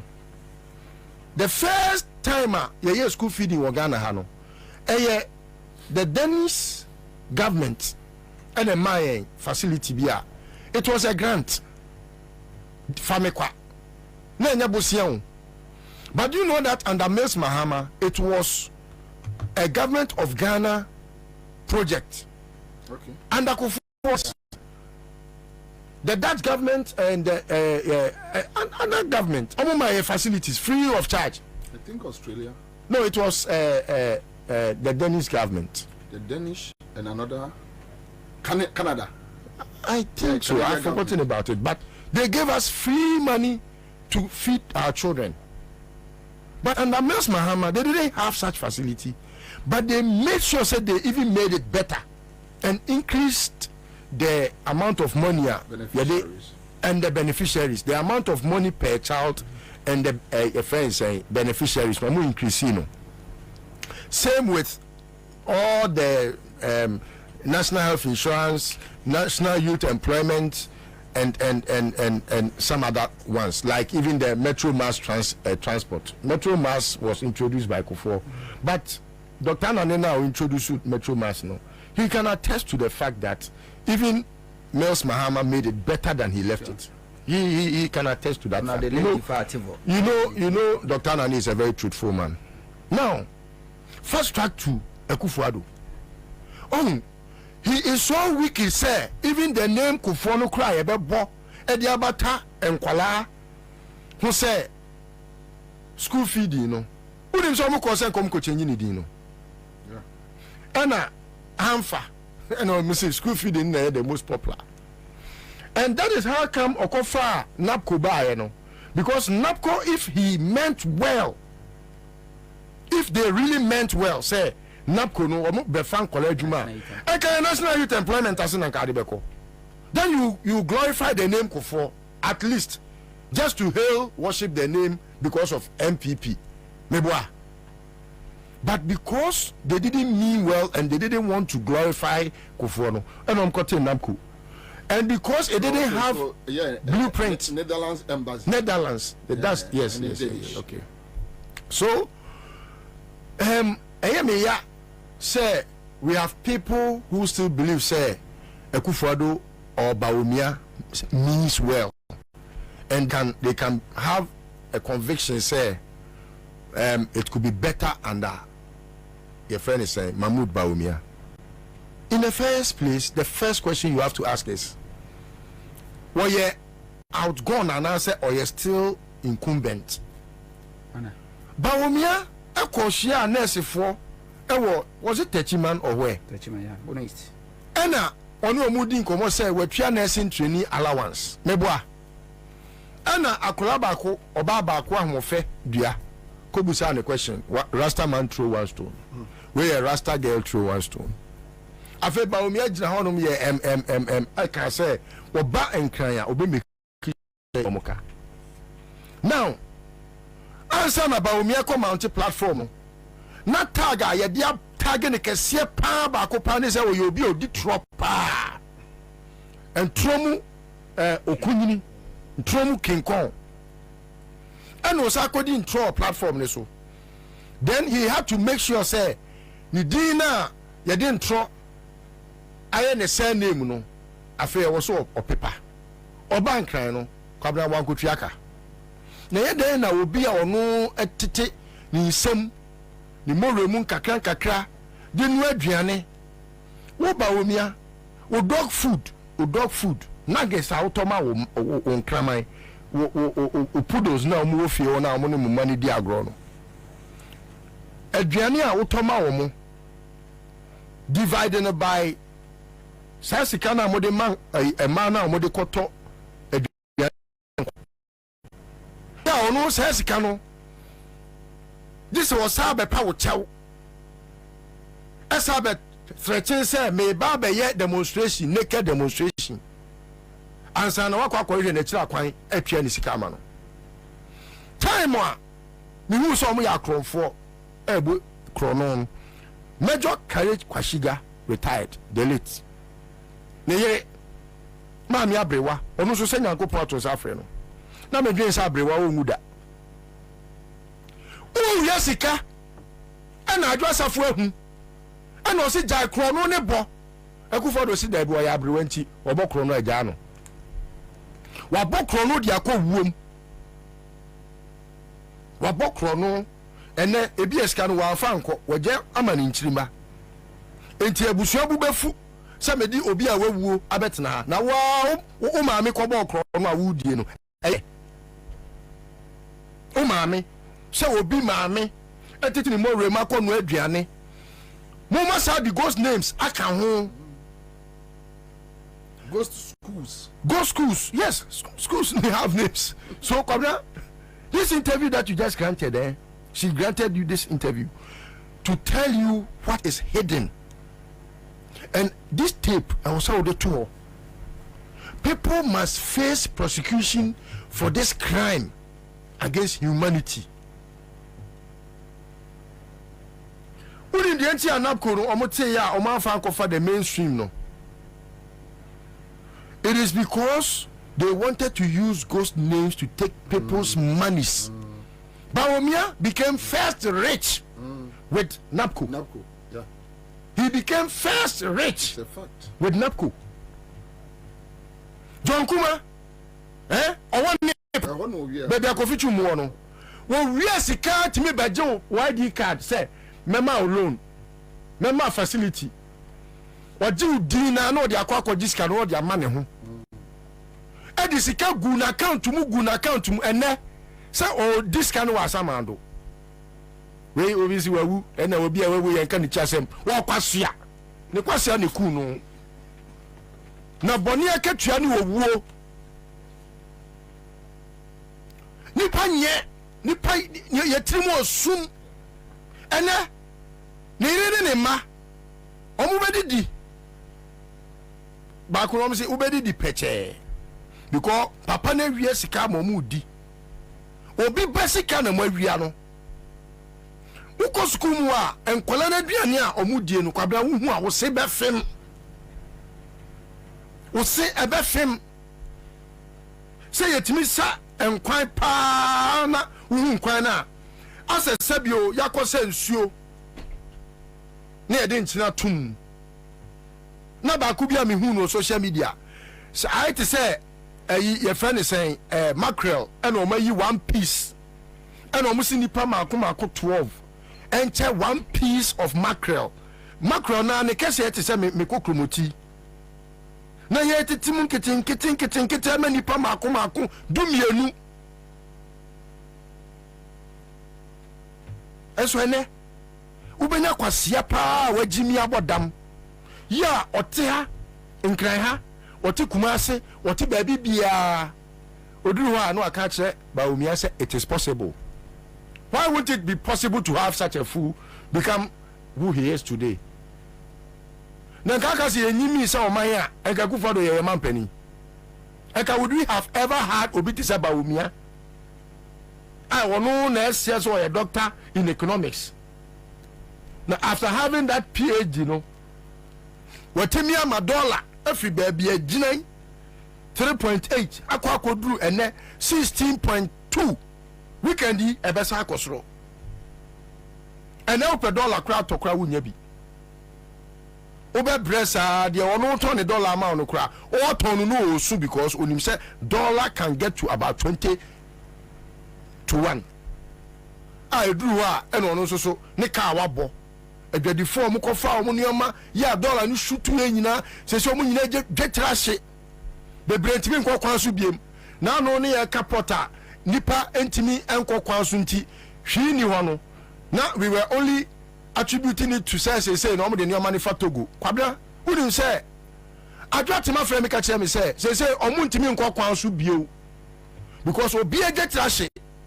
Eti nioma wo Ghana ha ye omo nya to wi a kwabena untimi first can nko kwaso biem kan no container ba ko na utimi de $100,000 kofa no eye nioma wodo de ba no ene no sa sika no this all turn 12 containers na de akoto one container na ho ne be san kwase adwuma no eti no ma me for na bre and more to the point is where nioma boss was I dini enyo mo pro me I don't like discussing say school feeding for me MPP for and also me NDC for or me Ghana for NDC ba bemu na so mo mama ya mo da so ho ye school feeding yi ye school feeding na me ni NDC for be ko because I was so jema NDC for ma no eso ye bi o mo so ye ma eti me ni o mo ya adwen o mo party na wa bemu wo yire wo ya adwuma e wo opposition na ba bemu a e wo se ye di onu na adwuma ne de ma wo straight up eti yire wo ho women's organizer mo yire mo ho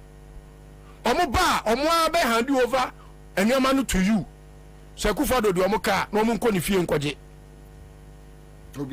obi entua me support ma ama so ontua ka ontua so mbe tua so dia ene ma no oto a twa video na fa be kire me na me nko mi fa ni wachi na me nko ju sika ma o ba so me kokro mo ti ni me na mto aba ma jom ha ma no na me hu sa fe wasa kire fri uji mi mu abanyansam na afi wa be kanya safo ho enti be sere omo ma me fo no omo bre me ka bia ma omo because sebi account enti na account omo ye menua no ma mesere omo se skano mo di bia kwato treasury bills mu na mu di hu faso a mu ko yo musika ma omo mo akrofo dodo Rebecca ya mo koka kire ni wono oje ne share enti bere no di skano wa bin chen wo mo wa bin soja oye wiki no mama no ni trimodin ni trimu credit check kufuado ni trimodin check kufuado ready odi ye o eso to talk this no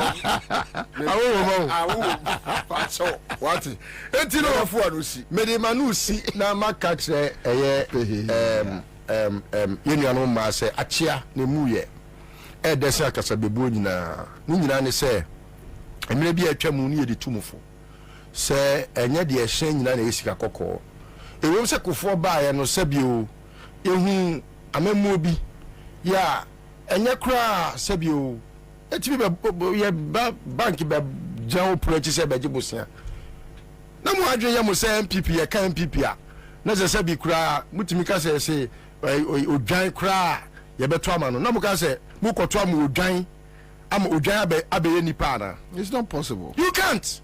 Uto abama ofui a obeye ofui nioma akyerɛw enti nya say in the name of MPP nti na aboa bia ba osmeto ama no enye bi da hwɛ nipa ne su ne ne ban ene ba omi a waye zombi wei otimi kokuma se na omakɔ han kɔfo na omagiska na omudi nachi na omoye ne yoyoyo achamba na achambi enti ni ano ne kwae nyina afi asoso fi achambi timesre say enye de ese nyina se wote MPP wote dase abra no ama okra so enti enya sofo e wo party mu nyina mo ahu obi ase ba omia eti mesre mo nwini yie na mo nto abapa mu hu nyansani a mu hu no da mahama wanya ne so fa so krampo no ena mo tia santimem ho sebio mu hu ne ma papa obeyeye mu musa ba omia so obade no ode be kire thank you bia sebio o sebo eti mesre Money humienu.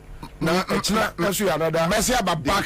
Quick comment from Senator Tony Bonsu says, "Will be the ability of governments to carry out their designs depends on the general temper in the country." All right. So people like you are the reason Ghana is where it is, and I think a conversation. See, I'm just catching here. Hello. Hello. Hello. Hello. Eja. Yes, sir. Eja. Hello. Eja. What you mean, ka? Someone come. Pajo Frose. Nana Pam. Oh, Nana, Pajo ne kakra ma me na aska no abeto phone so nya wo de. Many aje pa. Na unya say. Minya 1,000. Ah, na kwa me 10 million, onya 10 million we can do ba bia wo na Pajo ne na tie mba krofo so ho ya de. Ko be bia se, ko be bia se. O ko be bia se. Hey. Ọ̀nà àwọn bẹ̀bí bọ́ọ̀sù ntì ní ẹ̀kọ́fẹ́. Ó yà gàmáì, ó yà gàmáì, ó yà gàyóyó. Ó yà gàyóyó. Yànyẹ́ ni sẹ́yìn yẹ yie. Ẹ́yì! Wọ́n ti $10 million kò sèm. Ó dàbí yẹ bíbí kakra. Kakra ni wọ́n jẹ̀bi nkọ̀dá wò fie. Wáyé nkọ̀dá wò fie. Fufu si kẹ́ ń tọ́ plot. Go ahead, guys. That's why you say we are guy. Charlie, CMG sketch there. Are you real? Sure. So you mean some you know? Cause one CMG sketch there. Yeah. Thank you. Cha. All right. So star 413 hash Friday special. Ubedi di peche. Shall see star 413 hash process then 5 cities oh na man for di 10 million ya de no ene me pedi obedi 20 million no opa me wi anam de 30 million na tato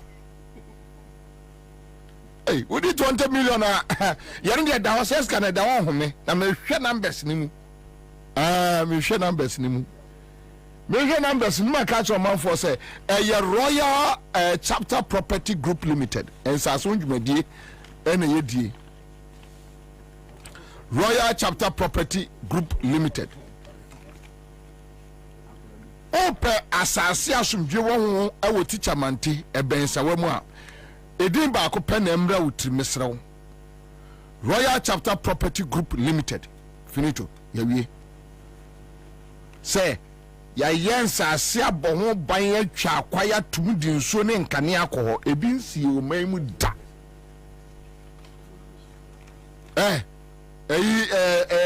langas asem ani ho usurompo aban stamp tim so o pass asene size bia bi wodim and omo said I see 2 and 3 expandable bedroom houses e wo teacher mante modern one ibi abroche for muntiam ye ko fadi musika che the number we may bought no afa fast no afre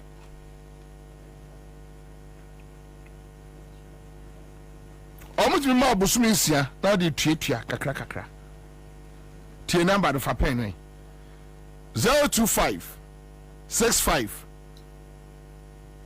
15 862 025 65 15 862 and 025 67 00 831 Mr.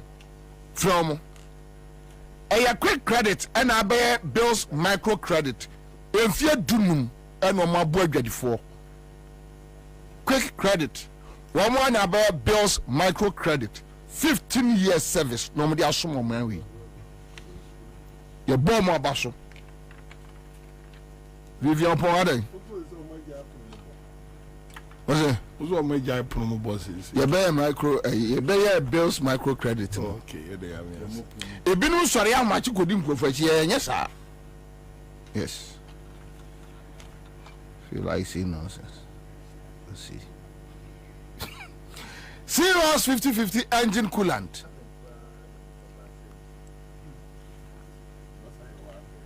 What's it?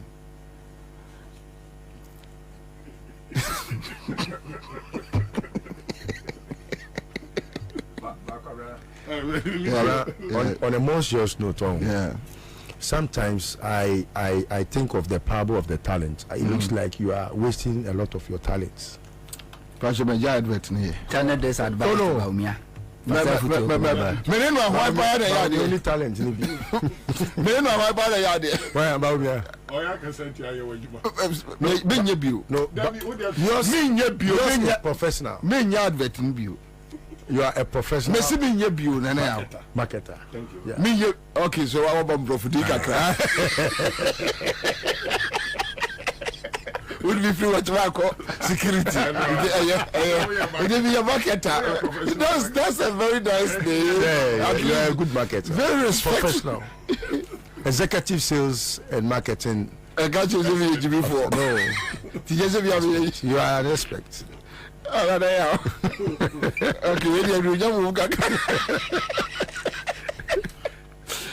the patron say Owaka a kai. When you know a chassis you overheat na patron as someone yato, sikani hone. A yabo or radiator tank no by na na chin, a the assembly bro. When you know our lifespan. Yes, engine be a car engine, our lifespan. Me, when you say, when you bet me a trust our lifespan, who keep it says can be well. Now, engineer wiki and no a year fuel too much. After the year, my engine is it's smooth, maybe. You need to them say GC horse 50/50 engine coolant. A wow. Or 3367 coolant and 1090 coolant. Or Maimu lubricant shops Ubenyabi from 0244 577 459. On Sabeka Omo. Tabi I have bar center. Into the yadie, Pepun yadie, Wonam yo ya, Wenum wato. Tiemi ye, tabi I have bar mixture. So honam ya we ya nom taabia so osisi ya we ya nom taabia so utipa wa nom taabia heba mesha taabia heba mesha wadi aba wa wie ho osisi ya ya constipation ya muatim nom taabia heba capsules taabia takum ebusu immune system 100% organic a war no me dia wo no ai e wo debi tabia takum debi e wo ndia wo no na fakakra so num sei ko pomdi ne dia wase oba pemfo fa sanka akoda nya mfis ya edumotwe o ma akoda no fo a FD agiatum from 0243 686861 Chaze what the school feeding be am say u follow I mean meet you mpacho ntime ha wadwene ko mamincha wadofo nyina omojoso mamincha wadofo eni womo a payasem wombo mpaye mai nyina mencha His Excellency John Dramani Mahama. Amen. Na yenna na se e wonani so ade a wo magana man. Na ogusua edi ni juma eka nia ebe solve Ghana problem. Ano mi huni preaching, mi huni video. Assemblies. Enye me wanwa. Sedia ne ntiase wo nyame asemu no. Enye me wanwa sedia ne sense of judgment so ye den. Etie anu nti na obetena konwa so a oye ne niema nyina magana obi anya ne chefa na on say omo aya na omo bom modern no yem bi se ye wo ye kwabra wonim se ye me ete ase se Rollins o wi nipa nam on say ye kira kwa bafa so atan nipa ne a onye se nyina ye kira so ye kwadu agiman ni duku kokko ya na no se ewo ye se sunsun bi ne him ka won se primary chese yatin samu ye nkroma kankanya yatin na kwaku ba kunum atimi akwa fasa tani anim photoshop kwaba na wo kwaku ba kunum atimi akwa fa wo dware pum fish to Oh, I did see Rollins to say, who met now Rollins, so now Mamma inviting me to Eddie Mr. Worker, you couldn't quite fast or torn near Emma, so you must anticosia. Good. Unimas antibayre. Who kwetri? Asante kokko. Saa kokko asensero. Oh, asante. Ana kontwa. Enti no. Enti kware we din kakra me de beto so wo. Saa fam ho ne se. Asantinia also obeton NDC nso no. Kwabra wo ton a uhunu sa wo ton. Eda be a committee where any secret mammy go patches. Me to some wasam na me can me do cancer for you. Who's a man born for no? My pony and the abra what on your mamma. As of a Jana, I get to be cancer as a J. He said, was it where you may be and you say, who goes to the perfect cow? Now, a humano, what me any shrimp from 150 air condition system. Not as of a J team 50. Or a quack up. SSA onkrofo tiase problem a kwara ye wakakra wa Ashanti region ene se nyamesem kan ye kasa kire nipa ene nkyerɛkyerɛ a kire nipa mu ema nipa sesa ebia na mu ye you and you can attest to the fact say the percentage of Ashantis me ma me ye kwabri ni papa ya mansi ni Mini odi machi mienu ene oye serial tester o honto program ase ba ona na Patricia PJ campaign coordinator edi no ena nchechere no so akori mu kama machi babi a odi machi se onu so police agent but me kor me nko anam koe ene maame oba disi dondo this is the issue ni say ye nya time na unse sa opese o transform obi nso a nipa ya de bibia wura ni tim ama na didi ni tim no wa woni ye nso timi attract no mane bam for example untina mpani force uni adaje enye baye me ko Ashanti region kwa Abri is sami me ko na abrantie baako oye santini o tie hwea oye coordinator onu nko ano register ni hye no motuam register enso be senu na ono na kire wa be branch amai wo ha na wa ewe wo ha no ntimi ko ye kra ne omo register no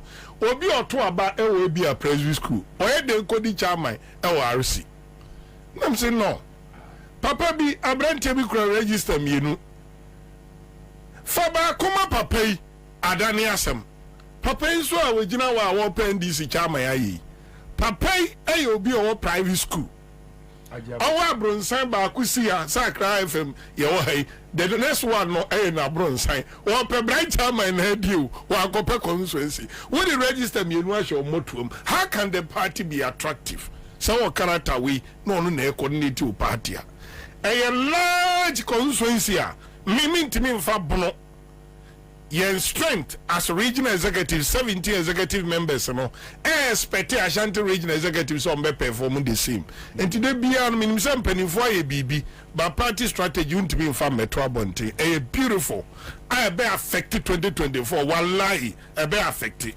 Ashanti no so sorry o man with clear difference sabi moja we mu oye nipa seriously so no enti Kwabena amase say no NDC no gain serious grounds na me offer any ma contact corporate election sami on to me na me commissioner electoral commissioner offer there function me so to no volunteer offer there your ma me here be ma penny na anka so ye coordinator wasa ye chairman na anka ye na gire se ni na konwa ne de wadi ne role se pe so so eno offer so campaign team ni crowd or the buy utimi say crowd no offer betu anka pe ye ko enkratem na sami mo offer qualify na aja me disqualify mo offer asem we aya this way bia eso me bamremu no offer qualify ankra ne qualify so I ask myself say hey Kenya se nie ana NDC timi we nipa kura amana di chama ya de nso obenya bi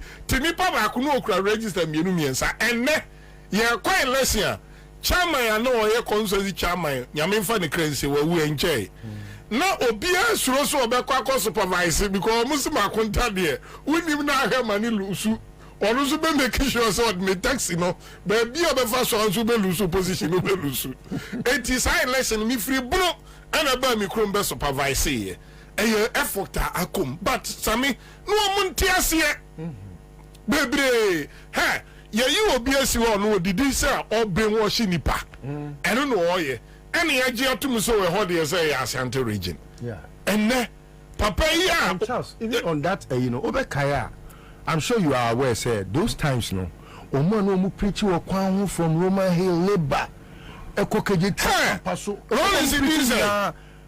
we were making sure say preach way me say what Rollins say demon yes enti mimi who sa proprietor way osan your hene na papa nya ni NDC green card bi no okofa homes esi ni pick up back so wow ye twedi wa ha NDC twedi wa ha na papa effort then I sat down God no mu ni branch secretary never knew say girl no cry same waye isi adwuma pen all this human resource ewo honum but na me hunu say adwuma no so chen omo because Bruno organizer take care of 12 constituencies Ashanti region Kumasi Kronkwa ya me say 11 constituencies population size one ma Bruno region organizer one pickup 2020 one ma Isham one pickup or they take care of 47 constituencies and you know said they are near far Ashanti region na eye obi stronghold now so near treating to say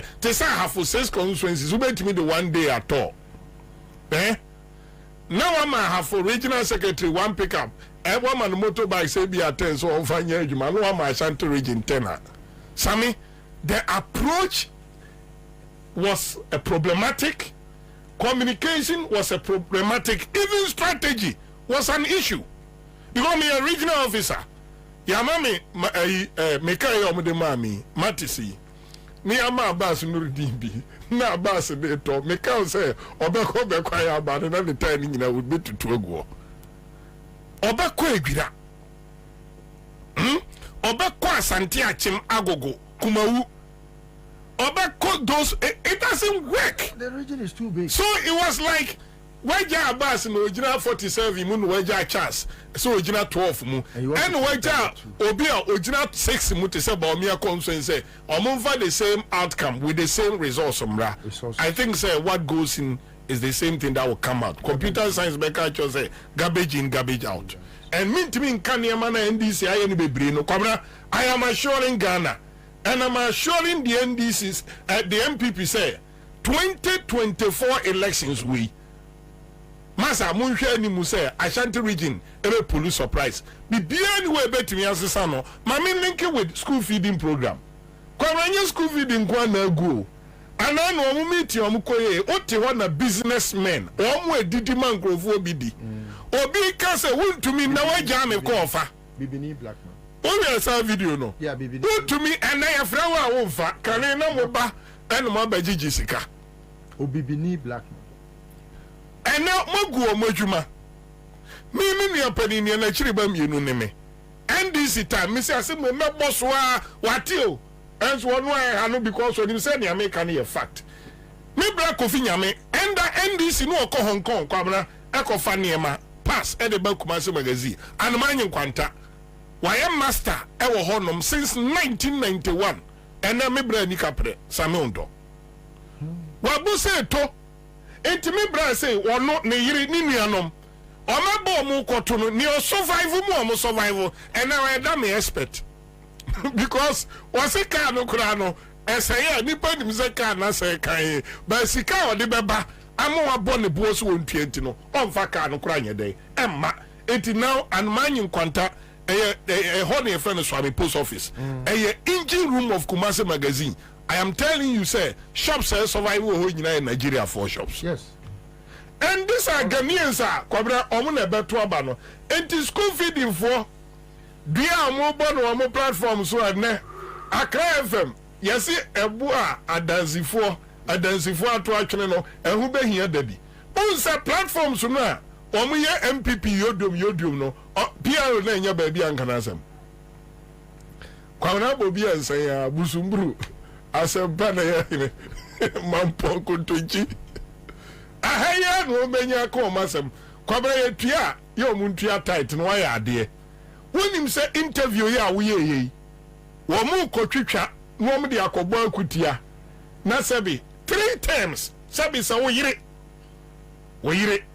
ba mia utie o mu tape no se ba mia ba kuma se ba tu sika peten ye ni integrity na conform was say commercial to the sense or penipa mo match here na this will sign contract o tuasika no abopa no abeye mo first year no mame nipa nso kodu fi o 60 year no memfa ma no we adwuma nam koye a problem abeda o say e mai an MPP ma o mo na school fee the minimum women organizer bia why deputy regional women's organizer Sami me say we jai school feeding no for almost 2 years ni entianika enti wo say brebre ma amane ma we jai aduane ne no MPP no say no MPP ama edwomu a wonamu a na ma na fans time no no school feeding no ene osurosu obekodwom because we free jene lie we free santemo ewa santemo lie we free Côte d'Ivoire mo Asante Kosia we free tin tomatoes cobra asema mi kan are ye ba ye say ye bia ba ye asema mi kan asema eye no kure we akoyi nam every year na wo aturu din say friend info mpaboa me ba cho na de bai we didn't to atoma yi so no cobra enti eye anibre sam say I know na kufu ado fire na kufu ado fire say se munim edin to a me moma wo me ba me metu ni dia mamu na bi ti o akufu ado won ani ba omia kwamna ade a omode aye asante no wo ho ni si achia se waja Ghana ho onu akotena US how because on the 400,000 Ghana cedis Air China of $100,000 Cobra ohia na 1.6 million Ghana cedi or the charges can wa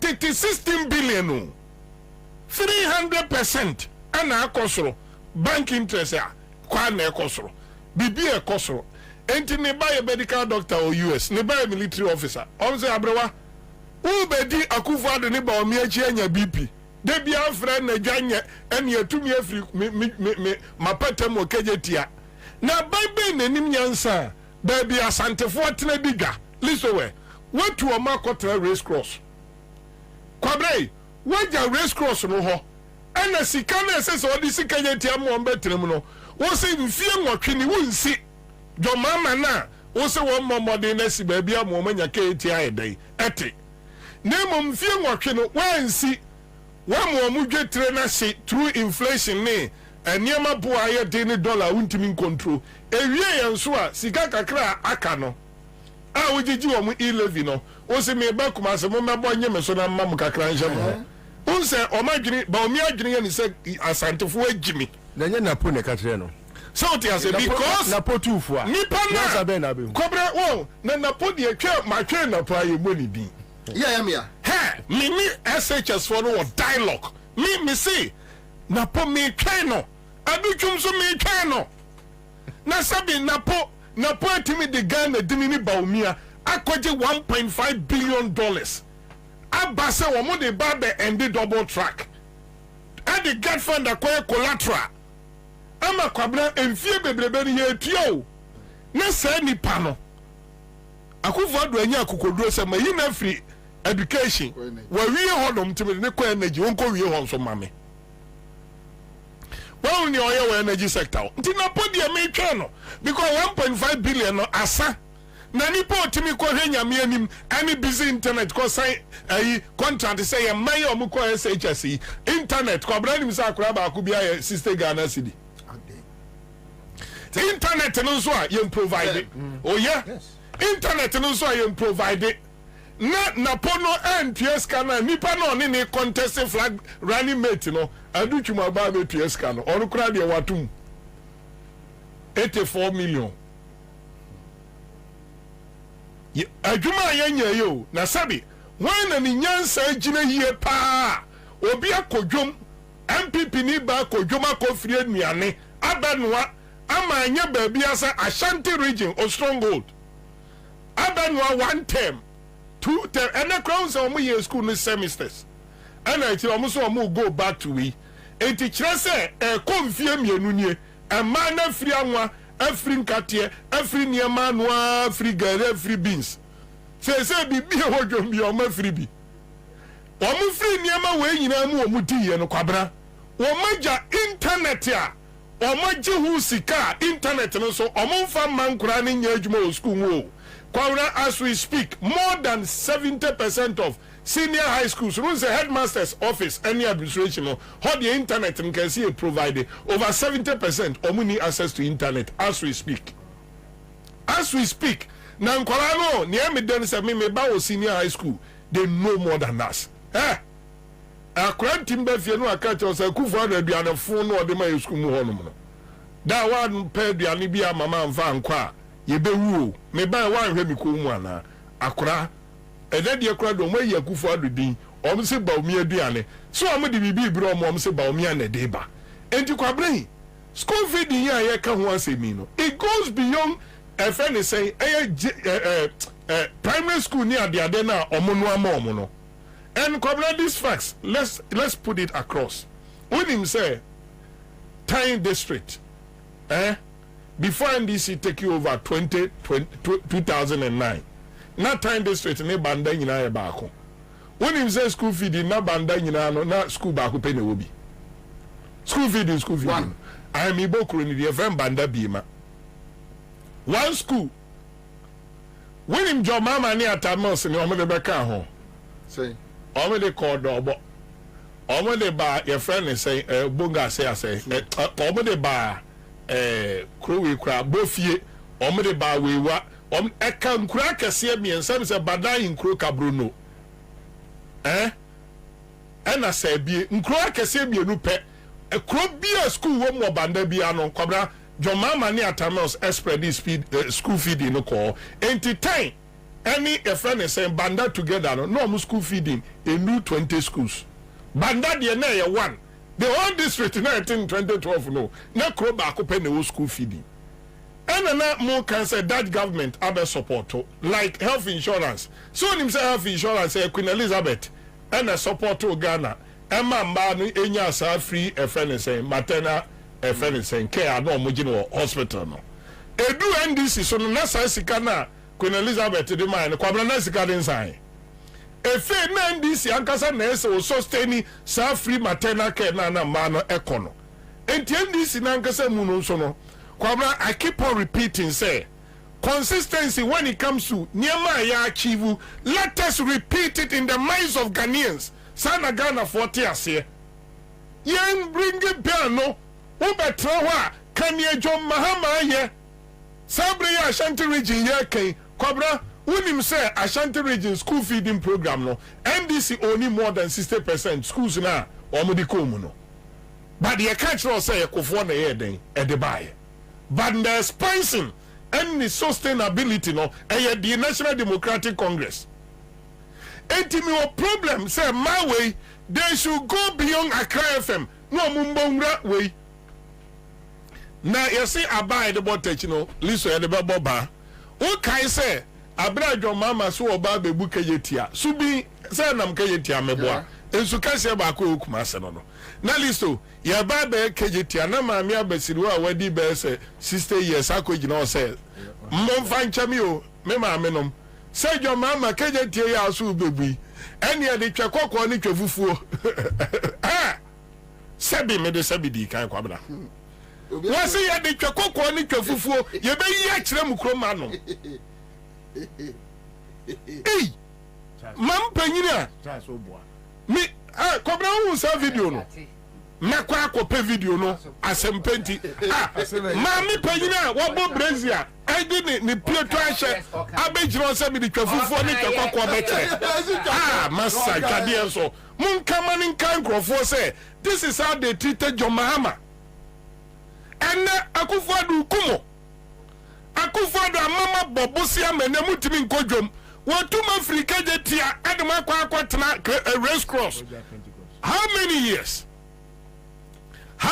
years minya Pentecost ni wejai kroma amani aye o de yama meka se muntia eti these are things mumie momode listo ni enkai kan santeman Kwabena yenkai ye ho se aban we abedi ewu na Asante region yakọ han obi a obi nya yi a ana okosun se mo mesun sungu do mama so debio obi anu 9 no akufo de ni ba omi amuye ntino otim be bie airport ano na airport ni atum punum se yenya wie runway airport no plane betu Asante nkwa na pipi etimi de ade we yi omo enso abrajo mama wọ́n wie Kumasi ọdí kàní sisi runway ama play etimi esi anadwo no sada no no amu besi ho di adanse ese it is ready tama owie tamale runway any tamale phase 1 no John Mahama make sure say Kwabena play etu free friend saying tamale airport echo Mecca any friend completion of a project until so menu mi ni Kwabena Bobie Ansah any angre ni zo awaye no ho Asantini kwa sabe hondo ono obu be chen Dabi ubu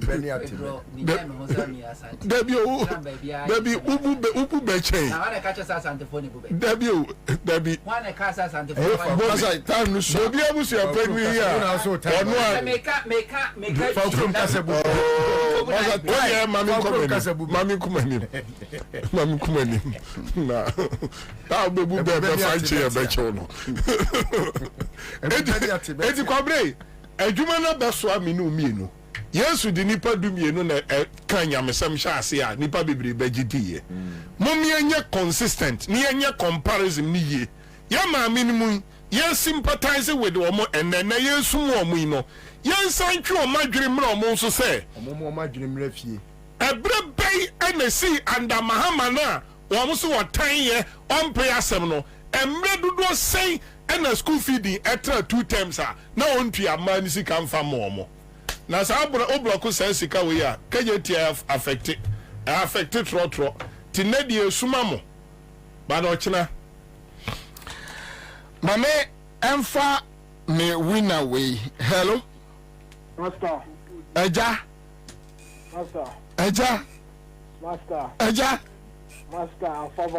afa say afa 10 million 10 million. We are heavy. Meaning say weekend be fine. Me dey fine. Me dey too fine. What you got to do? What you got to do? Me dey go to do absolutely. Mate. Yawisha baby. All right, so that's this. You see, I'm just catching there. *413#. Think about it. You can either go out to watch one game at your local and pay for the bumpy, stuffy ride there. Then the food. Then the drinks with a 12,000% markup. And a new team jersey cause some drunk spilled red wine all over you. Or you can pay once right on your phone and watch 42 live Premier League games over a whole month. For unbeatable value for money entertainment, there's only one way to go. GoTV. Love it. Give us P capsules. A menadry. Manum Bia Benamua. Can you to Tia and Kumabwa? Say, the two SL Queen. Give us P capsules. Give it to me, baby. Give us core capsules as well. A man member in our cocoa yadie. Sisiadie. A mamma yam Timotete woman. Yadrono. Manumbi. A mamma demme. Give us core capsules. Mrs. Moye. Give us core capsules. I give it to you, baby. You give it to me. Oh, yeah. Hey, give us a no. A man need job bebusiemu papa. Na bema ka give us P capsules. And need give us core capsules boom nom dia. Na any jemmy ahodeno. Wabrudo. Give us P capsules. And then what if you do what you do one effort. Give us core capsules. A pay for a batter one more menu for one kwada when if you do the nunkahu. And what draws to be a motophone call. Give us Herbal Center. Teshi Mobile. And a Teshi Adriami. Phone numbers 0543 222 470 and 050 68 FD Ajay Edwedi Nkratui Atu.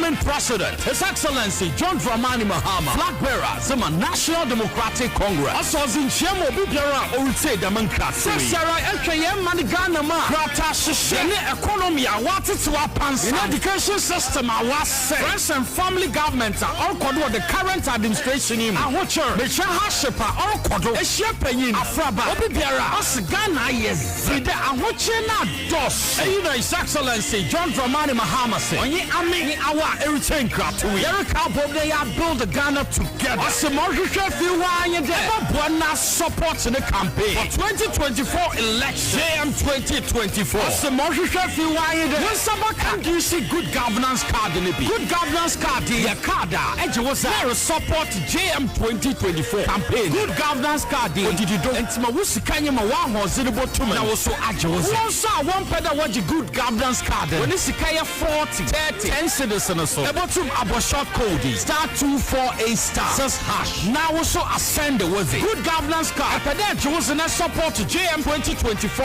About to a friend 0534 000 261 now 0531 033 503 now 050 982 3400. You can on internet to do www.ndcgoodgovernancecard.com. My young Cambo, they am building Ghana together with John Dramani Mahama. Nyaminsha.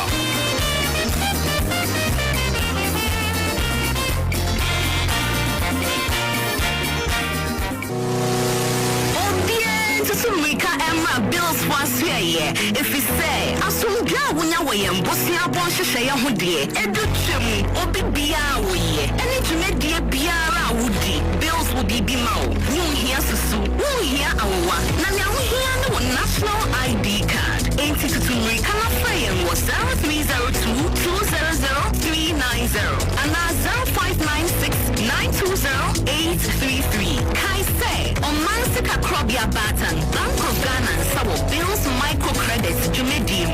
Bills, Bosia Boho Adamfo. Kai say, Jumedi is Shaka Crown.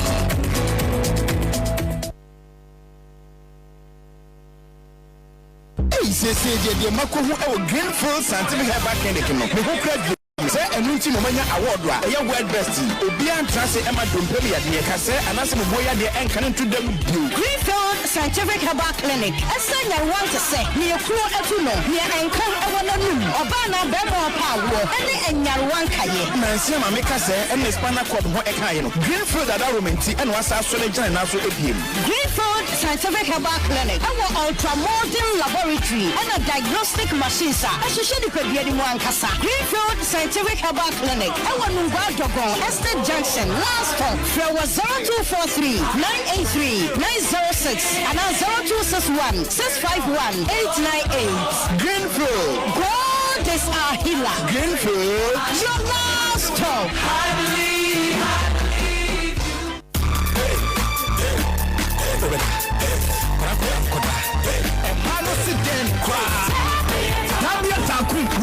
Remember you don't know. I mean, one day, and I remember you. I knew Tina Bama be here, and to four and you'll be a pretty good truck on here. And for chemical shops, pharmaceuticals, and they have our shops here. I was gonna have me beer.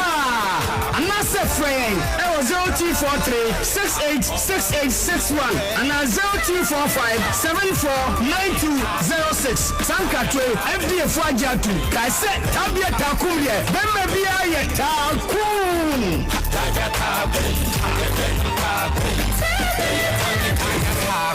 Not recommended for lactating mothers, pregnant women, and children under 15. Think about it. You can either go out to watch one game at your local and pay for the bumpy, stuffy ride there. Then your food. Then the drinks with a 12,000% markup.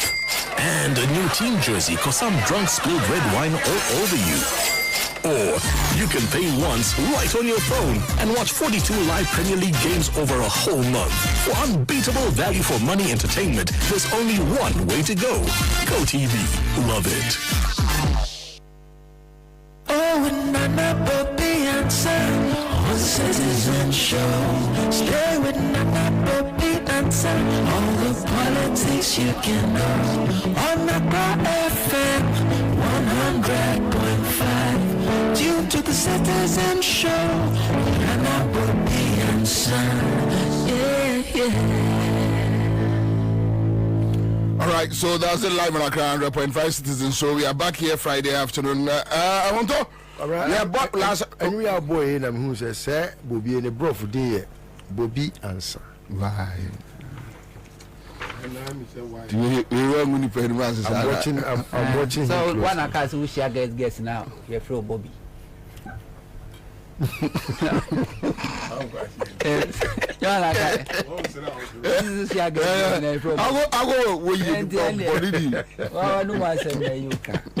Nana, I said, yeah, I said, now, and someone leads to any Charles Kaya for Ashanti region NDC performance in terms of leadership. I agree with them because my boy would rabba 2020 election and Crawford MPP for NDC for recruiting some party agents and Honsem. There are some of the branches are. If we say you're to obey executive before 2020 election, executives when quarter, Uncle Crank, Uncle say, Quaco, say, yeah, Omoka, some even branch audit. There were several areas of man conquer for Jim Sikadi. Yahweh, and I'm one of the person I'm advocating for more than years. Say, Ashanti region NDC can zone it like even 2 or 4 because Oko Bunu Easter. Bunu is 11 constituencies. Every day, chairman no tunica or visit more than 3 constituencies and Sanwaba. And to be say pay effective supervision. But I'll tell you a secret today. Do you know why Ashanti region wasn't divided as another region? And I don't know. Yeah, but me, what I'm saying is, yeah, the region is there, but NDC leadership, they can zone it because Ashanti region, 47 constituencies. Uchemumi and San Achemunaya, Obia Kura Kutasei, almost 12 constituencies. Tuko Bunu East, Yacha Buno are half regions in the moon. San said Bunu East 11 constituencies. The chairman, Nensa Subebia, issue Yabase Potunu Kanoko. And Tuko 2020 election out of 11 constituencies. NDC won 9 out of 11. And Omajiba Kofi and Aka 3, Aka 8. But Ashanti region, the same number of executives who used to Bunu is the same number. Until then, as one person, I'm one person, I'm advocate. Me pass yes, you won't crofwa. Ebino Muko take a position and NDC MPP most no so doors on you. Our Ashanti region, most of the branches, a MPP most. And Tobacco branch be supposed to have 9 executives. By Bako to about police station, Bako vote 20 senior, be a 9. Because the most about big room, Nina idea cost but. Jamo kana mama ya ati asese aso mampeni kufuo na semba ko kan Ghana for the case hwe wasitinam neto abado as that doctrine no enye dwuma wa Ashanti region because ye dwuma power Ashanti region dia say NDC kura an campaignia NDC deserve to get more vote than MPP because a record that ho soko for Ashanti region MPP ni NDC wana ye mpuntudwuma edia peja Asantema anim ati Asantema anim a untimi mfa MPP and to NDC hu ma ne ye. And the question is, are they in T? And I to aba MPP vote to a Benyana Yechemu Miensa and NDC Nabako. Say, I'm passing to a sitting to aba that doctrine ye Juma was Ashanti region. Why? And it's NDC executives now born and no how to campaign, how to lie to deceive people. And Tiketia marketing is CNO, Kumase from a team MPP for my team will be a Musa Mahama and CNO. Yentimi Hanoson to aba. And Tikwana Nanya Rattle Park non chronoba schools and Mahama see e-blocks to drawing in our Ashanti region and into a man for whom Ope and a Mahama region America Mahama Yempun to Juma Park say Ashanti region e-blocks do on Ashanti region a war and as to whom much is given, much is expected. And into say I'm papa on Mampenico for car say show us sitam netwaba. Not here we are sitting near trouble Ashanti region. There's no way MPP should be getting more votes than NDC. And we need to investigate why ufan puntu juma ufan suo ufan kania na no amerinya mama ufan kania ufan suo ufa dwa ufa ya sabia ufa adie bia nipa da sani hia wona setrem ema no hwen han no a NDC na de do don kwa Ashanti region MPP NB na so sociology me friend social intervention ne suni nyina akire no Santifo so na mbo be say o de bakwasia wada na adwunsuo to na wante ade chia former fonti bakwasia penyi nti wo de wusu hu se anu na adwunsuo to enti wo de say NDC fo ankodina radio city so ye de to so kwasia to NDC fo ama be campaigni anko han preachers se munyina street mu na mu desi akufo adwa enti sampuntu dwuma ya ye esumu ahu enti me pese me tie ase se hwe wasetrem na to abasa doctrine no Ashanti region de anya adwuma na mu hwe ye adwuma all other 15 regions with the exception of Ashanti region na before anya adwuma because of the laziness of the NDC me before me kwana na enokra eye adwuma honto na no 18th eye adwuma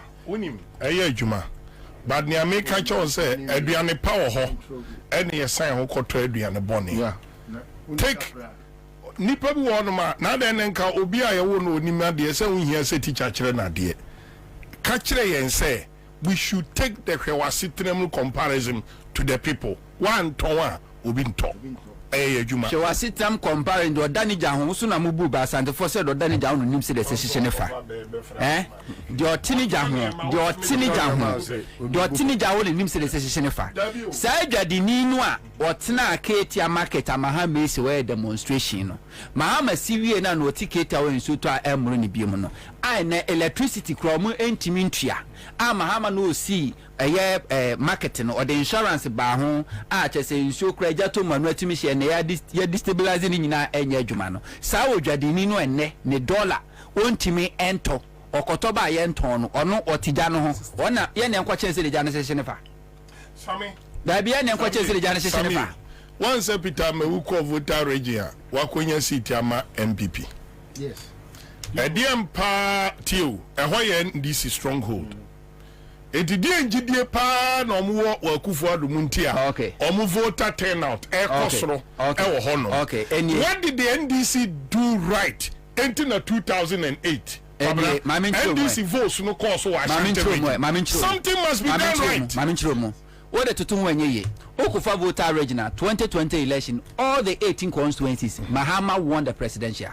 Good. It's only why and amewu ewini amewu de oya ni se no oska ento twetwe nkrofo efri the neighboring constituencies and o de ko register and o de wini ye for the sika na attract ye yes o de san nkrofo and de ko san nkrofo no do omukọ ni nyina eche omukọ to ba amewu no those people voted for Mahama and a different scenarios what to do wan ye how o ton woniema the same region no unim say Tembia ubenya more than 29 to 30% no. Asama American say. So do the thing right. Say Asama American say.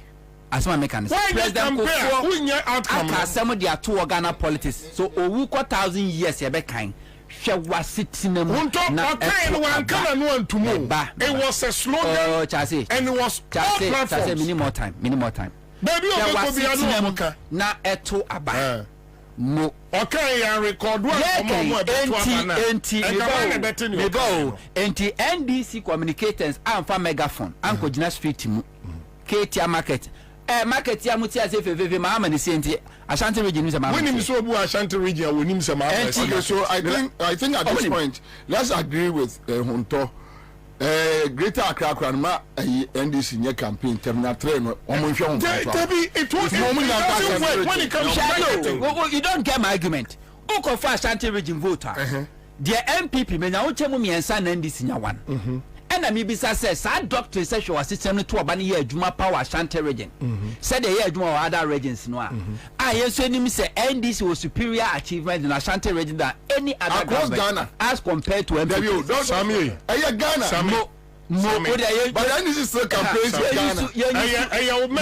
Ghana is one conference. You Ashanti region as a case study. The reality is that I know it cuts across everywhere. Are performing than but in this case, but they campaign in Ghana. And this now other NDC campaign was Ashanti region. There be when the cast NDC campaign was MPP in 2016. Me say NDC campaign. Yeah, what can in voter region in 2020. So what did they do right? Hold on. How? What is the voter register number and I say register number voters vote me be change one Kasan me din ma me make a point Ashanti region 47 constituencies Volta region just 18 constituencies Ashanti region number of voters a voter omuono ye chemu mienu a voter region any half and two timin can tell me say to substantiate your claim no krano the whole Ghana no and 275 constituencies no Ashanti region 47 constituencies no it is a Ghana ya 6 now Ashanti region can tell me say Mahama nya 700,000 votes e wa Ashanti region na Mahama NDC nya 600 or 400,000 votes in voter region. Ashanti region voter Mahama Nyane Dos Intino. Ashanti region has done better for Mahama than Mahama. You are wrong. You are wrong. You are totally wrong. Who votes will decline it? Or be votes will cost. You don't have the audacity to blame that person. Open this out and say. Let's move on. For phone, the number of voter registrant were Ashanti region. Oh, I'll be never in terms of percentage of Mahama Nya Ashanti vote. Never koto in terms of percentage of Mahama Nya voter region. Why? Identity. What's like a 2 matches given? Numbers need declining. Who expect to say 100 declining? Who expect to say you should be who expect to say NDC should get more vote in the voter region than Ashanti region.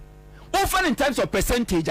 Vote to a Ashanti region. Ye chemu to voter region in your half. And it's often in terms of percentage. How many percentage na Mahama Nya in Ashanti region?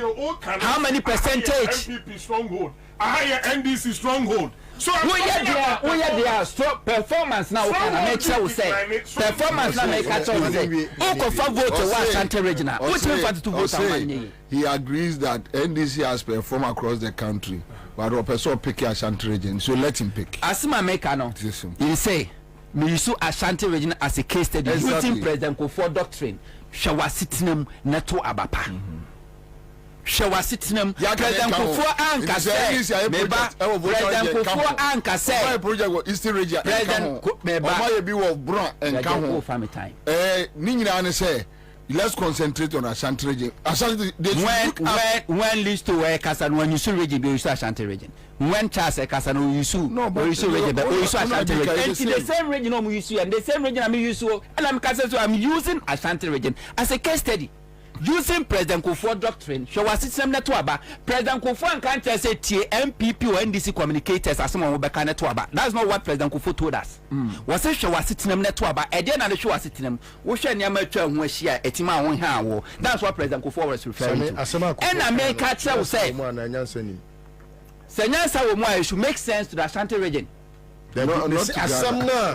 President Kufuor can Ansah will. And America will say our doctrine no say yeah Juma power Ashanti region there. We should be asking questions. We should be asking questions. Why you know so I don't think I feel so uncomfortable. Kufuor can asem no. When we talking quiet. And baby o kan no mu ja asem no wo ho a. Enka ho na beti ne Ghana. Okay.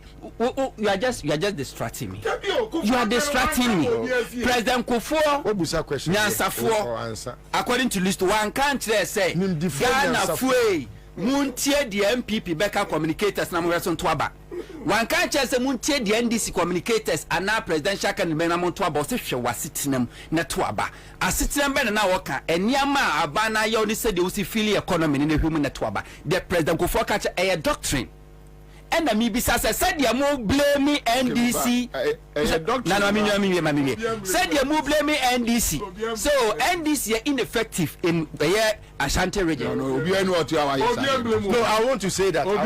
Listen, I know crowd and you're entirely so. Don't say what. And the Mibisa say, "Yes." No. Listen, I can't. So mentioning. Me see what I say. What's the man okay? Me see. Say that. No one say that. Me see a Juma no so this debate is between we are delaying yes. Me see. You don't expect me to. Okay. All right. So let me pick somebody who has won. Let me pick somebody who has won. Okay. So hello. Hello. Aja. This is not fair. Hello. Wait, Aja, what you say? Aja, 2,000. Oh. Say. 2,000 Ghana cedis. What you say? 50 Ghana. What you say? 50. 50 cedis. Whoa. First time in here now. So that must be at this other. What did be that? What did be that? 20 million. How do you feel? Tell me. Aside now, see Philippa. Many Ajipa. I just shock about it. Okay, at our phone also. I said I'm phone so. Wow. I'm phone. Yamisha Ghana. 20 million is a huge money. Okay, so Yasiaba, me pam chow mo amount to more than star 413 hash. You check 20 million. 20 million. Unim assembling ya some person communicating say if what Kufuor said is that anything time, to go by, it should reflect in Ashanti. Just that is all that he is trying to, and he makes sense. That's all. It makes sense. The only thing that now on our Charles' position is that she was sitting no the whole Ghana NDC Ghana as a constituency NDC are there under the Fourth Republic than any political party. Yes, than MPP. Than MPP. So Sesania can say communication here. Can the whole Ghana no NDC should avoid going to campaign. Then can conform share. Omojuma. Because go voter regional NDC Juma ho. So there is no need. Can votarians no kwa moto ho no. Can you go so motoma amewu. You understand? Oko Eastern region NDC Juma ho. Oko Buna ho. Oko North ho. Oko Central. But the entire may raise an issue ni say I think sir President Kufuor never said sir she abai na juma so to aba or say she was sitting mu nti it's the same thing. No, was sitting mu ye o cost of living paramountly. But there's a commercial for cost of living yet. Yes, see, it has shown said they are the poorest in this country. Now Sashi was sitting mu to aba no. Me argument ne say it is incumbent on the NDC to beyond and very visible across the country, no, to engage the people directly to diffuse that idea aboni pebinuma junimu pose me we me diamond to abama NDC, no. You see, because when you don't educate, and this is problem, and you are not deliberate at doing the education, and this is problem, no. A problem be this problem that Ashanti, a problem here you can work abonting. Oh yeah. I'm telling you, I know. Kwabena said draw we a beer draw control. You can work abonting. Because Obia Metro be what is happening. When MPP was having crisis in the northern region, they adopted a strategy. You don't talk about it. No. I'm not talking about the strategy. Then I make us say, Adena Aya NDC ni Yankano Abonting. Adena Aya Omo Ashanti region Yankano Abonting. Because you see, you the nam ni inam. You the nam ni inam. So when you want to deal with certain group of people, you need certain group of people to deal with that people. It's deep. When you want to deal with certain people, just imagine in voter region. Then one day the MVP decides that from chairman to everybody will be an account. How would they operate in voter region? As a member. What they am queering? No, yeah, queering. Listen, what? Listen, Madam Gazi, a chrono. Listen, Mariana, more money, yes, I didn't be a nona, and also so I lead to MPP. A collapse. Listen, yeah. And soon to my go feel I want it. No, strategy more than weakness. Weakness. Mommy, listen, free and common is incumbent on the NDC. Say what fascinating Krober wine and listen, when you say Obi Dibone, and you be approach and be your body your but this is Kwabena team a woni. Me argument me argument me can say NDC team a wo no. Me susu say ultimi mami the same task. E wo bono. Expect say Abbas Nuruddin enemy perform same. We are den the visibility. So try 47 now. And it's a me visibility our 12 no. Ontimi nye enti omu hia helping hands and now say near Obeya ma other regions no Ashanti region there no triple no or double no. This is a fact. It's true. Me advocate Sadian from day one say I think say Ashanti region say the Kwabena no investment open returns kese no old money kese to say obi adi 2000 obi adi 500 metia many. So the other side of the argument is that the fiscal development physical investment capital projects na ye no and omon fire no entwaba Kwabena wa don't go bites. So I think why ye no and okochegu baby a tonsa and one fa obia benkateje da man saso a man minimske tuama omo benkateje da ambaso ni yetu no fa de the song behind the product now more advertising one. I want to tell you, sir. I'm sorry for that.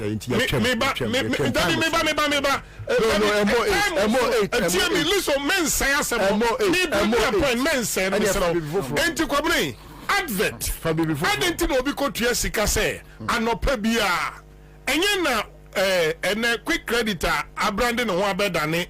What's your friend saying? Bills. What would you call us on the Abaton also? Bills. Good. Yes. And to know a marketing strategy. Yes. And a bois and a Obian himself, we are Kwabena Bobie Ansah.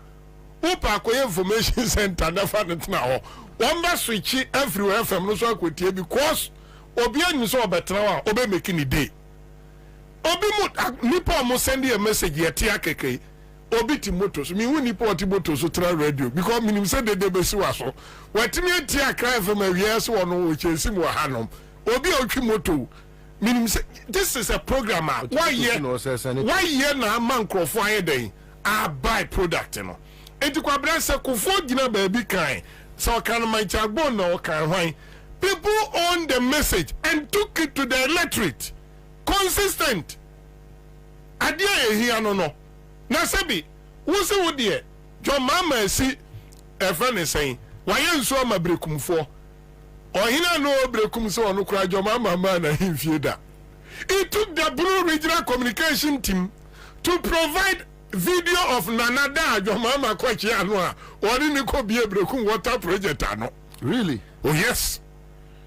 The late Nana Nyamimfa say Yakotri video your mama ba on the biggest water infrastructure e Blue region no e brekum asama amike e TV so yadi video no ba na press conference na nanu man frɛ obi abi komrante de ni yadi video ni ba no Kwabena enne NDC assembly members omo 21 against 5 e brekum Buzia, Krobian one more Buzia Chembrekum.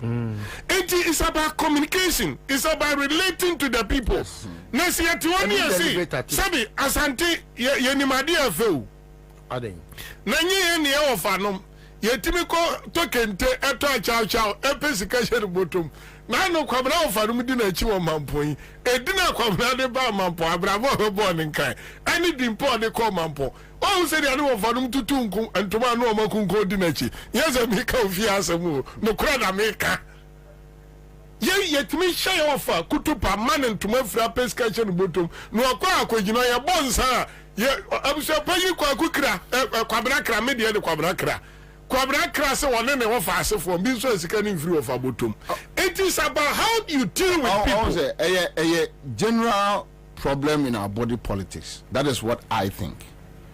MPP were having serious issues in Northern Region. I'm a planning from Rollins time. I'm a planning towards it. It's not like normal yeshi our Northern Region. But they decided to put together a strategy. That is all. What do we do? The Homan can't know for say she say a the school fee the about the no. You have to take it to them. You put together a say see a Ghana as one constituency, which means any Kenya and this more beyond kind this one sem. Go by be able to any beyond you see something. You go to Central Region, Cape Coast Sports Stadium, you go to Takrade, this hospital, Eurogate hospital, whatever, Eurojet, you call so encourage. But the point is that elections, going to an election is different. It's different from just campaigning. Exactly. You need a strategy. A strategy. That yes, of course, I've given them. Me hu obi a wawo ne ma ahwe wo mo etu omo school fees o man hwe no so mo appreciate no. Yeah, it happens. So say that again. Obi a wo ne ma wahwe wo mo omo anyini ne ma na refuse so omo be back. Boniaye card. So you wo enkrofo naturally omo ye boniaye unless you keep on reminding him. But that is where I also come in to say, you see, Kwabena, if we are seeing, you will leave a bit more. One more, Eddie, Trimupobi, and a nam. And mind you, it is difficult to tell why you think, say, voter region. I also mujai MDC ho. MPP is difficult, very difficult. Now,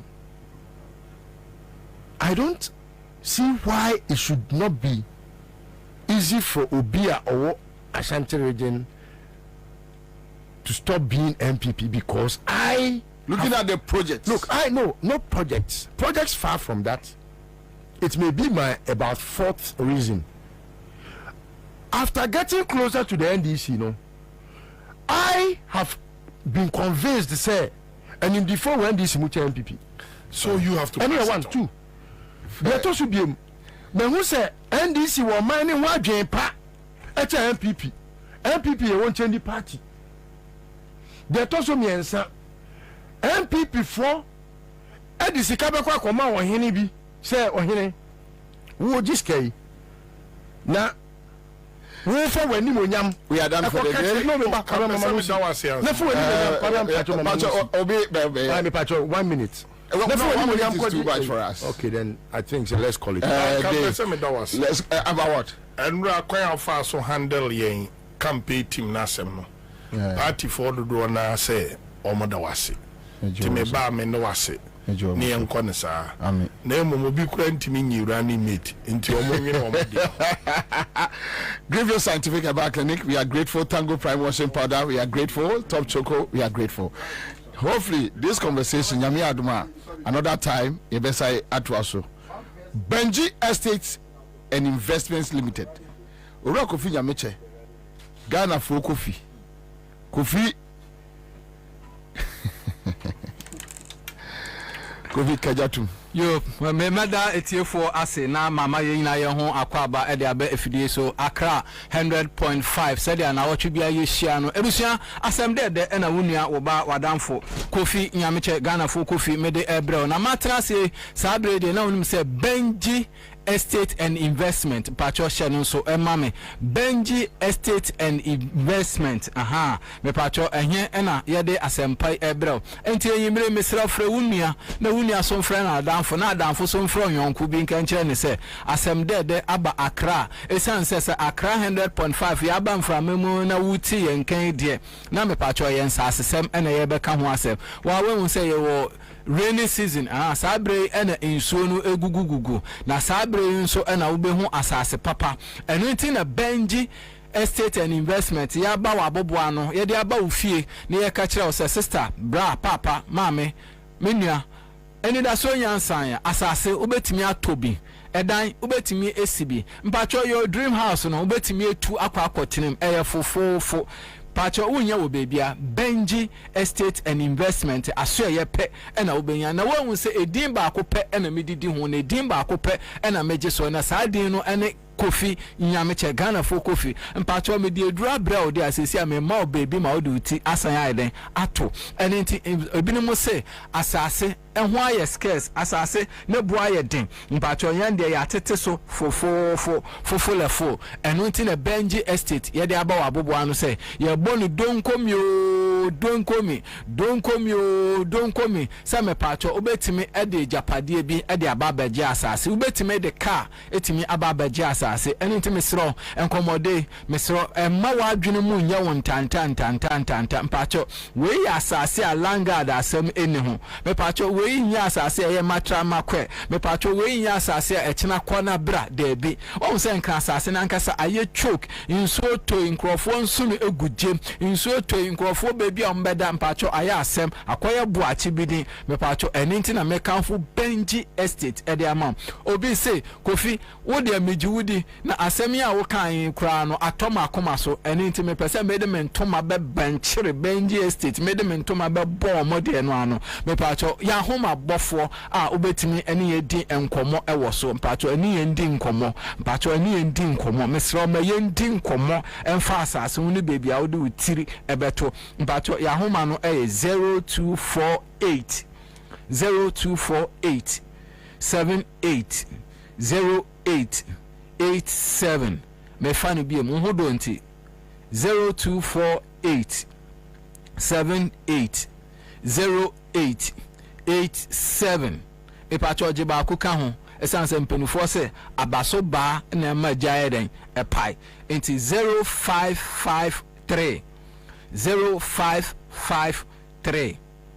116602 0553 116602 Benji Estate and Investment unya Kofi nyameche matnase pacho jiwe konwe na membo menkomo enchiremu na mebo nkomo enchiremu a na mechira wo se wonso ubetimi aye landlord wonso ubetimi aye land owner mpacho wonso ubetimi esisi adan ne bi dibia mankrofo ma omonso arent bi na wonso aye fiewura mpacho enye den mepacho edan yesinimienu tiemiye edan yesinimienu sei ubesi ba kon edikan ye ubesi dan no odem no ekosi wa abonten anase obekokosi dan no wa abonten mepacho na enije sem ne se edan ya yesi wo dem ansa ne yesi wo abonten no mepacho eno ya na ye nkoka kwan mu ensan yechi na mbom de yesi wo abonten na toda na yame amfafia eya na wo ho akwa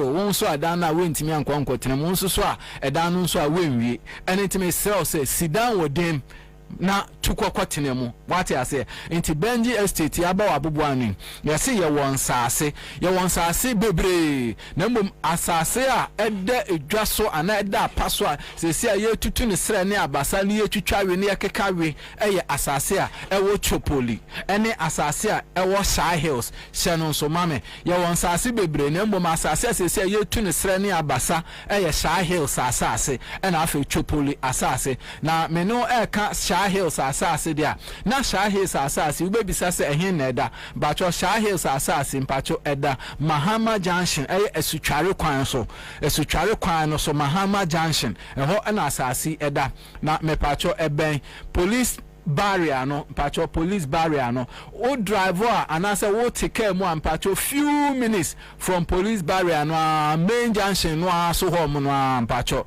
na chese wedu asase so na asase ya wo sha hills ya make ho aseme me pacho eben tourism place na wo ho no won say wo monkey sanctuary e wo ho mo aha ye wo children's playground bi nso so wo Mahama junction ho na e ho ye fe e ho ye nika nti sister papa mame ene me mbom na yentu enkwotena wo nkran kra ye choke dodo nkran ye choke bacho yenkwotena wo ne nkwaje mframa papa serene environment bacho wotewa wankasa weni ebeje eye Shy Hills asase ni etwitwa 70 by 100 and 100 by 70 na me pacho demarcations ya ka demarcations na chese ye yi akwan no atutum pacho light wo ho nsuo e wo ho dia wo hia ne se ubesi dan no e wo asase no so me pacho na obroni se ye terms and condition edida form maba e ho e de amam ma mempa Chopoli asase no so enho entoma emfama na ye ka Chopoli asase no so so eno so eben new airport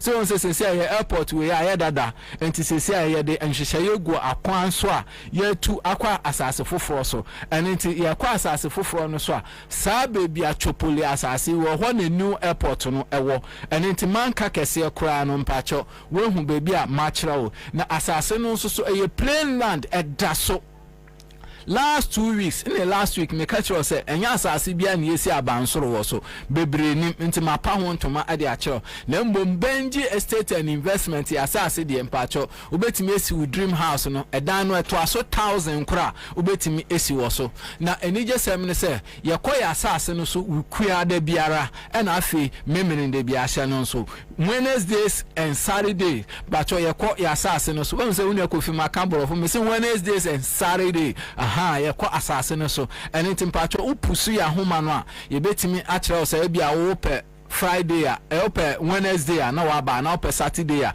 na waba na ye no akọ na meka Chopoli asase ene Shy Hills asase patoni na 70 by 100 and 100 by 70 ma seda na mesi su edua ede amam na ubebisa se asase ne buo eyesen bato kane no ne ton 25,000 titisika no 25,000 ga 250 million titisika no na so sesi anso ya ato so still abo pickers na enkodwobo ewo form meka enkodwobo ahia ya abo foundation da ne yetutu form da no menim se we hu ne amechire we sa abo no pickers crowd so etimi bu asantimi page nkodwobo nti ame fomu ayedin enti atete asase 25,000 so e de aba 15,000 na me pa cho hye no so emma me se ende me sori wo so asase no ye de ko 20,000 hye no so ma me se ye sori e wo so enna asase no ye de ko 20,000 sanse nipa na eba no ye droso na mbom ye pese obi anso anya no so ene ne de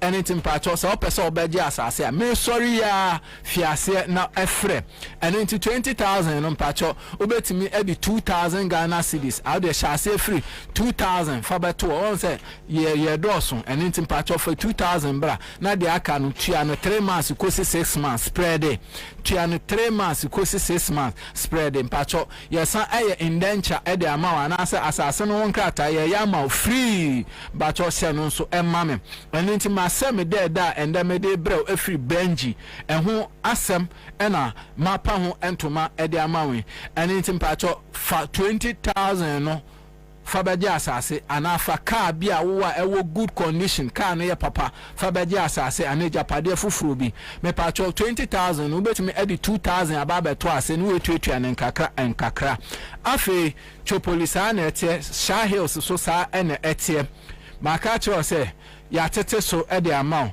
afi ye wa asase ni bi nso so wo ho a ewo dodowa ye wa asase ewo dodowa asase no nso so me pacho light ene ensio ewo ho sara enso so ene ye wo bi wo pram ye wo bi wo committee 25 ye wo bi ewo afienya eno nso ebento ho no enti bebi ama abobosi wo fraji nchiremu ye mebre no nti me pacho se no nso emma me se enne dwumedie ko na wie ya pacho promotion ye cruise nti ye ntem na bra ya homa no 0248 78 0887 0248 78 08 87 anaasɛ 0553 11 66 02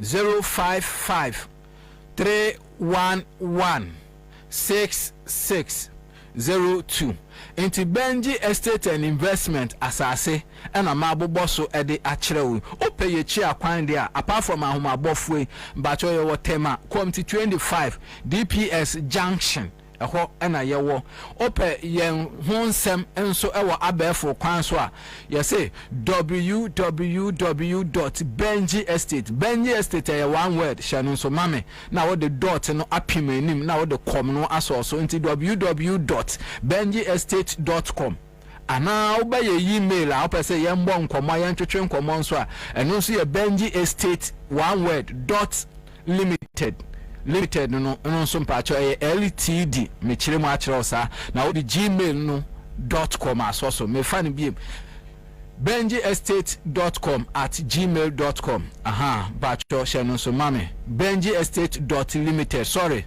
benjiestate.limited @gmail.com me da say afi Facebook and TikTok and Instagram ni nyina mpacho eye Benji Estate okwa obehu ye bre no nti gi ya homa no 0553 11 66 02 0553 11 66 02 and I say 0248 78 08 87 0248 78 08 87 asase ayafo apart from Benji pe unya wo bebia unia oba wadamfo Ghana fo kofi ameche ba akopɛ ena medi dwumadi ho kyia no edema wo Yesu amba da sende ebesan ehia biem makraw 100.5 Baba tele across the money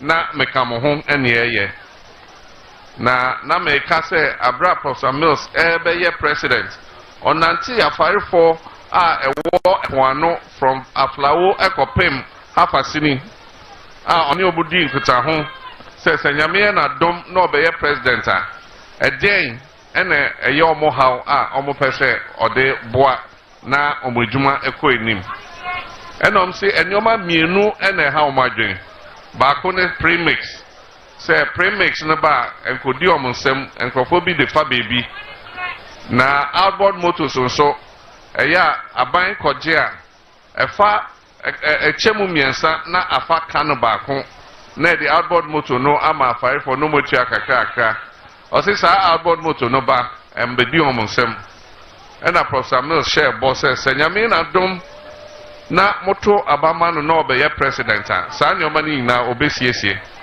ampa so obaye eno ma yete landing beach committees be bia ye say djuma nyina na landing beach committees are Professor Mills stay here no na emfa party nsembia obi oye djuma wonpoanu bia ewo landing beach committee no so ena chief fisherman eda no na free samre no premix no say yede ba yede command landing beach committee if you say omu na enim afare for no na omo ache premix na ma omo enti samre no na obi enya premix ni bi outboard motors say ba ye chebo no miensa na aban afa baako na ni aka no yede ama afare for no eno so yede command chief fisherman ne landing beach for na omo ache ama members no.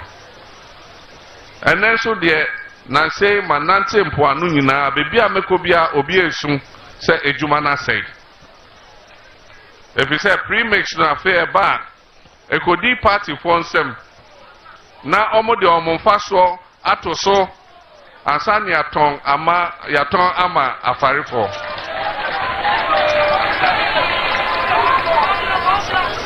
Yesi outboard motor timiba. Esa say obi ye party dinti near the outboard motor na mano. No so de ne fa so ato so. Enti obehu say afarinia ono de outboard motor no be ye adwuma no.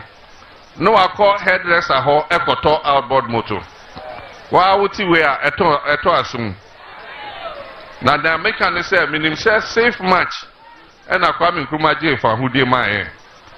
And so make up biom say en chekra aka bosom siape na 7th January 2025 yenim say safe match and any day yenya fa hudie. And so 7th January 2025 mo amuye adwuma won poanu nyina mo second Independence Day and ebe.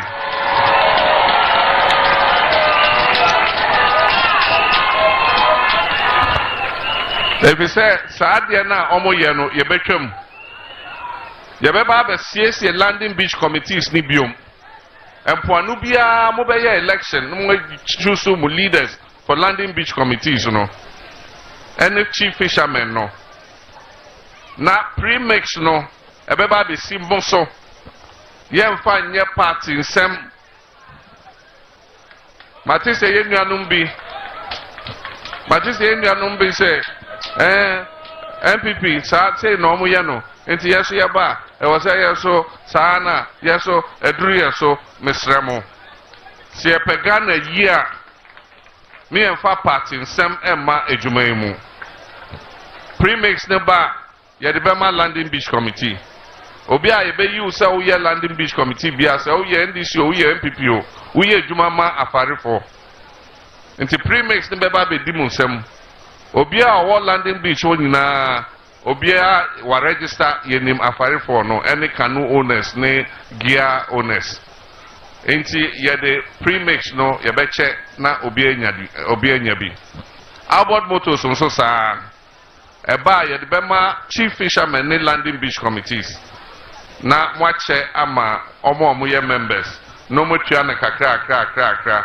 Omutua no Omutua no ne adisika no asa akofa bibiom aba ne ache biom no mutua kakra na yasa akofa bi aba enti madam wase ensema amuka nyina ato asum na meka kakra obrofo kasam so na TV4 ne obo omutua no so omo etimi atiase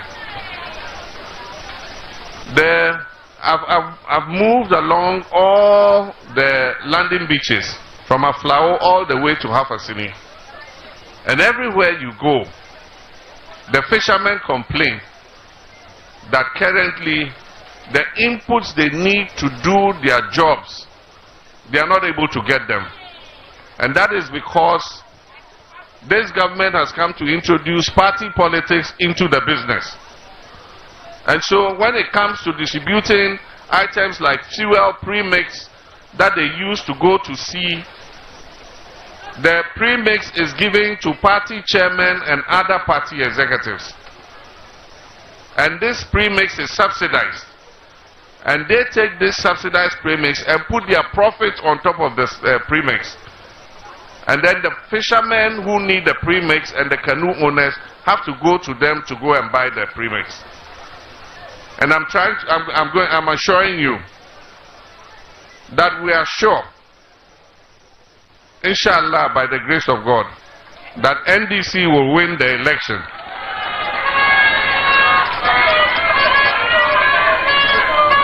And when we win the election, that will be a thing of the past. We'll reorganize all the landing beach committees. We'll let them hold elections and choose their members. It will not be based on party politics. And all the fishing inputs, the subsidized premix, the subsidized outboard motors, the la chandade, or what do they call it? Lo chandade, the pans for the fish smokers, everything will come to your organizations so that you share it to your members.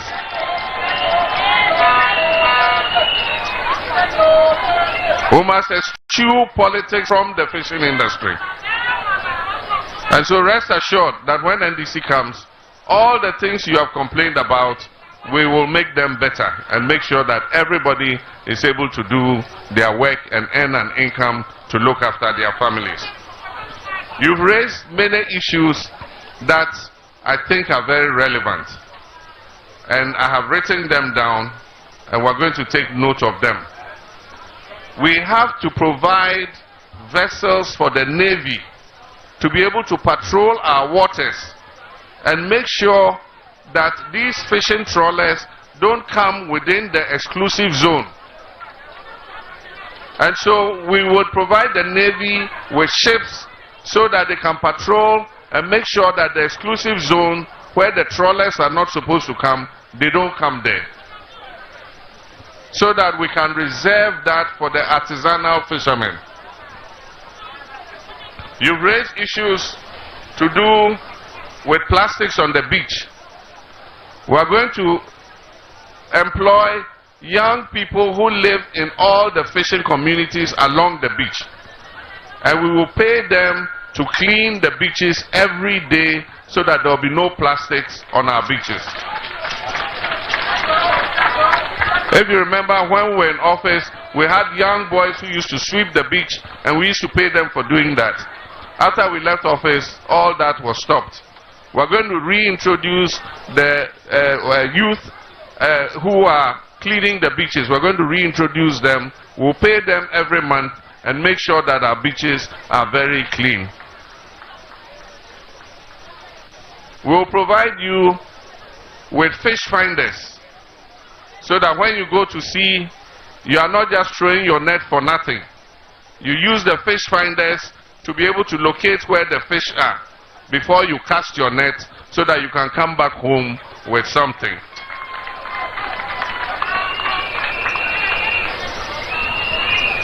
We are going to exempt artisanal fishermen from the close season.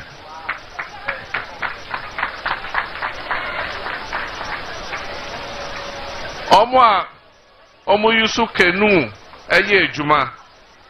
Emra yakase yato eponumu mo nka ho yebema kenu fo no etimi aye omo ejuma. Every say enya mo na mo sai pono eye trawlers akese no ena omoche enam ni nyina enketua nkese ni nyina na omoche. It's close season no ebeka trawler ne ships akese no and so canoe fishermen na oche kakra edehwe ne family. Close season no affect him. Artisanal fishermen will continue working.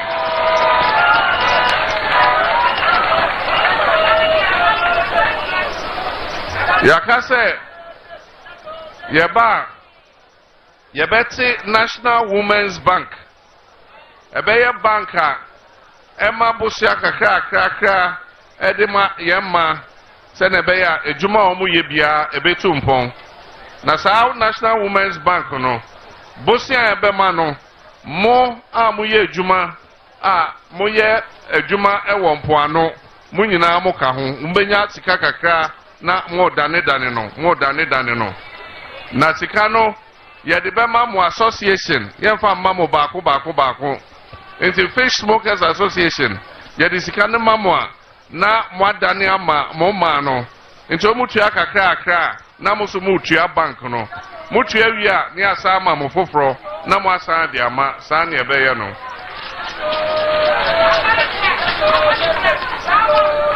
mo se exclusive zone no yen extended onko se eba ye no mo betena se na ya hwe sa asem no ne aka na ya yeyi abra Professor Mills wo ho o se afare juma no e wo se ye de ade a abrofo fre no science ekomu enti o ka se obesi National Fisheries College ewa anumabo ampanso ye shase se yesi sa college no na yenwie NDC abreso ansa na free abaimu na free abaimu sa college no aban foforo eba ye no almost your mom fa almost aka enti omo tweja na me pese me hye mo boss se NDC ba bioma ye be wie sa National Fisheries College no na munyina moye empoano ejuma ene afare ejuma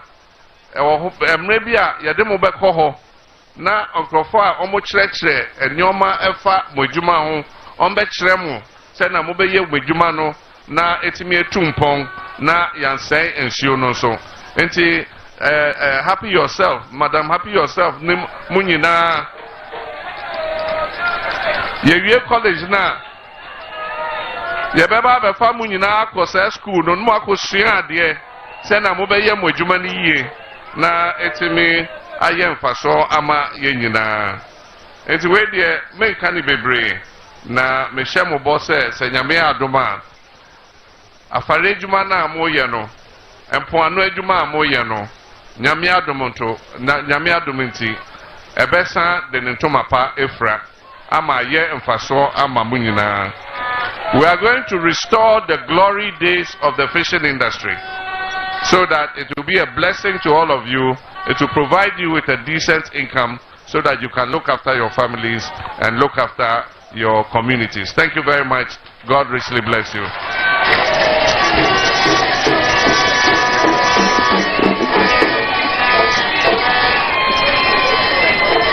Can we do it better again? Can we do it better again for the president?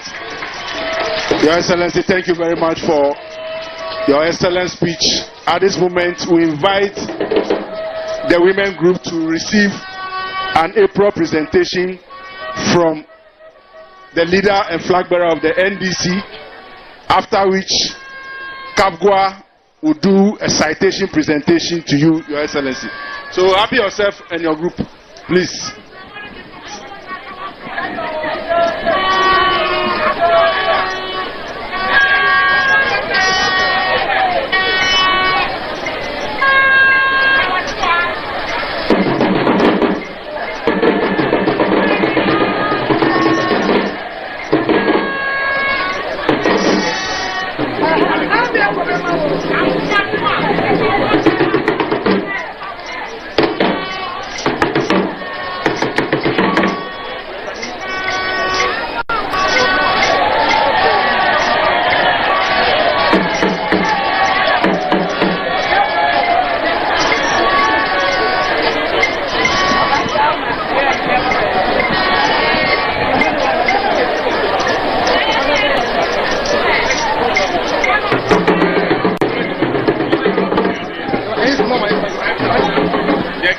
Smokers say 5,000 aprons. So neba konye no ni fish smokers no nyeha ameko ono. Ago. Inshallah way.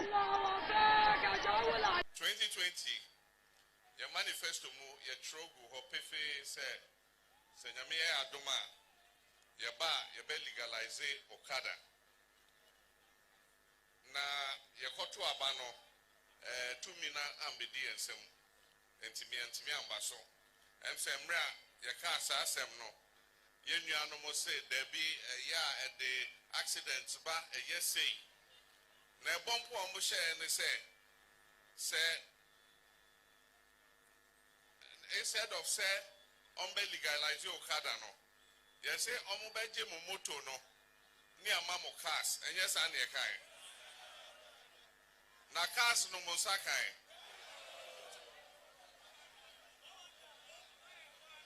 edane 419 etie nyina ye dem se sab aben bibi on beke bia eye atro na mejina shaman ha minim se 16 regions nyina mo association na ke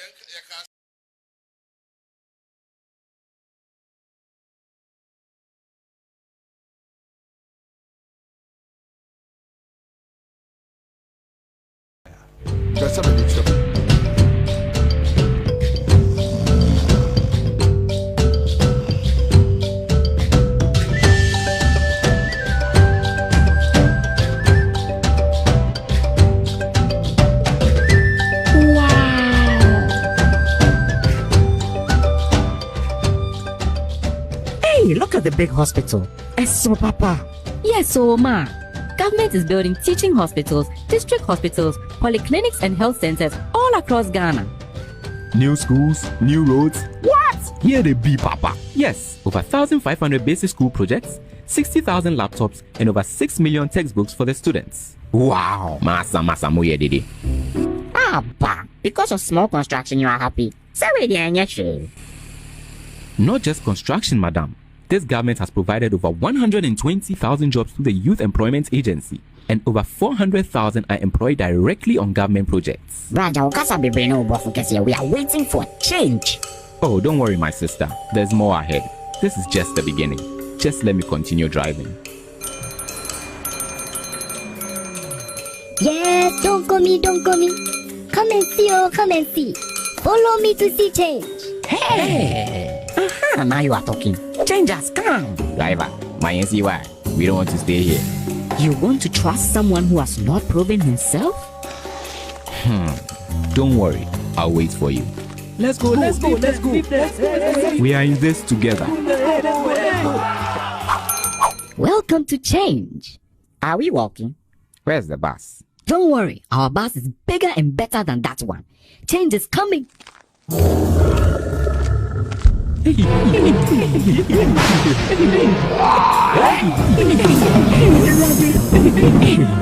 this the change? Oh, don't you trust me? We want to Come back, oh. Driver, let us back. Thank you. Now shall we begin our journey?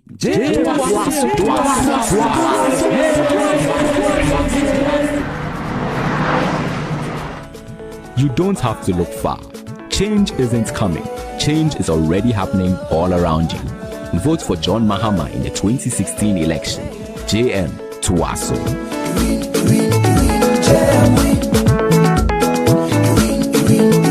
And Makasa Sen we say, whoever is behind this ad 2016, I think say Nipano wan sore keke no ye ade a oye no. A very prophetic and onyame adom ye nyina ya tiasasi so a witness within 8 years and yema akoso so what office ena wo tie me a ana ka mu na wo tie me. Start asking yourself questions. Yes, ask yourself questions. And that how much me will say almost share a woman beer also a koto toniema chicken wings, chicken thigh. The issue is not about say enyema like prices are costful, but the issue is about the margin. How much? Semeto chicken wings 70 Ghana cedis in 2016. Within 8 years, me to the same chicken wings, no, around 2,000 Ghana cedis, 1,800, 2,000, 2,200. Omo being one contemuno and check my percentage near say. Say me top buyer me cry 50 cedis just 2020, just 2021. I can buy buyer me Ansah say. I can see me Ansah 50 cedis. Yeah, much trouble. Then now I need 50 cedis to buy one buyer no one.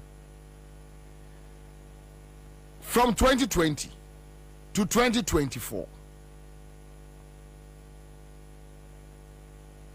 So,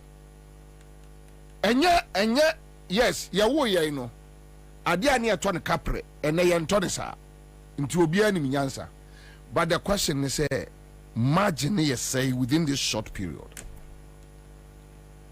Margin say.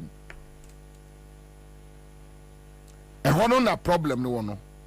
So if you have somebody who touted himself as an economist in 2016 telling us, say, Sikano Wagana, they can do it, then this same person, after getting the opportunity, for whatever reason, decides say he won't talk about economy anymore. Mobeto Niema say enyena sem dollar CD rate enyena sem. Enra mibusa obi say £60. £60 is around 1,200. Can you imagine? Omo US kana kano about 43 or so, 33 million. Omo wia.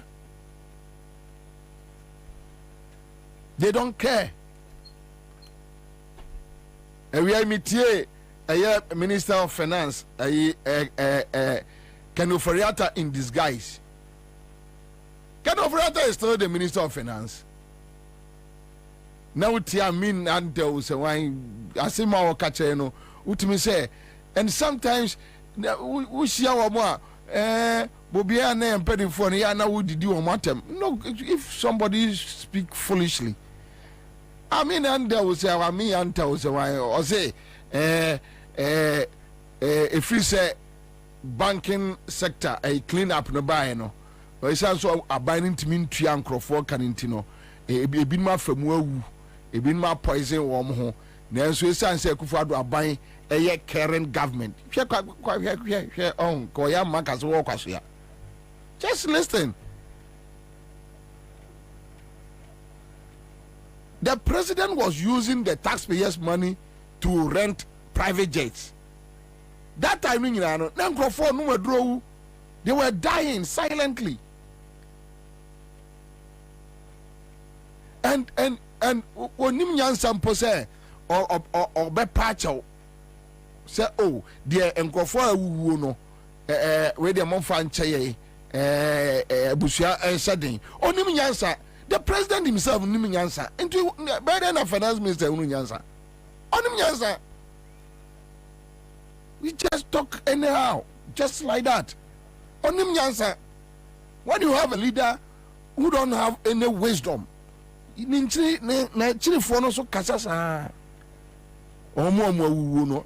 do you care? If indeed you care, and also a man Nkrofo into say, I can't Nkrofo Winano. Mote more presidents wono mote de adekra ye Ghana for mote me de na me so monte not knowing say what honorable what now baba cousin we actually me tear radio. I was so shocked. I'm like why na coach you mo baba on tembe kasa anyway, but my mente sa niema we emienu emfiri. The issue about a year, look, Sakwa we Monisha na my na Maya Wajuma. I won't say, what the guy be a year advert? Remember me, or remember me picture no? Remember me, boy be no more than a year, you know. I haven't seen the picture and crowd video no munti how. But so when you the double boss can see a pana the amame. The guy in a the reason why a man for making more CBB suno. You see, when you keep on tricking the system, it's our duty to expose fraudsters. And Yusu Napco a fraud system to steal the country. Omu yusu napko di via o maino. Omu yusu napko e di via o maino.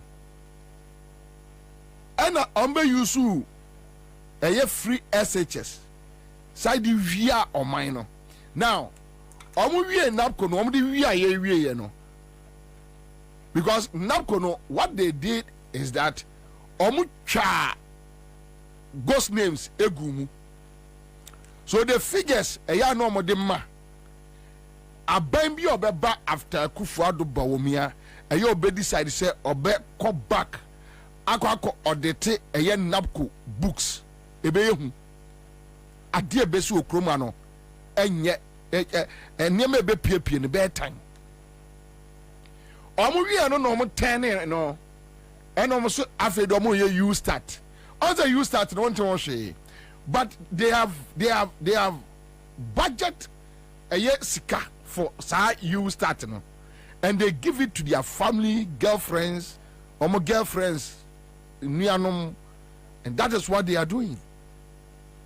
So okay, so this guy so be him no, oh remember me, yes guy we are not on your student oh your teacher ni no mde ne sa de no omo anko fa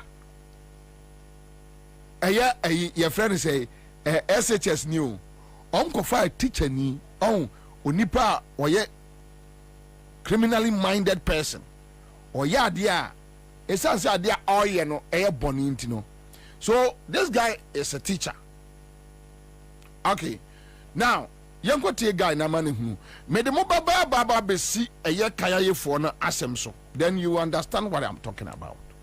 So just check this guy, just check. This is News on the Go. Remember that face on billboards of the new patriotic party that read, "Remember me, my livelihood." This is News on the Go. Remember that face on billboards of the new patriotic party that read, "Remember me, my livelihood depends on your vote during the 2020 general elections." It has emerged that face belongs to Nicholas Tay, a 35-year-old teacher, and he has made some shocking revelations how he was used for a political campaign. According to Nicholas Tay, he was initially not informed about his face appearing on billboards for a political campaign, but rather was told that he would feature on calendars and magazines. The matter only came up when he went to claim his 300 Ghana cedi as payment for his services. I read the information on the paper, and it was about you having allowed yourself to be used on commercials, both television, the billboard, and any other. So I was very angry. He told the press that due to economic hardships and pressure from his wife, he later agreed to have his face on MPP billboards for 300 Ghana cedi. So I went there and signed, and I took that 300 cedi. This is News on the Go.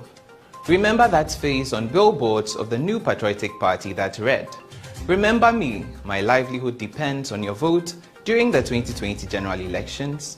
It has emerged that face belongs to Nicholas Tay, a 35-year-old teacher, and he has made some shocking revelations. My livelihood depends on you, remember me. Then they gave Omuchianika 300 Ghana cedis. Tie me. Me pacho mame ya wote trotro mu. Sa abrante bi no mo de ne to billboard so on yen kan signboard so. Na free SHS na watwa na ni sei no mame se wahu sa ade na me kan ha. Sa abrante no mame se onana no oba no ena obi be fa no e de ne yes adwuma no ena mo ma ne 300 Ghana cedis. 300 Ghana cedis. Remember me. Enipa no mo de ne ya adwuma no ano omo kai no omo antimi a remember no. Now then so omo yusu sa abrantie we for free SHS just to steal the budget ya omo de ma River Blades consult. Eya omo MPP for no advertising company. Sika omo aka say omo atwa e de yes ade no 300 Ghana cedis and omo de ma abrantie we. Now make their besi another scam, and when I tell you that Bawumia is a criminal, Bawumia is a criminal. Also NABCO no, it was under Bawumia. The NABCO, it was under Bawumia. on a yes a fraud no Baumia and a fraud Ghana for with gold for oil. The first time in my life a year matter say a buying air catcher citizens say may form gold at the aqua yet I could trade it for oil, but I will never let you know the intermediary, the person who are Odilima Ghana, and I will never let you know Momu Huni Pakroda. Now what me kasasam naturally. And you tell me that is not an insult, but when I tell you that we are dealing with a president who is a thief, a criminal, a reckless man, because on my bay, okay, so say Kufuado, baby to say Mali, Cote d'Ivoire, those engage them. But Bawomia etimia ya saachre. So from NAPCO to Remember Me fraud, then to the Kayaye. So now they are using the Kayaye, another fraud system. Let me ask this question. I hope say Kayaye for no any of my reporters ko abontin, and we'll deal with the real video one first. Ansah and the audio no dance number. And Kayaye for no raise issue be say one omu wie omu nkrofo omu ko training ni bi no say a 3 year na abesua they give you 1,000 Ghana cedis to go and start business. It be a 500 Ghana cedis, 1,000 cedis, 500 Ghana cedis to go and start business. You see another fraud. And if indeed it is true, buying taxes, the government should let us know how much budget saying and they driving that policy. They should let enya Baumia bottom sika. Me pam cho Ghana for muntie. Enya Baumia na Samira bottom sika. No, it's our taxpayers' money. Say Samira ana Baumia bottom sika. Me Bobie Ansah, I won't ask. It has nothing to do with me. But taxes. Okay, so my reporters go krum. Listen to them. Just listen to their reporters. Tie kaya ye for no. Tie nkoma omni reporters. Edie. Just a brief.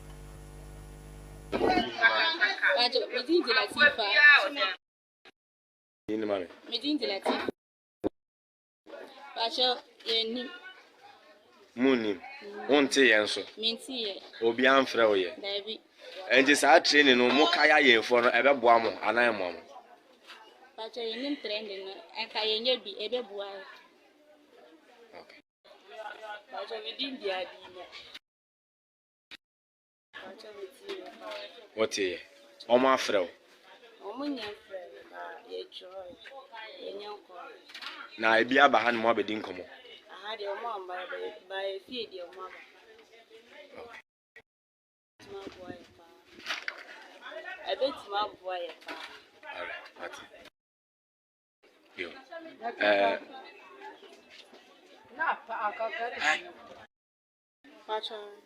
Ya frau. Ya frau. And this our training no uhunu sen ena be boa mo kaya ye for no. Medium uncle you want to meet me. Begin the ranking position, me association from Plastic Sellers Association of Ghana. Okay. Men are me head of the association. Yanum Makaya for. I aware. There be woman maha. Okay. Be a na woman who say market be wahasa. But aha you kaya you for more than 100. If you say NT, woman will be a man near waha. Yatin a radio show, yatin a TV show. But I had the omoma. Now graduation day no the mote. Graduation day at okay. And just find out man what are your expectations? They're going forward and again I'm moving anymore. Say they can involve kaya in almost more. It's a woman baha, a beboa kaya for no. Omba hebe bo ompa.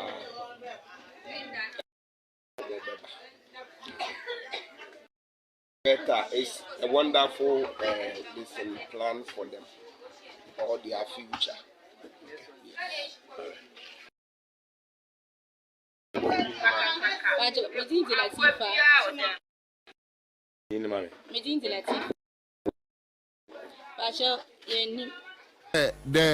The first one, and it tells you your reporters a Juma Omoye, you know. Now listen to the second interview. Aisha, me frewale metie so mo afomo edikoe so mo be minua kura koe ana o mo se o mo be mane sika no no so ayede asa bo adwuma no anti o mo ye ya no o mo ama no 5 million wa jai susu ana o koe anti o ba 5 million entimi ye de entimi so no wo be didi wo be to samina wo be juare wo be ya bibia enso wa jai susu sika ana o kwa bo so ya adwuma no anti o mo ba no mo yue ya no o mo ama no 5 million so enso anti no for kwan wa ana wo be ha wo be adwuma udu ko 5 million se enso anti ebi mu bebre so o mo nko se adwuma na o mo ye no wo mo ho fa so bia wo so enso adwuma no ebe che wo enche ebi mu ko o mo ntimi sua na o mo tamaso o mo aba dey watiminya 1.5 dey watiminya 2 million ana o ye susu sika 50 cedi anti watiminya susu na ebi ka wadi besie dey ehia no na o dey na o dey atu susu no anti wajai susu no sa na o dey ko sika no kura enso okosun brodo ye enso brodo no ye no wansu ya na ye wantimi ye brodo no ana na tamsu ya ana opie 4 weeks mi suya ni maka chese obeti ma ye brodo no ye osi anka osuya bosumi ba ko kan ho de obeti ma ye sana osuya bosumi ba ko no wantimi ye brodo djuma no enso brodo na wo de be ye no wo pesika dia sati djuma no ye enso sika na wo mo de ama no entimi nto brodo nema en ye djuma no mi de sika na wo mo be ma me enso mi ya masa madam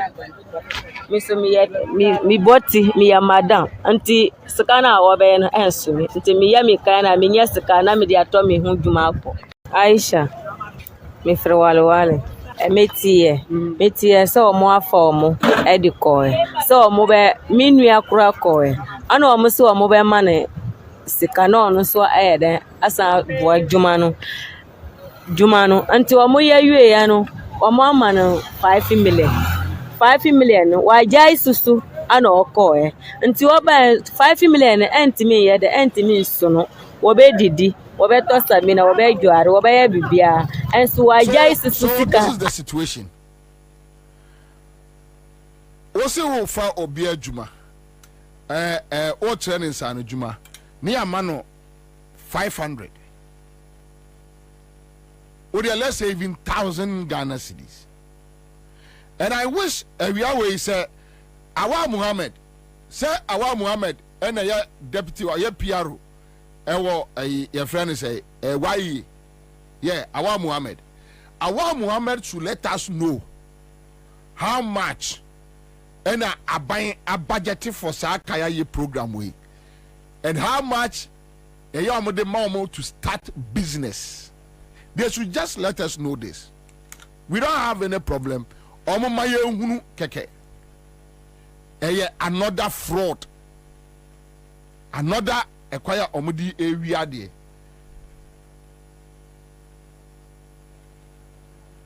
Okay, all right.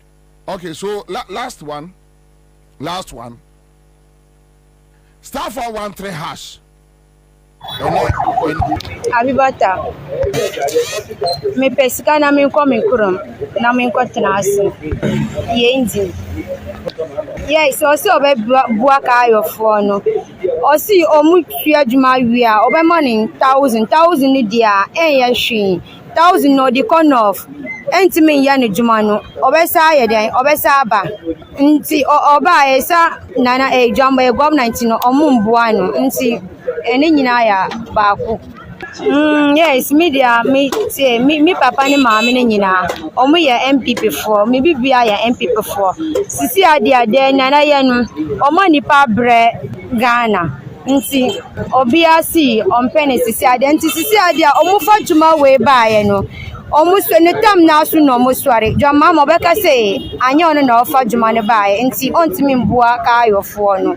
Nti jumanu ya pese ya nko ya mfa ne sa kwa jumanu na enko bibia na omo ka se jumanu entimi jumanu entimi ya jumanu e ba sa ba ankran ti minnim nuane bi na ekọ ba ye na o ka se mi bisa ne se ai fa mi hu ache ai fa na o ko yo si vice president na e fa na jumanu no mo ko sua juma kakra nti sa mi bisa na ai fa na o ko sua mi bisa ne sa mi bisa ne keke si ai fa na o ko na o ka se o mo fa ne jumanu na wa jai no mi bisa ne bibia nti ma bisa ne se jumanu wa ye ne yi ana wa anya jumanu anya on ka bibia anchira mi o si bibia kwasoro sana o ka chira mi na asa betima ko no de obebua mi no ya me bibia mi kaya no mi sua kaya betima abua mi 1000 no ento bibia mi ko sua edresa no 1000 no ebeto we pe we no pe ento bibia nti 1000 enti mi ya juma no nti na ya si ma mi sua mi kaya na enjai sa juma no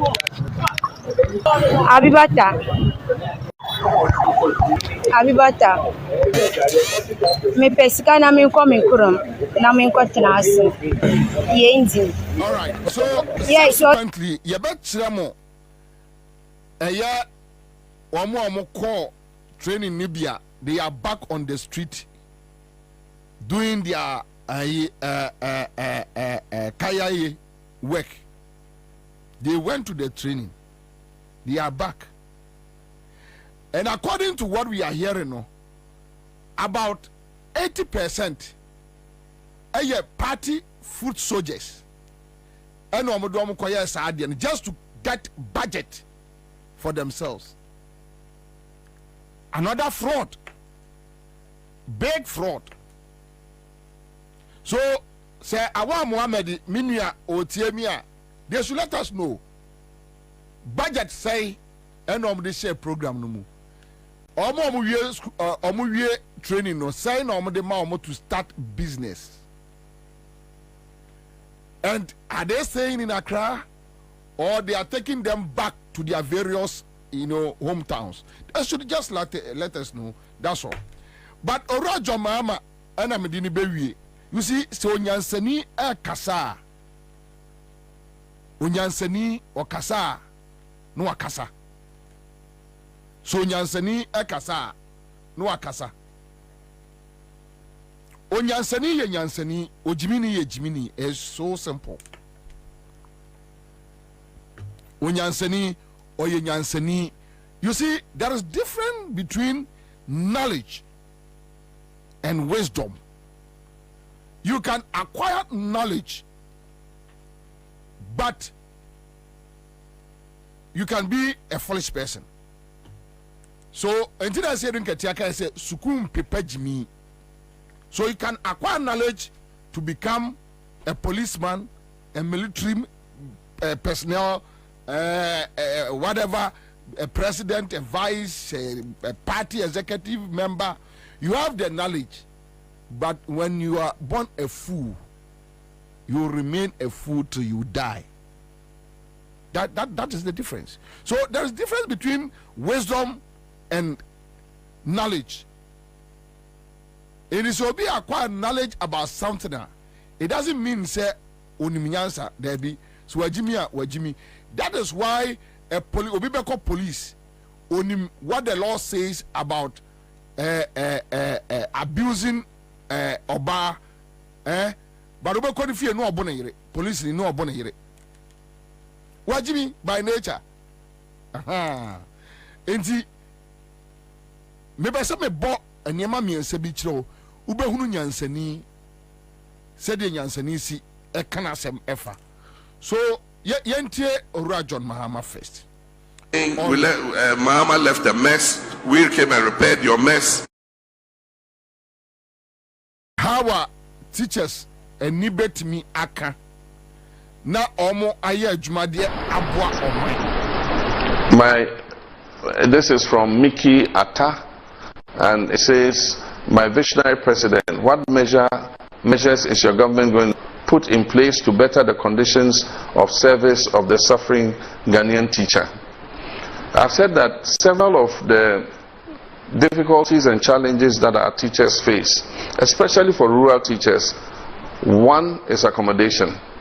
And so one of the things we're going to do is that in designing any school at the basic level or at the secondary level, that design must include accommodation for teachers.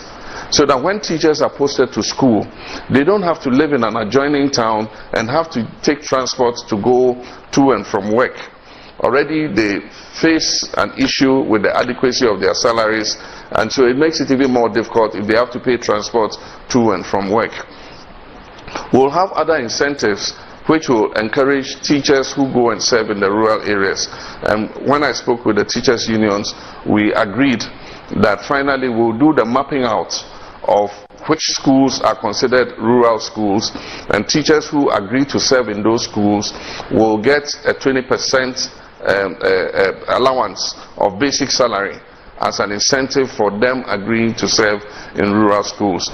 We also talked about cancellation of teachers' licensure exams, so that when teachers come out of school, their final exam in training school will be the process for licensing them, so that they don't have to come back and take another exam. We've also discussed with the teachers about their promotion and the constraint that is created when they get to the position of deputy director, and that is an issue that we're willing to sit down with the teachers and resolve. In many cases, I've been asked about other issues to do with premiums and other allowances and so on and so forth, and I've been constrained to respond because we know the crisis in which we find our country, the mess in which our economy is. One thing I've promised you is that I'll promise you a leaner government, we'll have fewer ministers, we'll cut government expenditure, so that any savings that we make, we can use it to better the lives of hard-working teachers and other professionals. Thank you, Mickey, for that question. This is from Mickey Atta, and it says, my visionary president, what measures is your government going to put in place to better? This is John Mahama speaking here, and a choir obefaso a motivate teachers are omobe pese ombeko eye nkrase na omakobua adekire. You know na menu a wanum de betu Facebook say teacher ni be ne beja ne extra classes ye won kan ne Kumasi akọ Afran Plains say okochira de. That is their mindset. Omadwene wo mutrim no no. Obi otimi busa say wakosi school dan esiwuram. Onim nyansa say yesi achimota na enkran enye city te de ne eye city no. But ene achimota school no esikrum. Onim say nyansa no. All right. Now on there yebusa John Mahama response. Now teachers echo Akufo-Addo ho, and they discussed with him about omo asetnemu ne de keka ho ti asema Akufo-Addo ka kire Ghana teachers. Just listen. Nevertheless, I don't think that anywhere in the world that people go into teaching expecting to become millionaires and make money. If you want to do that, you do other things. If you want to do teaching, it's because you want to make a contribution to the welfare of the society and its growth. And you've done that very, very well. And I understand that. But nevertheless, I don't think that anywhere in the world that people go into teaching expecting to become millionaires and make money. If you want to do that, you do other things. If you want to do teaching, it's because you want to make a contribution the welfare of the society and its growth. And you've done that very, very well. And I understand that. But nevertheless, I don't think that anywhere in the world that people go into teaching expecting to become millionaires and make money. If you want to do that, you do other things. If you want to do teaching, it's because... Teachers are bound chain. Omodo asma babe to anim. Your taxes now, so it's not your pocket money. Free education minister. Edian ye edia better teachers' lives. Okay, say. Or catch them say Obia niwa across the world or ye teacher ni di ye millionaire. Ti also mine. A Kufuado about 2016, a pauper. We hear bro. Zaya metra me ka master me say a radiadum, some of us we saw them. We hear ni and then a bar et me see a year restaurant worth $6 million. Our cantonment. Edwina, Oscar de better cantonments as simple. A here for bro and no my ye. Then ye no or catch a teacher ni say o person ye ya ko pe bibi fufuro bi ye ka ho. It says teachers no they survive on a friend say what do you call it? Extra classes more than say omo be kire ade. One problem na e wo no. Yes. Say classroom try nya omo de. Omo no ade no a omo ahihye no ye no na ye omo de. E ho na omo digiska. Now what's any panic no omo kasa Jomama Kasa no they started insulting him.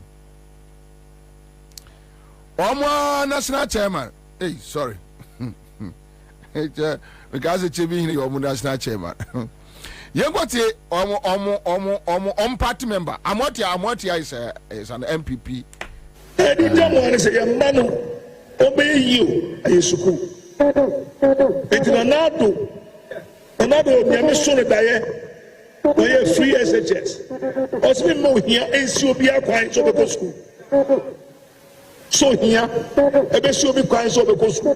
Enti eka edebe sika bi o be bi enfa de Ghana free SHS. Me by 74 years na minim baby sound policy e bo nipa exactly. Ene kwala nyina ko school ni. The school dey so ko na timu kaka. As a school no call them Shadia.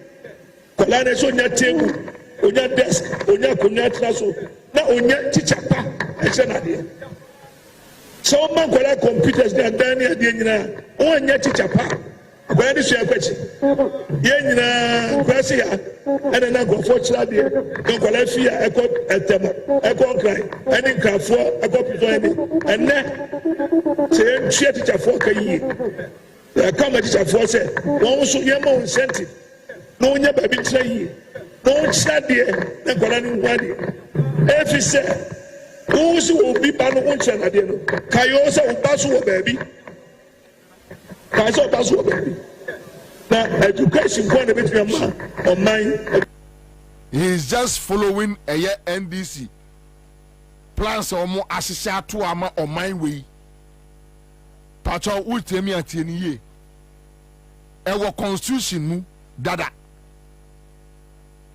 Our constitution mu that at a point in time, Esa or mine ye roll it out.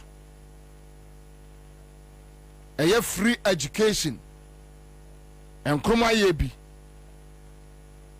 So, sir, I dream we know.